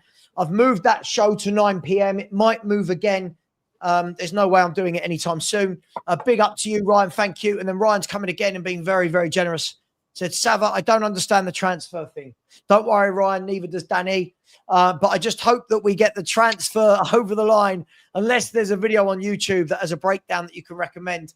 I'll post something in my community later. There's loads of really good YouTube channels you can watch that talk about how transfers work and how agents work. And they're really good to watch. Guys, this is the thing. Where are we at then? I mean, while we're on the subject of Levy and Enoch, there were a lot of people, including myself, that said, look, if this trophy is won last season, that it absolutely kills Enoch out, Levy out, it kills change for Tottenham, it kills the protests. But then we have transfer windows, which kind of bring everyone back down to earth with a bang, and we all go, see, this is why we don't like anything. What's going to be greater? Is it going to be people's anger at what is perceived as a bad transfer window so far? Or is it going to be people's happiness from the previous season of winning a European competition? How's this all going to affect the protests and change for Tottenham, etc.? This is something I've been asking for a little while now. And I must admit, I'm very interested in it. How real or how plastic are these protests? As far as I translate the protest, again, other people might translate it different, is we are there because we want Levy out, Enoch out, basically. And some people, because they want them to change and whatever, even though it's pretty obvious they won't change overall, maybe for the moment, yeah? And how many was actually there because we were 15th, 16th, 17th and wanted Ange out? Now that we've won a Europa Cup and a lot of people, a lot of supporters just in life in general are easily satisfied in life, me not being one of them, how many people are going to turn around and say, well, Levy, he just actually got the manager and stuck by the manager and backed up the manager and didn't sack him before a final, and we won a Europa Cup because of it. And now he just went and done what was best for football and sacked a manager who I believe personally could have got us relegated next season, or we'll say who finished 17th at the time. So how many of those people now are satisfied? How many of those people ain't going to turn up? Now, I think you're going to see a hell of a lot of people that would have been there before not be there now. But I think the thing that might make up for it a little bit is the people who got the arsehole about Ange getting the sack. But I think there was significantly more at that time of those protests that wanted him out than that many that have got the ump that he's got the sack. Because I think a lot of people did agree he got us a cup, but he just ain't good enough for what we need in the Premier League to keep us to try and get us up basically to the standards we should be at. And this is where I'm just very interested on how real and how plastic these protests were. And I think you're going to see a difference in the next protest. I hope I'm wrong here, where you ain't going to see nowhere near as many people turn up because Levy's given them something they want and they're easily satisfied, because Angie's gone, or because they was actually only there because they wanted Ange out and we were 17th and no one even thought we had a chance. Well, a majority of people didn't even think we had a chance to doing that, to winning a cup, basically. So I'm just very interested on where it's going to go. I think you're going to see a big cut down in it on the amount of people there, but I hope I'm wrong because I'm still going to be there for what I feel is the right reason of Levy out. Lubo, it's an interesting one, isn't it? It's how does a fan base protest after winning a European trophy? Well, listen, it's when for me personally, I look at 25 years. Other people will look at the fact that we've won a trophy, and life isn't quite so bad as last season when I was demonstrating. Do I think there'll be the amount of people demonstrating this time? If there are, then it will be a lot of Ange fans. I think they'll be really pissed off that he's won a trophy after 17 years and been sacked within 16 days. I just hope people understand. For me, it's not about the transfer window. The damage has already been done as far as the perception of how our club is. We're not perceived as a top four, as a big club, along with the others anymore, unfortunately. And you know what? Why would we be? When you look at how many trophies the other teams have won, and we've won 2, why would people put us in the same bracket as teams that have won 19 or 16 or 15? Why should we be compared to, I don't know, oil states, Russian oligarchs? Liverpool aren't an oligarch or an oil state, are they? That's the thing. When you cherry pick the anomaly, you pick the anomaly to the rule, and you make it the rule itself, mate. That's where you come from. Let me call this out. Let me call this out. Right, there's a tweet that's come out. Jermaine Defoe on Spurs chairman Daniel Levy. Yeah, this is a quote. Do you know what it is with Daniel? People don't know Daniel. He has this sort of perception that you have, Lubo. Daniel is a proper businessman. I know people have opinions, but if you want to go into business and run a club, who would you look at? The best training ground, the best in class, the best coaches in the academy, the best stadium. He's managed to do all of that. Now that Tottenham have won a trophy, it meant so much to him. I messaged him before the game, and he said to me that this means, quote, "This means so much to me." He said, "This means so much to me and the football club." And you saw some clips afterwards, and you could see afterwards he was buzzing. You know what he's guilty of? He's guilty of building the best in class in all of the things that help the team being as good as they can be. But the fact that it hasn't necessarily won is you hold that stick against him. If he built an average stadium, an average training ground, an average coaches, all those things, if he built all of the things that Daniel Levy actually built, which is the best in class, you probably wouldn't hold him to the same standards. He's guilty by the ambition that he's shown. He's guilty by the demonstration of ambition in all of the things that do matter in the face of competition where only one person can win. It's so easy, Lubo, to predict the losing lottery numbers. It's much harder to predict the winning ones, especially when there's a geezer out there or 2 or 3 that can buy up 10 million tickets a week. I think you were right. You're right on 2 out of the 3 things, Sean. I'm right on all of it, mate. You just don't like to hear it. No, you're not. No, you're not. The training ground is meant to be fantastic. The stadium's fantastic. But let's park that under real estate, because the stadium and the training ground as buildings, which we're talking about, don't win trophies. Don't compete. Let me take out the trophy part. You just won a trophy and you're still angry, mate. They don't compete. You don't get to talk about trophies when we just won one. And then you sit there and play off. let me take trophies out. Listen. Oh, Doesn't matter convenient, how you- convenient, Ian. No, I'm sorry, Dan. This This is isn't what you about do. one trophy Whenever over the 90 point is being minutes. dropped that deflects away, let's just No, remove that this from is- the argument for a this is second. Let's 25 remove this from the years. argument. Let's get back to the points that only satisfy my own agenda. No, Sean, we have won 2 trophies in 25. Full marks. He won a trophy last season. If It was you're luck, though, looking right? It was luck, though, yeah?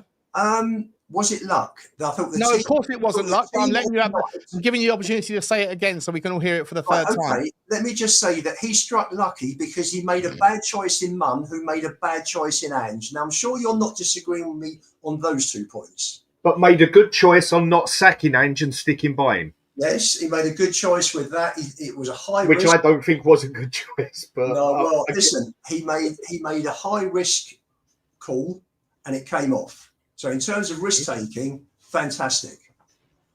But you know what? If that risk hadn't, and that's what you keep asking him to do, Ian. Take more risk with money. Take more risk with players. Yeah. Which he needs His to do. appetite stinks. He took a risk. And you know what? He took another risk by sacking him. True. he took another risk by sacking him. A lot of people have to. It would have that been 98 far minutes, easier. Ian, It would have been have so turned- much easier for him to stick with Ange-Postecoglou. It- So it much would easier. have. What it would have been easier, Sean, is that he sticks with him for 10 games and he does crap like I think he would have, and then sacked him. Yeah, And by That that is point, what would you've have been- given up the chance of being able to get hold of any of the that is managers. what I think would be the easiest point. Now, Correct. I'm sounding No, like listen. I'm a big defender here, but I just like to see fairness. I He like made to the look right at things choice on there. both sides. Right, Dan, so you've got to give him credit for that when he does it. I give him credit for making the right choice at the end of the season. Absolutely. Say it Fair more. enough. Say it Fair more. enough. Start your No, conversations with. that's enough. Start your conversations more often with. But he This is has why just Daniel said Levy's it. done a good He has job just today. said Sure. Don't get used to it. I said it once. You say it when it's requested of you. No. I have said on streams before, maybe not when you're present. I've said Levy made the right call in getting rid of Ange. 100%. That would have been my call. The guy took us from up there top after 10 games all the way down to 17th. If he'd have carried on, we'd have been around the relegation zone by the time he would have been sacked this coming season. It would have been a waste of a season. Levy didn't want to give Ange 150 million of his money to go and spend based on the They last. gave him 400 million quid instead, yeah? Correct. And he finished 17th. So Levy did what was right for the football side of things. Absolutely.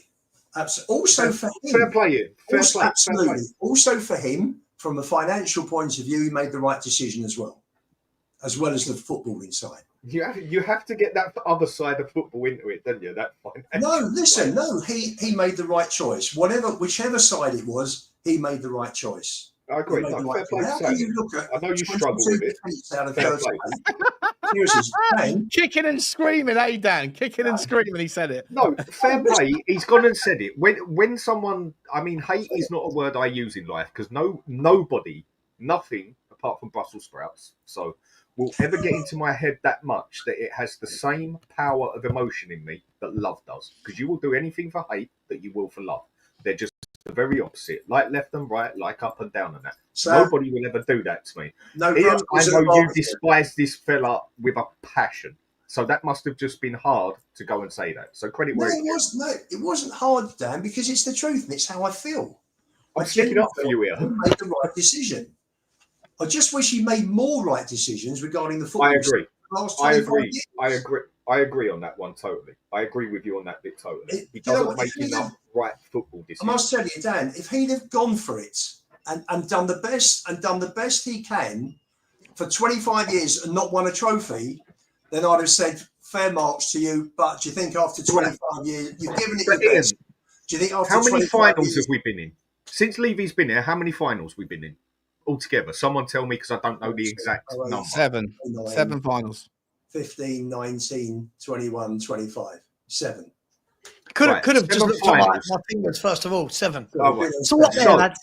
Out of Then. those finals, how many can you actually blame Levy? Because Poch made a very bad decision in one of them.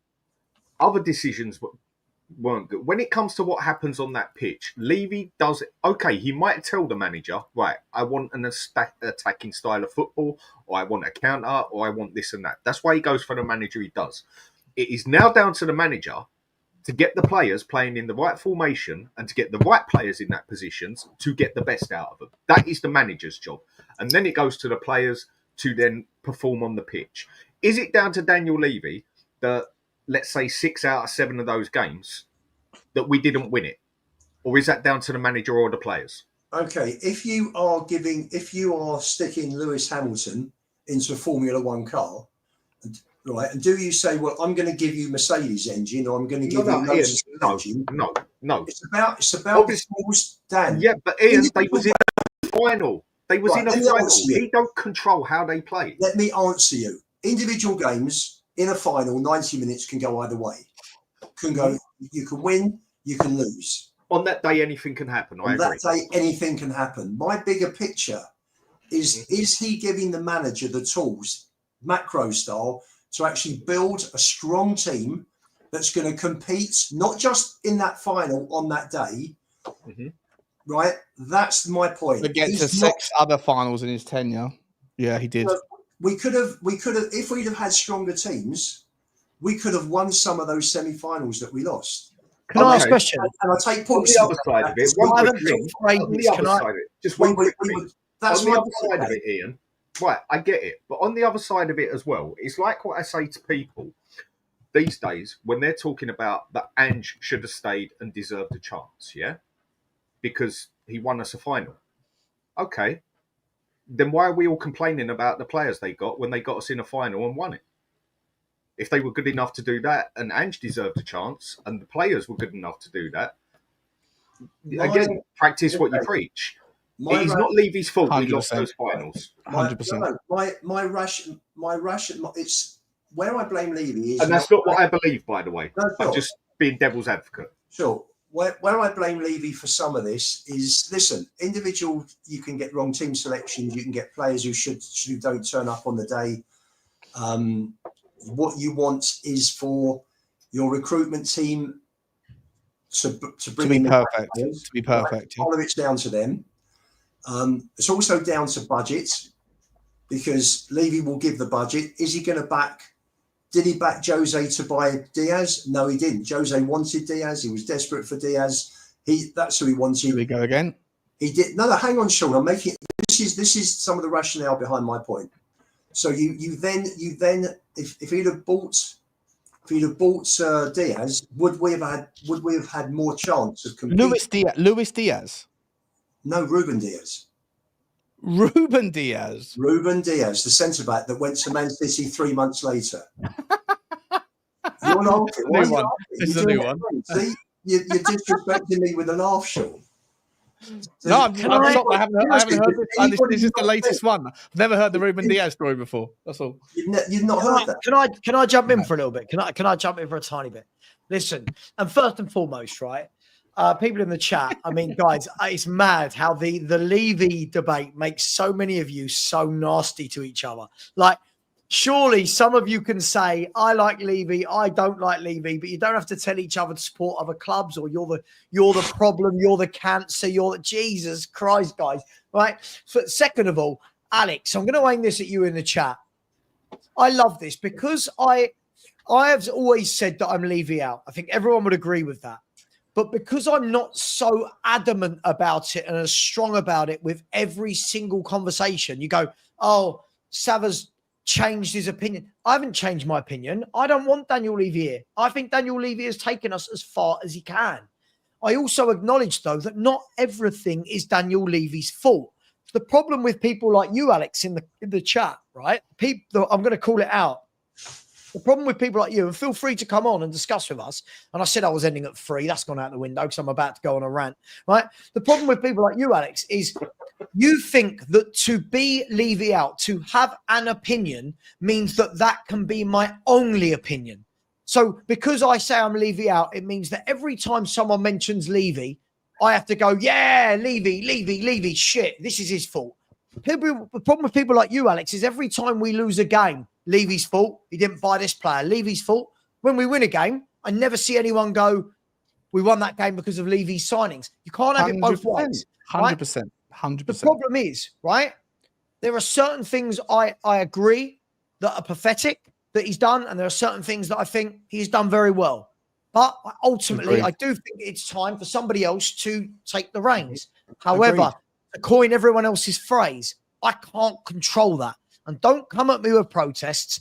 I've never seen a protest work on this level. And as I've always said before, when people have protested to get chairman out of football clubs that are just a football club, yes, this is a £3 to £4 billion enterprise where there is more at stake than just football. Unfortunately, that's where we're at.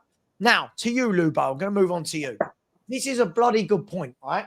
Because the whole we've only won 2 in 25 years is absolutely factually correct. Of that, there is no doubt, right? But to Dan's point that he was making, I'm sorry, I fail to believe that these squads are good enough to go through the entirety of competitions. Second round, third round, fourth round, fifth round, quarters, semi, get to the final. Suddenly it's Levy because he didn't give somebody enough, right? The same with the Champions League. Said this to you the other day. In that Champions League run, we faced Barcelona twice, Inter Milan twice, Borussia Dortmund twice, Ajax twice, Man City twice, right? Got all the way to the final without Harry Kane, our best player. But then, oh yeah, but it's his fault. He didn't give him a good enough squad to win the final. Well, how comes we managed to knock out Man City, who were the champions of England that year, if I'm not wrong? Liverpool, I know I'm right. Man City were the champions of England that year. We knocked them out. Liverpool was second. So by that metric, if we can beat Man City over 2 legs, we can beat Liverpool over 1 game. Now, I'll bring it to this year, and I'm on a rant now.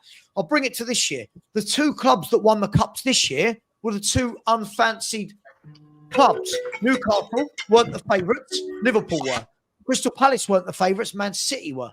Birmingham won a trophy when they weren't favourites. Who else? Wigan won the trophy when they weren't favourites. Tottenham beat Chelsea in 2008. We weren't favourites. Chelsea had a much better squad than Tottenham.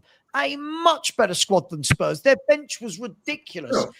And we beat them. So I don't think it's fair to say 2 trophies in 25 years, because if Poch had got it right, and I like Poch, but I think he got the final horribly wrong in the Champions League. If Pochettino had not got that wrong, right, and we had beaten Liverpool, we'd be sitting here now within the space of 5-6 years, having won both major European trophies, right? So we're saying the difference between, and everyone would be waxing lyrical. The chairman would be able to just do a mic drop and walk away. But what we're saying is, because a manager messed up over 90 minutes, that's Daniel Levy's fault. Surely from that point of view, you get how that's not right. Losing to Man U on penalties in the League Cup final, that's not on Daniel Levy. Hang on, just quickly. I haven't spoken for ages. Let me get it all out. Sacking Jose Mourinho 5 days before a final, absolutely Levy ruined that one. Absolutely. But again, 7 finals across 25 years. Some clubs would bite your bottom. No one else can compete with that other than the Big 5. No one else can compete with that other than the Big 5. So do I think it's all bad? No. Would I like to see someone else have another go? Absolutely. Isn't that fair? I think you talk about finals, yeah, and you talk about that sliding doors moment of 2019 that may well have been, but then you also say, how can people that have been Angel flip because of 90 minutes in Bilbao? I agree.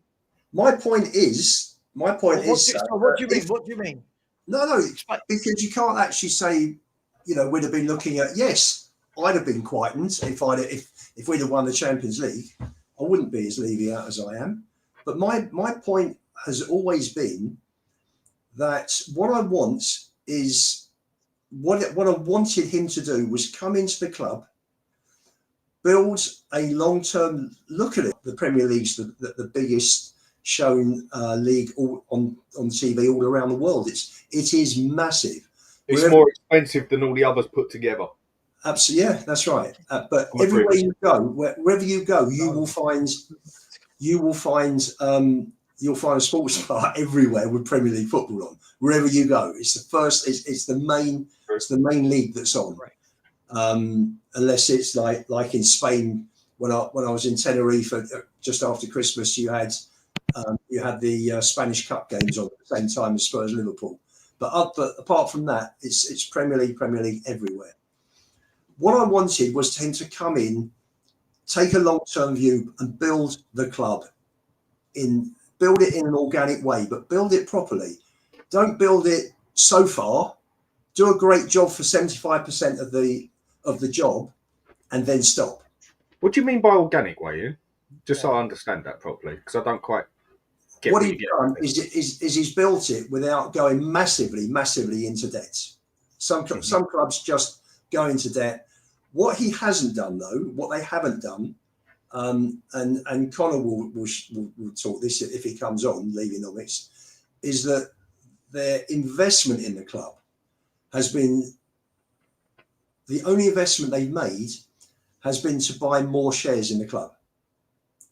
So their amount when they sell, the profit they make will be bigger. They haven't actually said we're short of 100 million. Put it in. We need to buy a couple of really class players to take the club on to the next level. There's a loan. The club owes me 100 million. So basically, you want him to do it the straight way, the organic way, if I've understood that. I'm not saying break any rules, but what I'm saying, Dan, is that don't go so far. Take a risk. They're so risk averse, Dan, that in life. Take a risk when it's worth taking a risk, basically, Absolutely. when you've got more capability of winning the bet. I get what you're saying. I just wanted to understand what you were saying. Reckless risks are stupid and lose your money. Educated risks, and there are clubs that take educated risks and they win trophies and they are successful. And if you talk to an entrepreneur, a lot of entrepreneurs would have won some. They would have made a lot of money, lost a lot of money. But the reason they've made a lot of money is they've taken that risk. They've taken that risk, and the successful ones would have won more than they've lost. Yeah, sorry, just quickly, Ellie. Sorry, I'm sorry. I'm not doing this. I'm sorry, but if the team is good enough to get to these finals and go on these long runs throughout the season, yeah, and then we're going to blame Levy for not. You do know only 11 players can play on the day, right? Like this is madness. And all, by the way, the people in the chat that are saying about him selling Moussa Dembele in 2019, you do realise Moussa Dembele himself has said he wanted to leave. You do realise that, right? He said you're on mute, Sean. You're on mute. We only sold Dembele because he wanted to leave. We sold him to China for 11 million quid because it was the best way we could get some money back. But he was done. He was done after the Champions League. Was it? So again, I made my point. I made my point about Daniel Levy. Like the fan base are going to fan the way that they want to fan, but at the same time, as people that have a little bit of reach or whatever, where the opinions. This is why I get stuck into these things. I don't care where you land. But the information that gets spread around, 90% of it is just completely it's completely partial. It's partial, I just can't go with this notion, right? That a squad is good enough to get through the entire that Champions League run. The best teams in Europe. But do you know what? When I broke it down the other day, I think it was something like, if I'm not wrong, Barcelona won the Spanish league that year. Man City won the English league. I'm pretty sure Dortmund was second in the German league. Ajax won we were playing the elite of every league across Europe. But then people go, yeah, but it's his fault. He didn't give us anything in the final. I look at the final and go, no, sorry, Poch messed that up. Poch got it very wrong. Said it before the game, said it after the game. Poch, for me, got it tactically wrong. Liverpool weren't even that good, right? Liverpool weren't that good. But that season. It was the worst performance, right? He had 3 weeks to work with the players. He had in between the season ending and the Champions League game, right?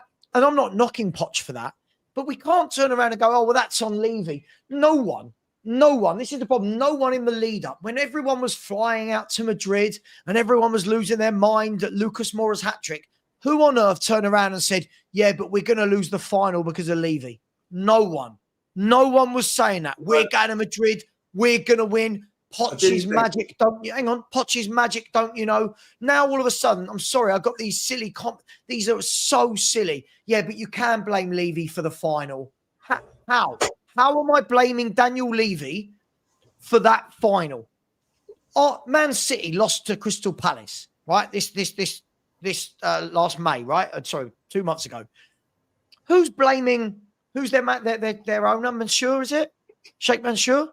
Yeah. Who's blaming Sheikh Mansour because Man City didn't beat Crystal Palace in the final? No, they grill Pep for it. I'm sure there's some. You can grill whoever you want. It's a final, right? Go out. This is your 90 minutes. This is your final. You turn up. By the way, Liverpool were 2 places above Tottenham in the Premier League that year. How many Liverpool, points? How many points? Yeah, but Lubo, hang on. Lubo, this is the thing, Lubo. You can't even in a normal point. You can't even just let the point be made where it's like it's obviously silly to be blaming certain people for certain things. Not everyone's guilty of everything. Some people are responsible for some parts of it. Yeah. Sorry, Sav. So did Levy get us to that final? Final. Did Levy get us there? This is what makes me laugh. Listen, I want him gone. I can't state that enough. But I truly cannot blame him for losing the Champions League final. People go, but the depth. Well, okay. But so let's assume we had 3 or 4 better players on the bench, right? We're now saying that a manager that did silly things throughout the season, like dropping Lucas Moura for the final when he was our most informed player, right? Playing Kyle Walker dropping Kyle Walker and Hugo Lloris for an FA Cup semi-final with Man United, playing Heung-min Son as a left wing back in a final. So we're now saying that the manager would have got absolutely everything spot on with his decisions if he had 2 or 3 better players. This is so disingenuous. It's unreal. Should we play a game, right, where we each say 3 things that no one else has said that in the last 5 years, 6 years, that Daniel Levy has got right and Daniel Levy has got wrong. So we can all come across a little bit more balanced, where we don't come across as the polarized version, where Lubo doesn't have to come across as the Levy out at all costs. And I don't have to be perceived to be the Levy in guy, even though I'm not. I'm happy for him to go. But like, you know what I mean? Like a little bit of a like, you know, just there must be some things that everyone can find. It would only take 12 instances between us of Levy doing good versus Levy doing bad. That's still not going to be easy, though. That won't be easy. Maybe that's for a different show. Maybe I'll do it on a different show. That's not easy. I mean, the point I'll make on it, then, Ian, the reason I turned to you for it is because I know your opinion of it. So, Levy got us to that Champions League final. Yeah. Fair enough. Then if that's how you see it, then fair enough. Even though I don't agree with it, you saying it's Levy's fault that we lost it because you've just given him the credit that we got to the final. All the other finals we got to, Levy got us to that final, not the players, I think not the manager, Levy. Dan, I think the biggest thing for me regarding Levy, as I said before, you can win a final, you can lose a final. I don't think that, you know, and it's interesting because of course trophies are the definitive thing in football, and it's down to 90 minutes. So you can have a situation like last season where Spurs are absolutely atrocious in the league, and they've gone to shithouse their way to a win in Bilbao without 3 of their creative players, and deserved it. Can I ask you a question? I saw this on and asked, if you don't mind, I'm not trying to interrupt you. I'd like to ask you a specific question. I've seen Arsenal fans, and it's a fantastic debate. Again, it was a different show, but on Dan Potts' channel. Go out and subscribe to that guy. He creates some masterclasses of content. There was a debate between Lee Gunner and there was a guy, I think he's Jamaican, or he's got a Jamaican sort of accent, whatever. And it was come up against a couple of people that are a little bit more Arteta in. And the argument was that it was just after Tottenham had won the Europa League, and it was like and Lee Gunner was making the point that that Tottenham have done what Arsenal couldn't. And obviously the people, like I think it was Gal was on there as well, and there was a few other people. They were saying, "Hang about, what are we doing here? Right? If a season with a trophy is all that matters, then by that rationale, I think even I saw Robbie from AFTV saying the same thing. By that rationale, this was towards the end. Sorry, Robbie said it before we got to the final because it was still with a couple of games left.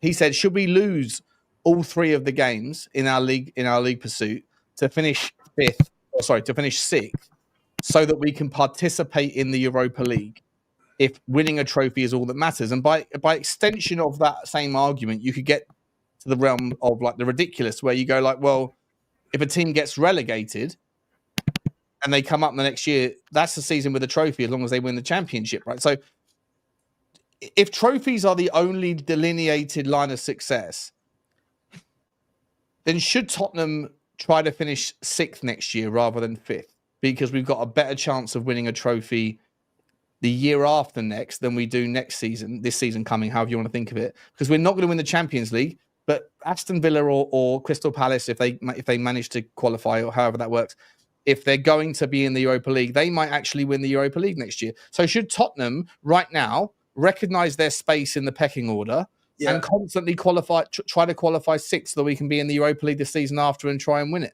Well, or is there more gratification in actually trying to finish 4th and getting knocked out in the last 16 of the Champions League, not for money purposes, but because you're testing yourself against the best? What would you rather? Would you rather Tottenham win the Europa League every 2 years, or get knocked out in the last 16 of the Champions League every year? Interesting point. If you're asking me about last year, where we finished 2 points off the Champions League, and this year where we won the Europa League, I can honestly say, hand on heart, that talking about trophies, I think it might have been Brian Daigle I was talking to, and we both agreed that it was better for Spurs to finish 5th in terms of having an opportunity to win, to break this 16-year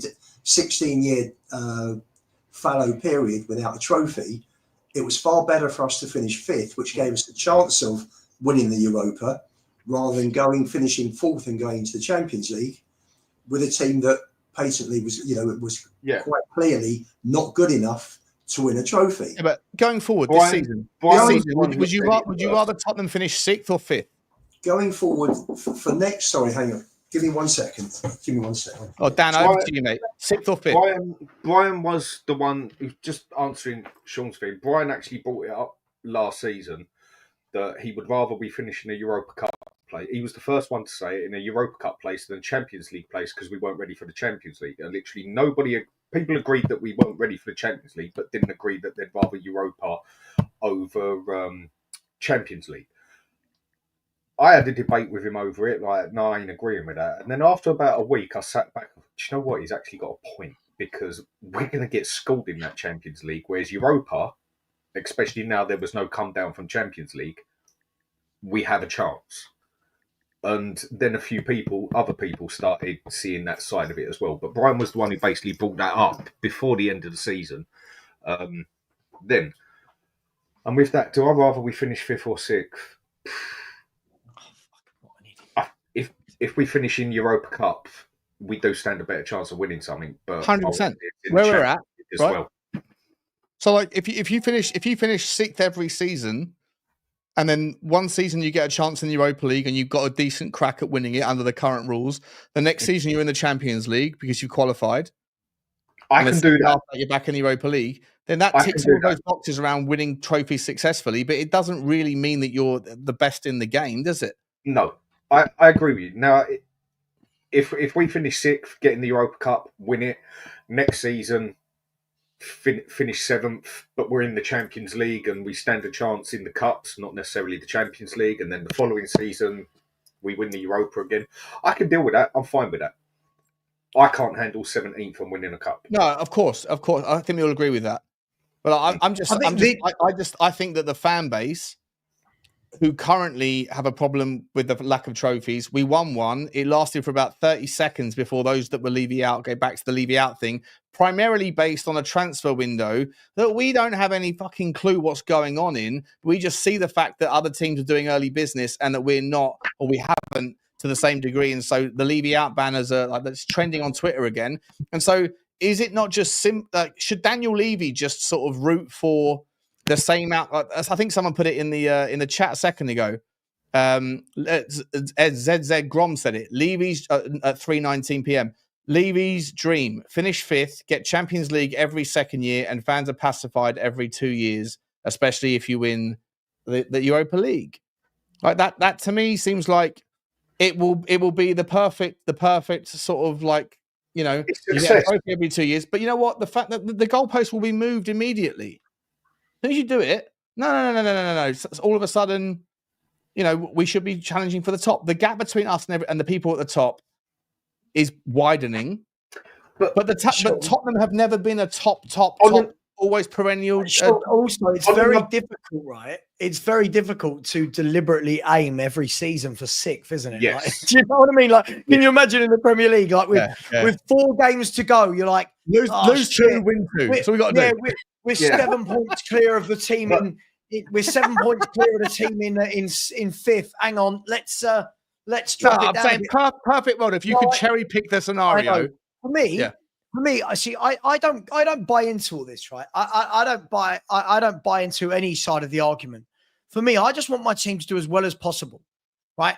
I know this seems to be a thing that's gone out the window now, because now apparently to win a trophy it means you have to finish bottom half and all of this stuff. For me, go as deep as you can in the league. Just try and win the cup games.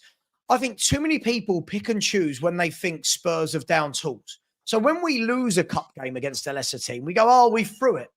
Maybe we didn't throw it. Maybe we were just beaten by the better team on the day, right? I see this all the time. Oh, Poch down tools for the domestic cups. Did he? He got to 2 domestic cup finals. I think 3 or 4 domestic cup semi-finals. For somebody who didn't care about those competitions, he certainly went a very bloody long way in all of them, right? We are in a position for me. We're in a position for me where we need to stop talking in either-ors. Yeah? I'm so bored of this would you rather. No other club talks like that. Would you rather this? You go as deep as you can. You try and win every game of football. If you can't, you can't. If you win something that year, you do. If you don't, you don't. But we've got to stop this God-given right that people are now talking, not you, Sean, but that people are now talking about where if we don't win a trophy this season, it's failure. So what we're saying is there that of all 92 league clubs, right, 91 of them have failed in the cups every year, right? That's plus all the non-league cups. That's what we're saying, right? 100%. It can't work like that, right? Exactly. Equally, what we can't do is have all these people that are going, oh yeah, the league position doesn't matter. All right, cool. If you guys agree with me, right? You agree with me. We're not winning the league and we're not winning the Champions League. Just a yes or no, yeah? You agree? Sure. We're not winning those 2 competitions. So those people that say only winning a cup matters, what they're turning around and saying in essence is that 46 games as a minimum this season, they don't care about. They don't care about the 8 Champions League games. They don't care about the 38 Premier League games. So 46 games, they are saying, don't worry. Cool. If you're not worried about it, don't complain about signings we're making because you don't care anyway. Don't complain about the results after every game. Don't complain about the tactics every game. Don't complain about the substitutions every game because you are saying those 46 games don't matter. And more than that, more than that, to add on to your point, when you factor in that the Carabao Cup and the FA Cup are either going to include draws against the top 3 teams of which we have no chance of competing with anyway, no chance of catching up realistically this year, then you either play those 3 teams or you don't. You either get lucky in the draw or you don't. So on the basis of what that narrative you're putting out there, Sav, then you shouldn't give a shit about anything else because we have a team that is better currently than the vast majority of teams in the Premier League and certainly every team in the Championship and everyone else. So if all you care about is the Carabao Cup and the FA Cup, if that's all you're caring about by that logic that you're just suggesting, Savva, then nothing else matters because it doesn't matter what we do in the transfer window, you're still not going to have a better team than Arsenal, Liverpool or Chelsea. No chance. And we've got as good a chance on any given Sunday against anybody else anyway. So if all you care about is those 2 cup competitions and the cup variance comes in where luck is a factor, who you get drawn against and how your injuries are shaping up at the time, etc., bad refereeing decisions, then you can't worry about anything else. If all you care about is those 2 particular cups in this particular year, then we are where we are and there's no difference that's going to be made via any transfer strategy that's going to change that. let me finish my point, Lou, but I'll bring you in. Again, I'm stealing this from Chris See It. I am, because we talked about this the other day. And we said, when you actually break it down for all we're not winning Champions League, we're not winning leagues, the cup is all that matters. Brilliant. So don't complain for any league game. If that is the case, and then let me spin this, right? And sorry if this has gone on, but let me spin this. For all the people that say this, now think about all the players you're having a go at the owners for not buying. You want them to be happy with the fact that we've not given a shit about the league and finished bottom half, right? Think about that. When people are going, it doesn't matter. Well, it does matter, because when you go into talks, do we want to turn around and go, you know what? Well, we won the Europa League last year, and then this year we won the League Cup. Yeah, but you finished 17th and 12th in the league. You guys aren't challenging for the big honours. Yeah, but, we thought it was more important for our fans to have. This is why it makes no sense. Lubo, do you see my point? That'll be 46 games that people are saying. No. Just disregard. But, Lubo, let me ask you a question. Those people, if we lost those league games, if we lost every league game 2-0 and we were just going down the table, does everyone just turn around and go, oh, that's all right, because we've got the FA Cup starting in January? No, they say this manager's shit. This manager's not winning league games. We want him out of our club. This is why that argument for me makes no sense, that the league doesn't matter because we don't win it. What sort of argument is that? Well, it isn't it? You've asked the wrong person, because I travel around the country watching it. So sure. But just go back quite a bit to what Sean was saying about the league gunner conversation. I think you were, before I had to dive out, because we're trying to sort flights out at the moment. My wife was on the phone with the VA. Sean, you were going to ask which club has had the most successful season? Yes, was that what the discussion with the Arsenal guys was about? Wait, what? Sorry, say that again. League Gunner was that discussion that League Gunner was having about who's had the more successful season, Tottenham or Arsenal?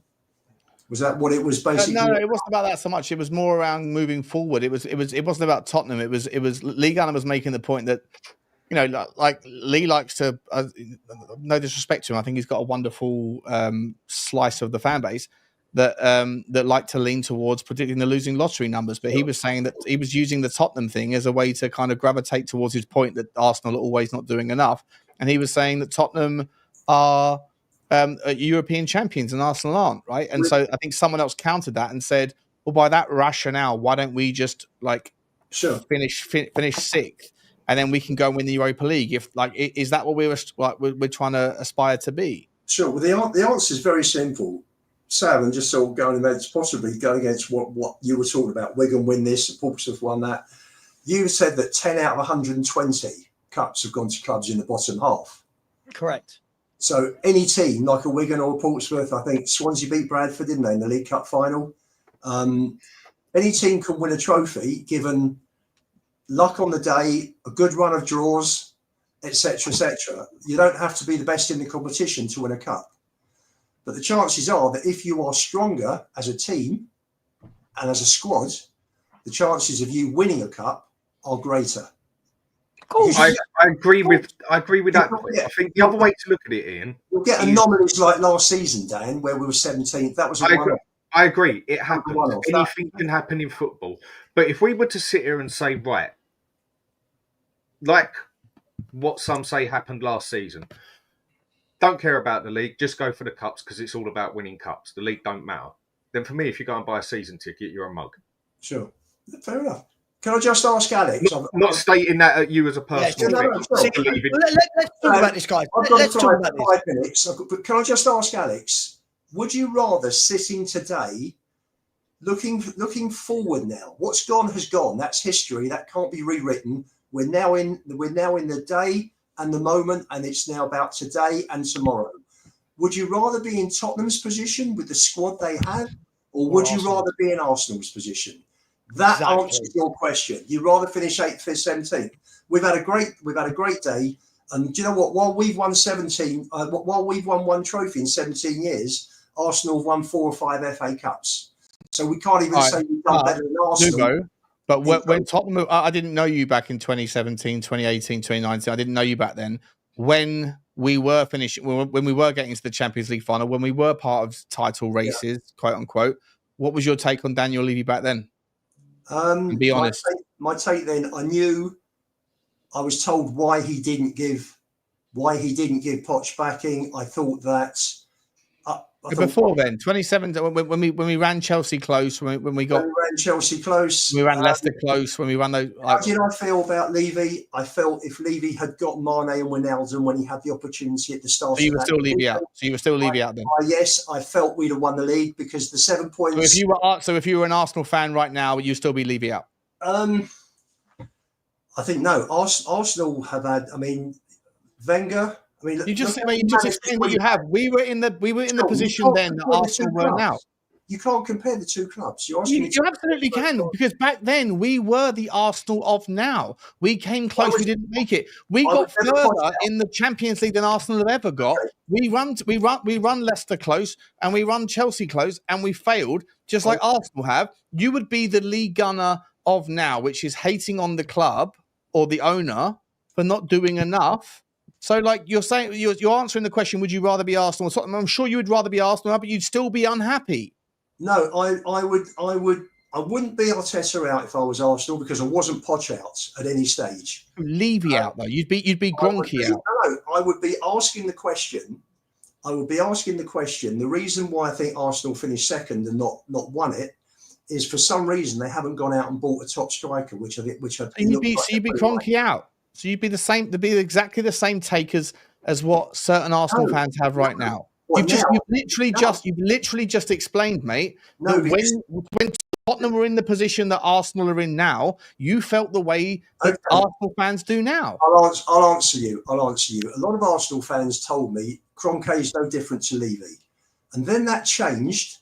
The Arsenal people I know tell me that it changed after that protest. After that European Super League protest, he sent his son Josh to Arsenal to work full time. Yeah. And he started taking Arsenal much more seriously.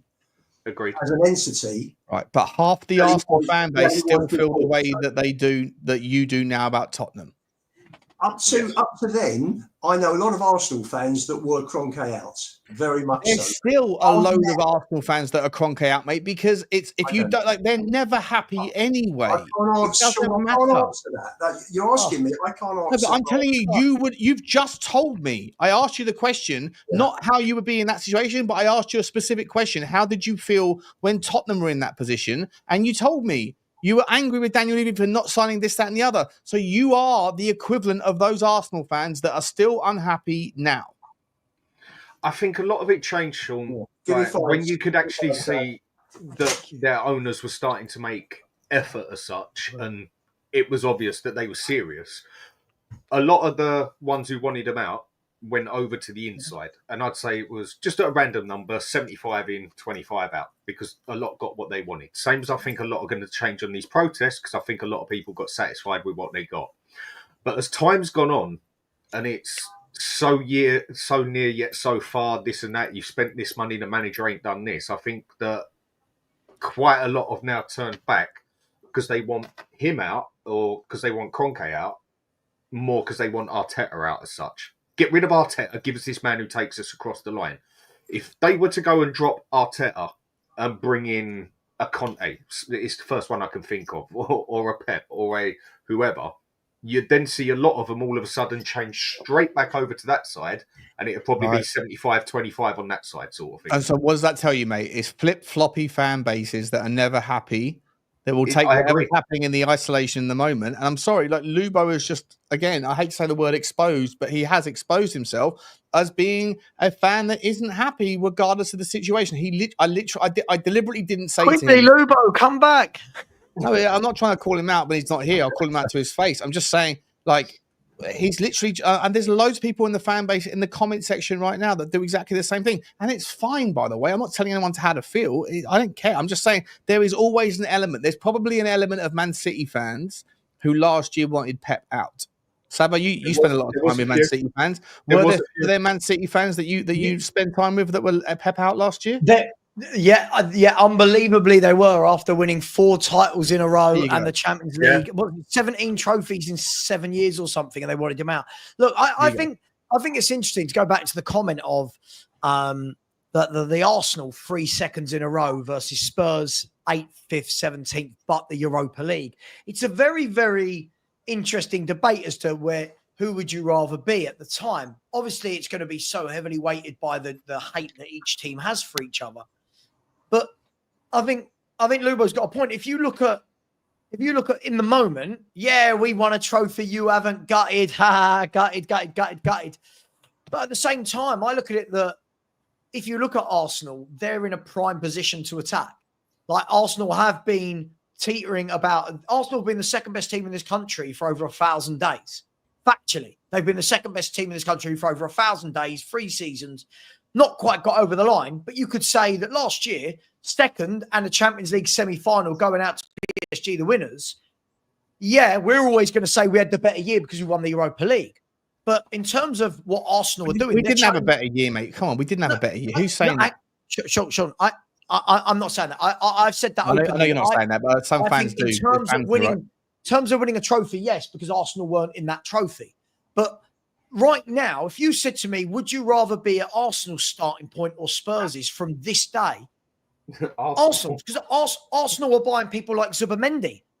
By the way, they've got the pull to buy Zubimendi because they're not finishing. This is the problem. See, the people like Alex that say, I'd much rather 5th, 8th, 17th. The players that are joining Arsenal right now, guys, they would completely disagree with fans like Alex. They want second, because Zubimendi, Gyökeres, they're all going to look at Arsenal and say, what? Well, this is a team, the last 3 years, they've been there or thereabouts for the title, right? If we go there, we'll be the difference makers. They're going to look at Spurs and go, if I go there, we're miles behind, right? So it's fans have to make their minds up. If you want that one trophy, right, every now and then, by the way, I'm not saying you shouldn't be able to do both, but I'm just saying, if you want that one trophy and the rest of your league positions don't matter, don't then be upset when the better players don't want to come. So, Alex, I use you again because you said earlier in the chat, I told you the Mbuemos and the Ezes and that wouldn't come. Cool. But you've also said you were happy finishing 17th in the Premier League table. So if you're happy with finishing 17th in the Premier League table, you ain't getting those top players. Those top players, their agent, I'm telling you, their agent's going to turn around and go, Tottenham want you, Arsenal want you.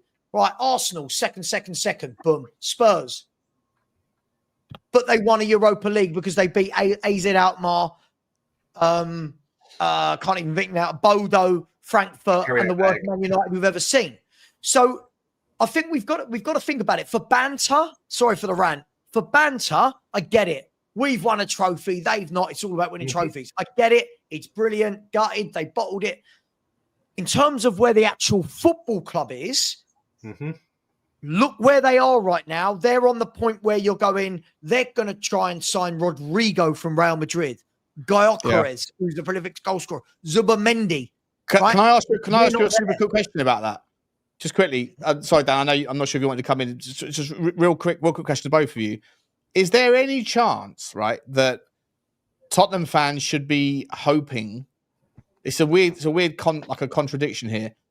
But I think if Tottenham fans, I know all universally Tottenham fans think that Eze is the best thing since sliced bread. He's a good player. I'm not sure he fits the model of quite like what we think he does. But if you want him above all else, and the idea of him going to Arsenal is horrendous, even though Rodrigo is a better player than Eze and a better fit for what Arsenal need, is there any chance that Tottenham fans should be rooting for Arsenal to sign Rodrigo so that Tottenham can sign Eze? I think they might get both. They won't get both. I genuinely think they're going for it, mate. They can't afford both. Definitely. Look, all the reports from Ornstein and Romano and that are all saying that none of these deals are dependent on the other one. Now, it's easy to say, Sean. I get it. It's easy to say. But if Arsenal were to, imagine Arsenal got all three. Imagine they got Eze, Gyökeres.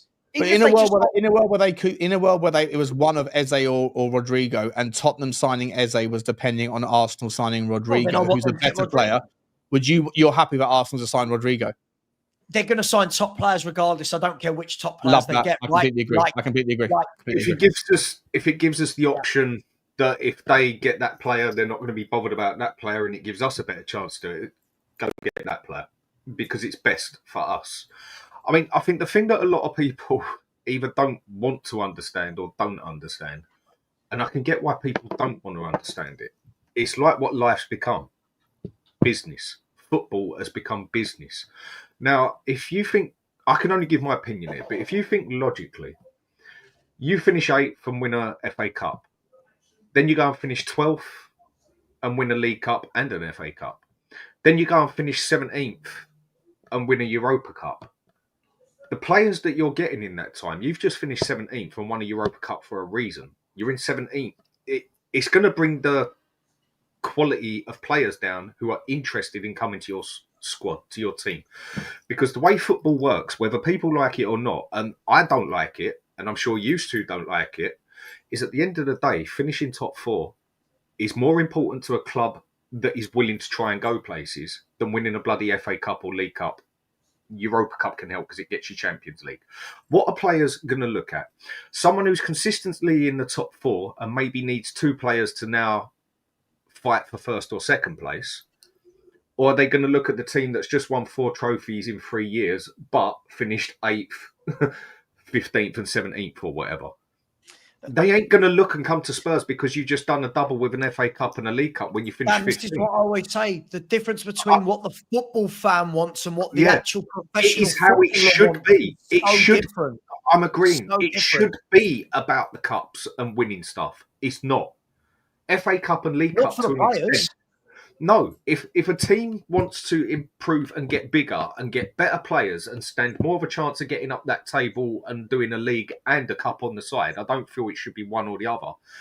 Then in some ways, the cup's a second tier, basically. You've got to concentrate on that league because that is how you get up there and get the bigger players. The bigger players, this is what is going to hold Spurs back. The fact that we got Champions League can help us with certain players.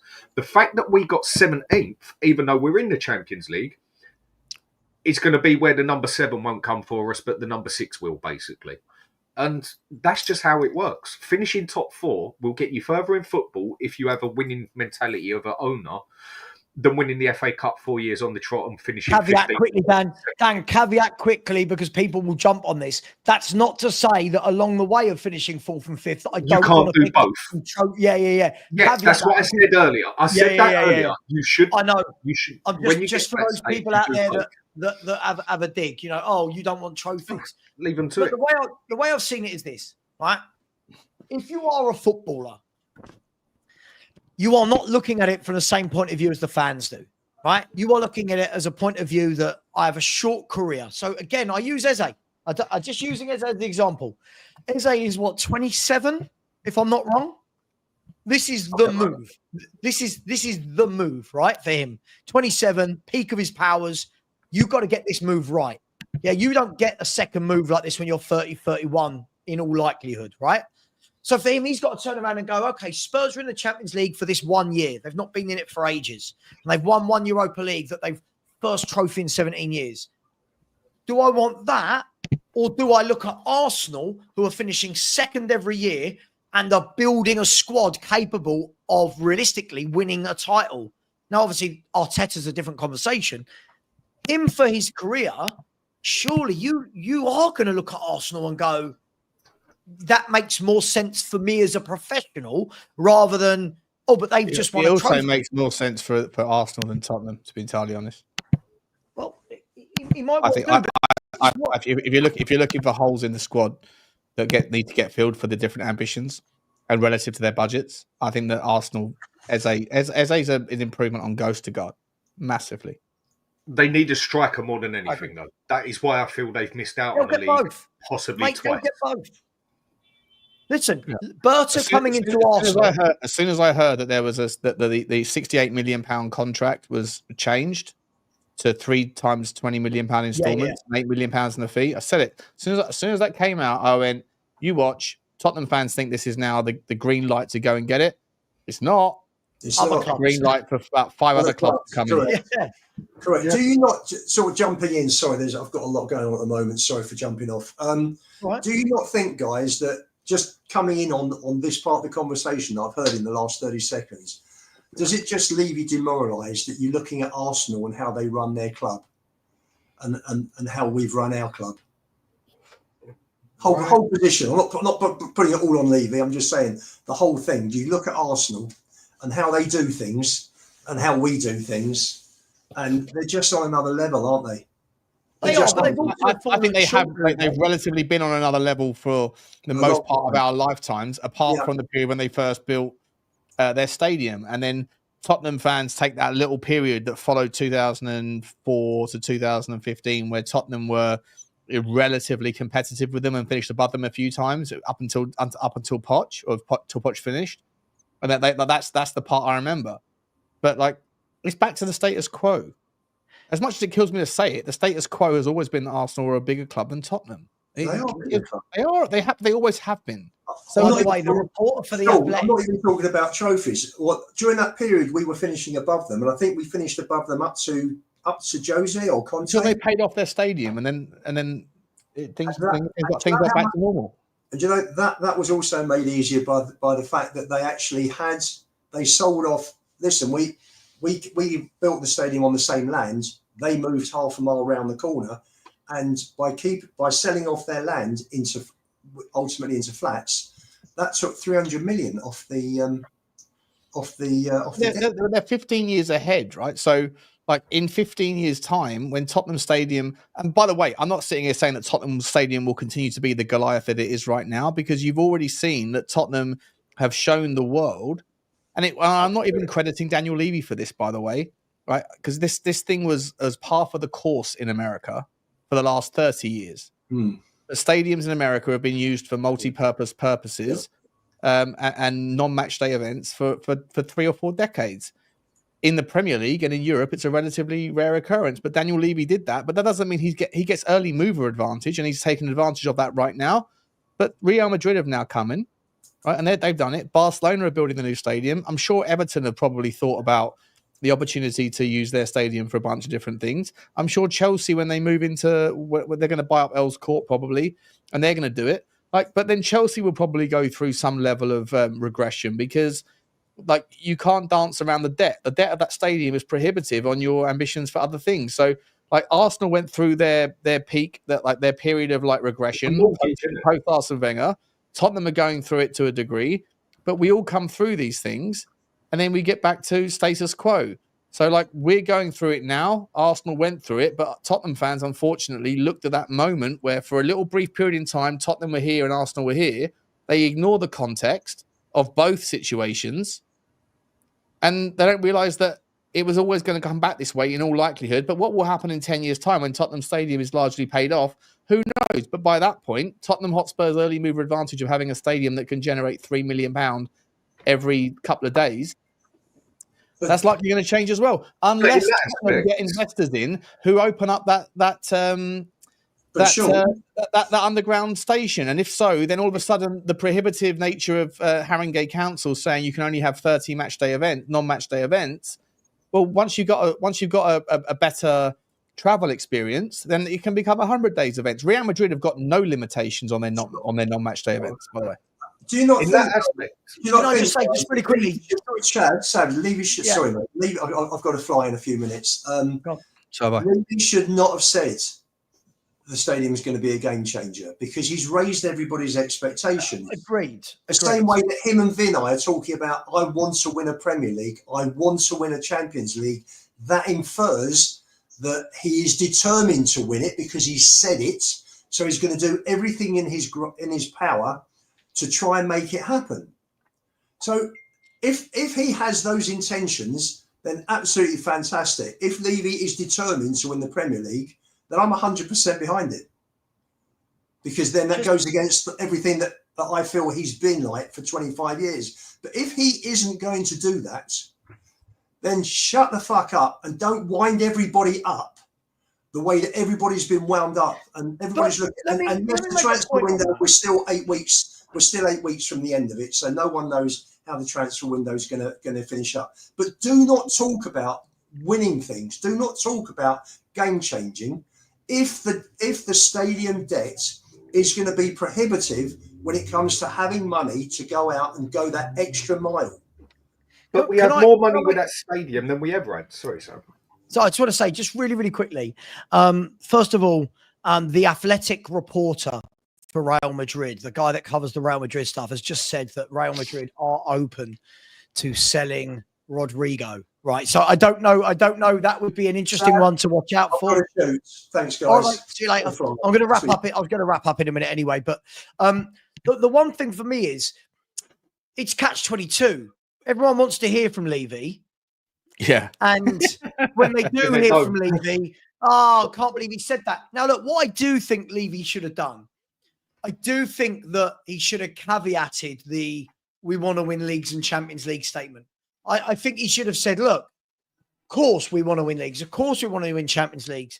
Easier said than done, but it's something that we definitely would like to do as a club. Instead, he said, I want to win leagues. I want to win Champions Leagues, and kind of left it there. And now what most fans have gone is, and this is where I don't understand. So many fans have just taken that so literally that, right, Levy said we're winning the league. And then, well, he didn't actually say, he didn't say we're going to win the league and the Champions League. He said he wants to. And now fans are going, right, go on then. Come on, Daniel. You said we're winning the league. Right, where's our £100 million signings? And again, I think we've gone from 0 to 100 because of that statement. For me, he needs to come in here a little bit, calm the statement down. We need to come in here a little bit and calm down on the signings. And then we're all living in the same hymn sheet, so to speak. But that's only my view of it. Ange made the mistake of turning around and saying, next season... Sorry, Dan, quickly, I've got to jump, guys. I've got to jump. Love you all. Yeah, take care, mate. See you soon. We'll end in a few minutes anyway, Dan. Yeah. Last I'll say on it is Ange made the big mistake of the season before saying, next season, I want to be going for that title.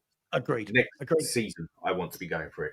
Levy went and done it a very smart way, and we all know how wormy he is when it comes to it, but done it a very intelligent way of saying, I want to be winning titles and Champions Leagues. And then a lot of fans translated it how they want to translate it for whatever reason of right, next season we're going for the title. This season we're going for a title in the Champions League. He didn't actually say that. He didn't say that. He didn't give a date. He didn't give a time. He was actually quite smart with it. Whereas Ange turned round and said, next season, I want to be going for that title. That's the difference in what they said. But as soon as people hear Premier League, Champions League, straight away they want it yesterday. Levy didn't actually give a date. It was all PR at the end of the day. If people couldn't see that, then, I mean, the way them two loved each other off, it couldn't have been more cringy if it tried. It was PR. And he told a lot of people what they want to hear. But then people jumped on it even further. Right, next season we're going for it. He didn't actually say that. That was Andrew who made the mistake of saying that. Yeah, I do think there's... Listen, in this day and age, with so many media, so many microphones shoved in front of everybody's faces, I do feel that was one of the downfalls of Ange, is that, you know, rather than just getting on with what he was doing, he kept telling everyone how great it was. Levy as well shouldn't have done what he did. I understand why he did that. I understand that that Vinay's probably said, come on, we've got to do better with our blah, blah, blah. But listen, Dan, I mean, we have been going for 5 hours and 20 minutes. So I am going to end the show there. Before I do, a couple of super chats. Big up to Mr. Pox Office, who said, Bugsy said, Lucy's the same way, all about the chase, all these flirty dogs that are flirting with each other. Big up to you, Mr. Pox Office. And Chloe has been a member for 12 months. Happy 1 year anniversary. Chloe's been a member for 12 months. So 5 hour stream, only 3 more to catch Lee. No, Lee's the GOAT when it comes to that sort of thing. That boy has stamina when it comes to getting around the ground. He'd be your perfect number 6 box-to-box midfielder. Guys, girls, listen, I will end it on saying this, that look, as much as we've had fun, as much as we've had a laugh, as much as we've all berated each other, I do think that today really is a moment where everyone's got to take a little step back and think about what's important after the news this morning of Diogo Jota, 28 years of age, losing his life, him and his brother losing their lives in a car crash. It's a tough one, right? Think about it. Think about their families. Think about the kids, the wife. Football kind of pales into the background, if we're going to be honest with all of this stuff. But listen, I'm going to leave it there. I'm not even going to say anything about Levy or Spurs. I'm going to leave it there because I think Andre Silva and Diogo Jota should be what everyone's thinking about right now. Take care, guys. I will probably, I'll be back tonight for the call-in show, maybe about 9 o'clock. Take care. Thank you to Dan. Thank you to Lubo. Thank you to Sean. Thank you to who else came on? Mr. Box Office came on for about 90 seconds as well. Thank you to all of you. A lot of you have been here for the whole 5 hour, 20 minutes. Big up to you lot. Take care. And as always, rest in peace, Diogo Jota and his brother.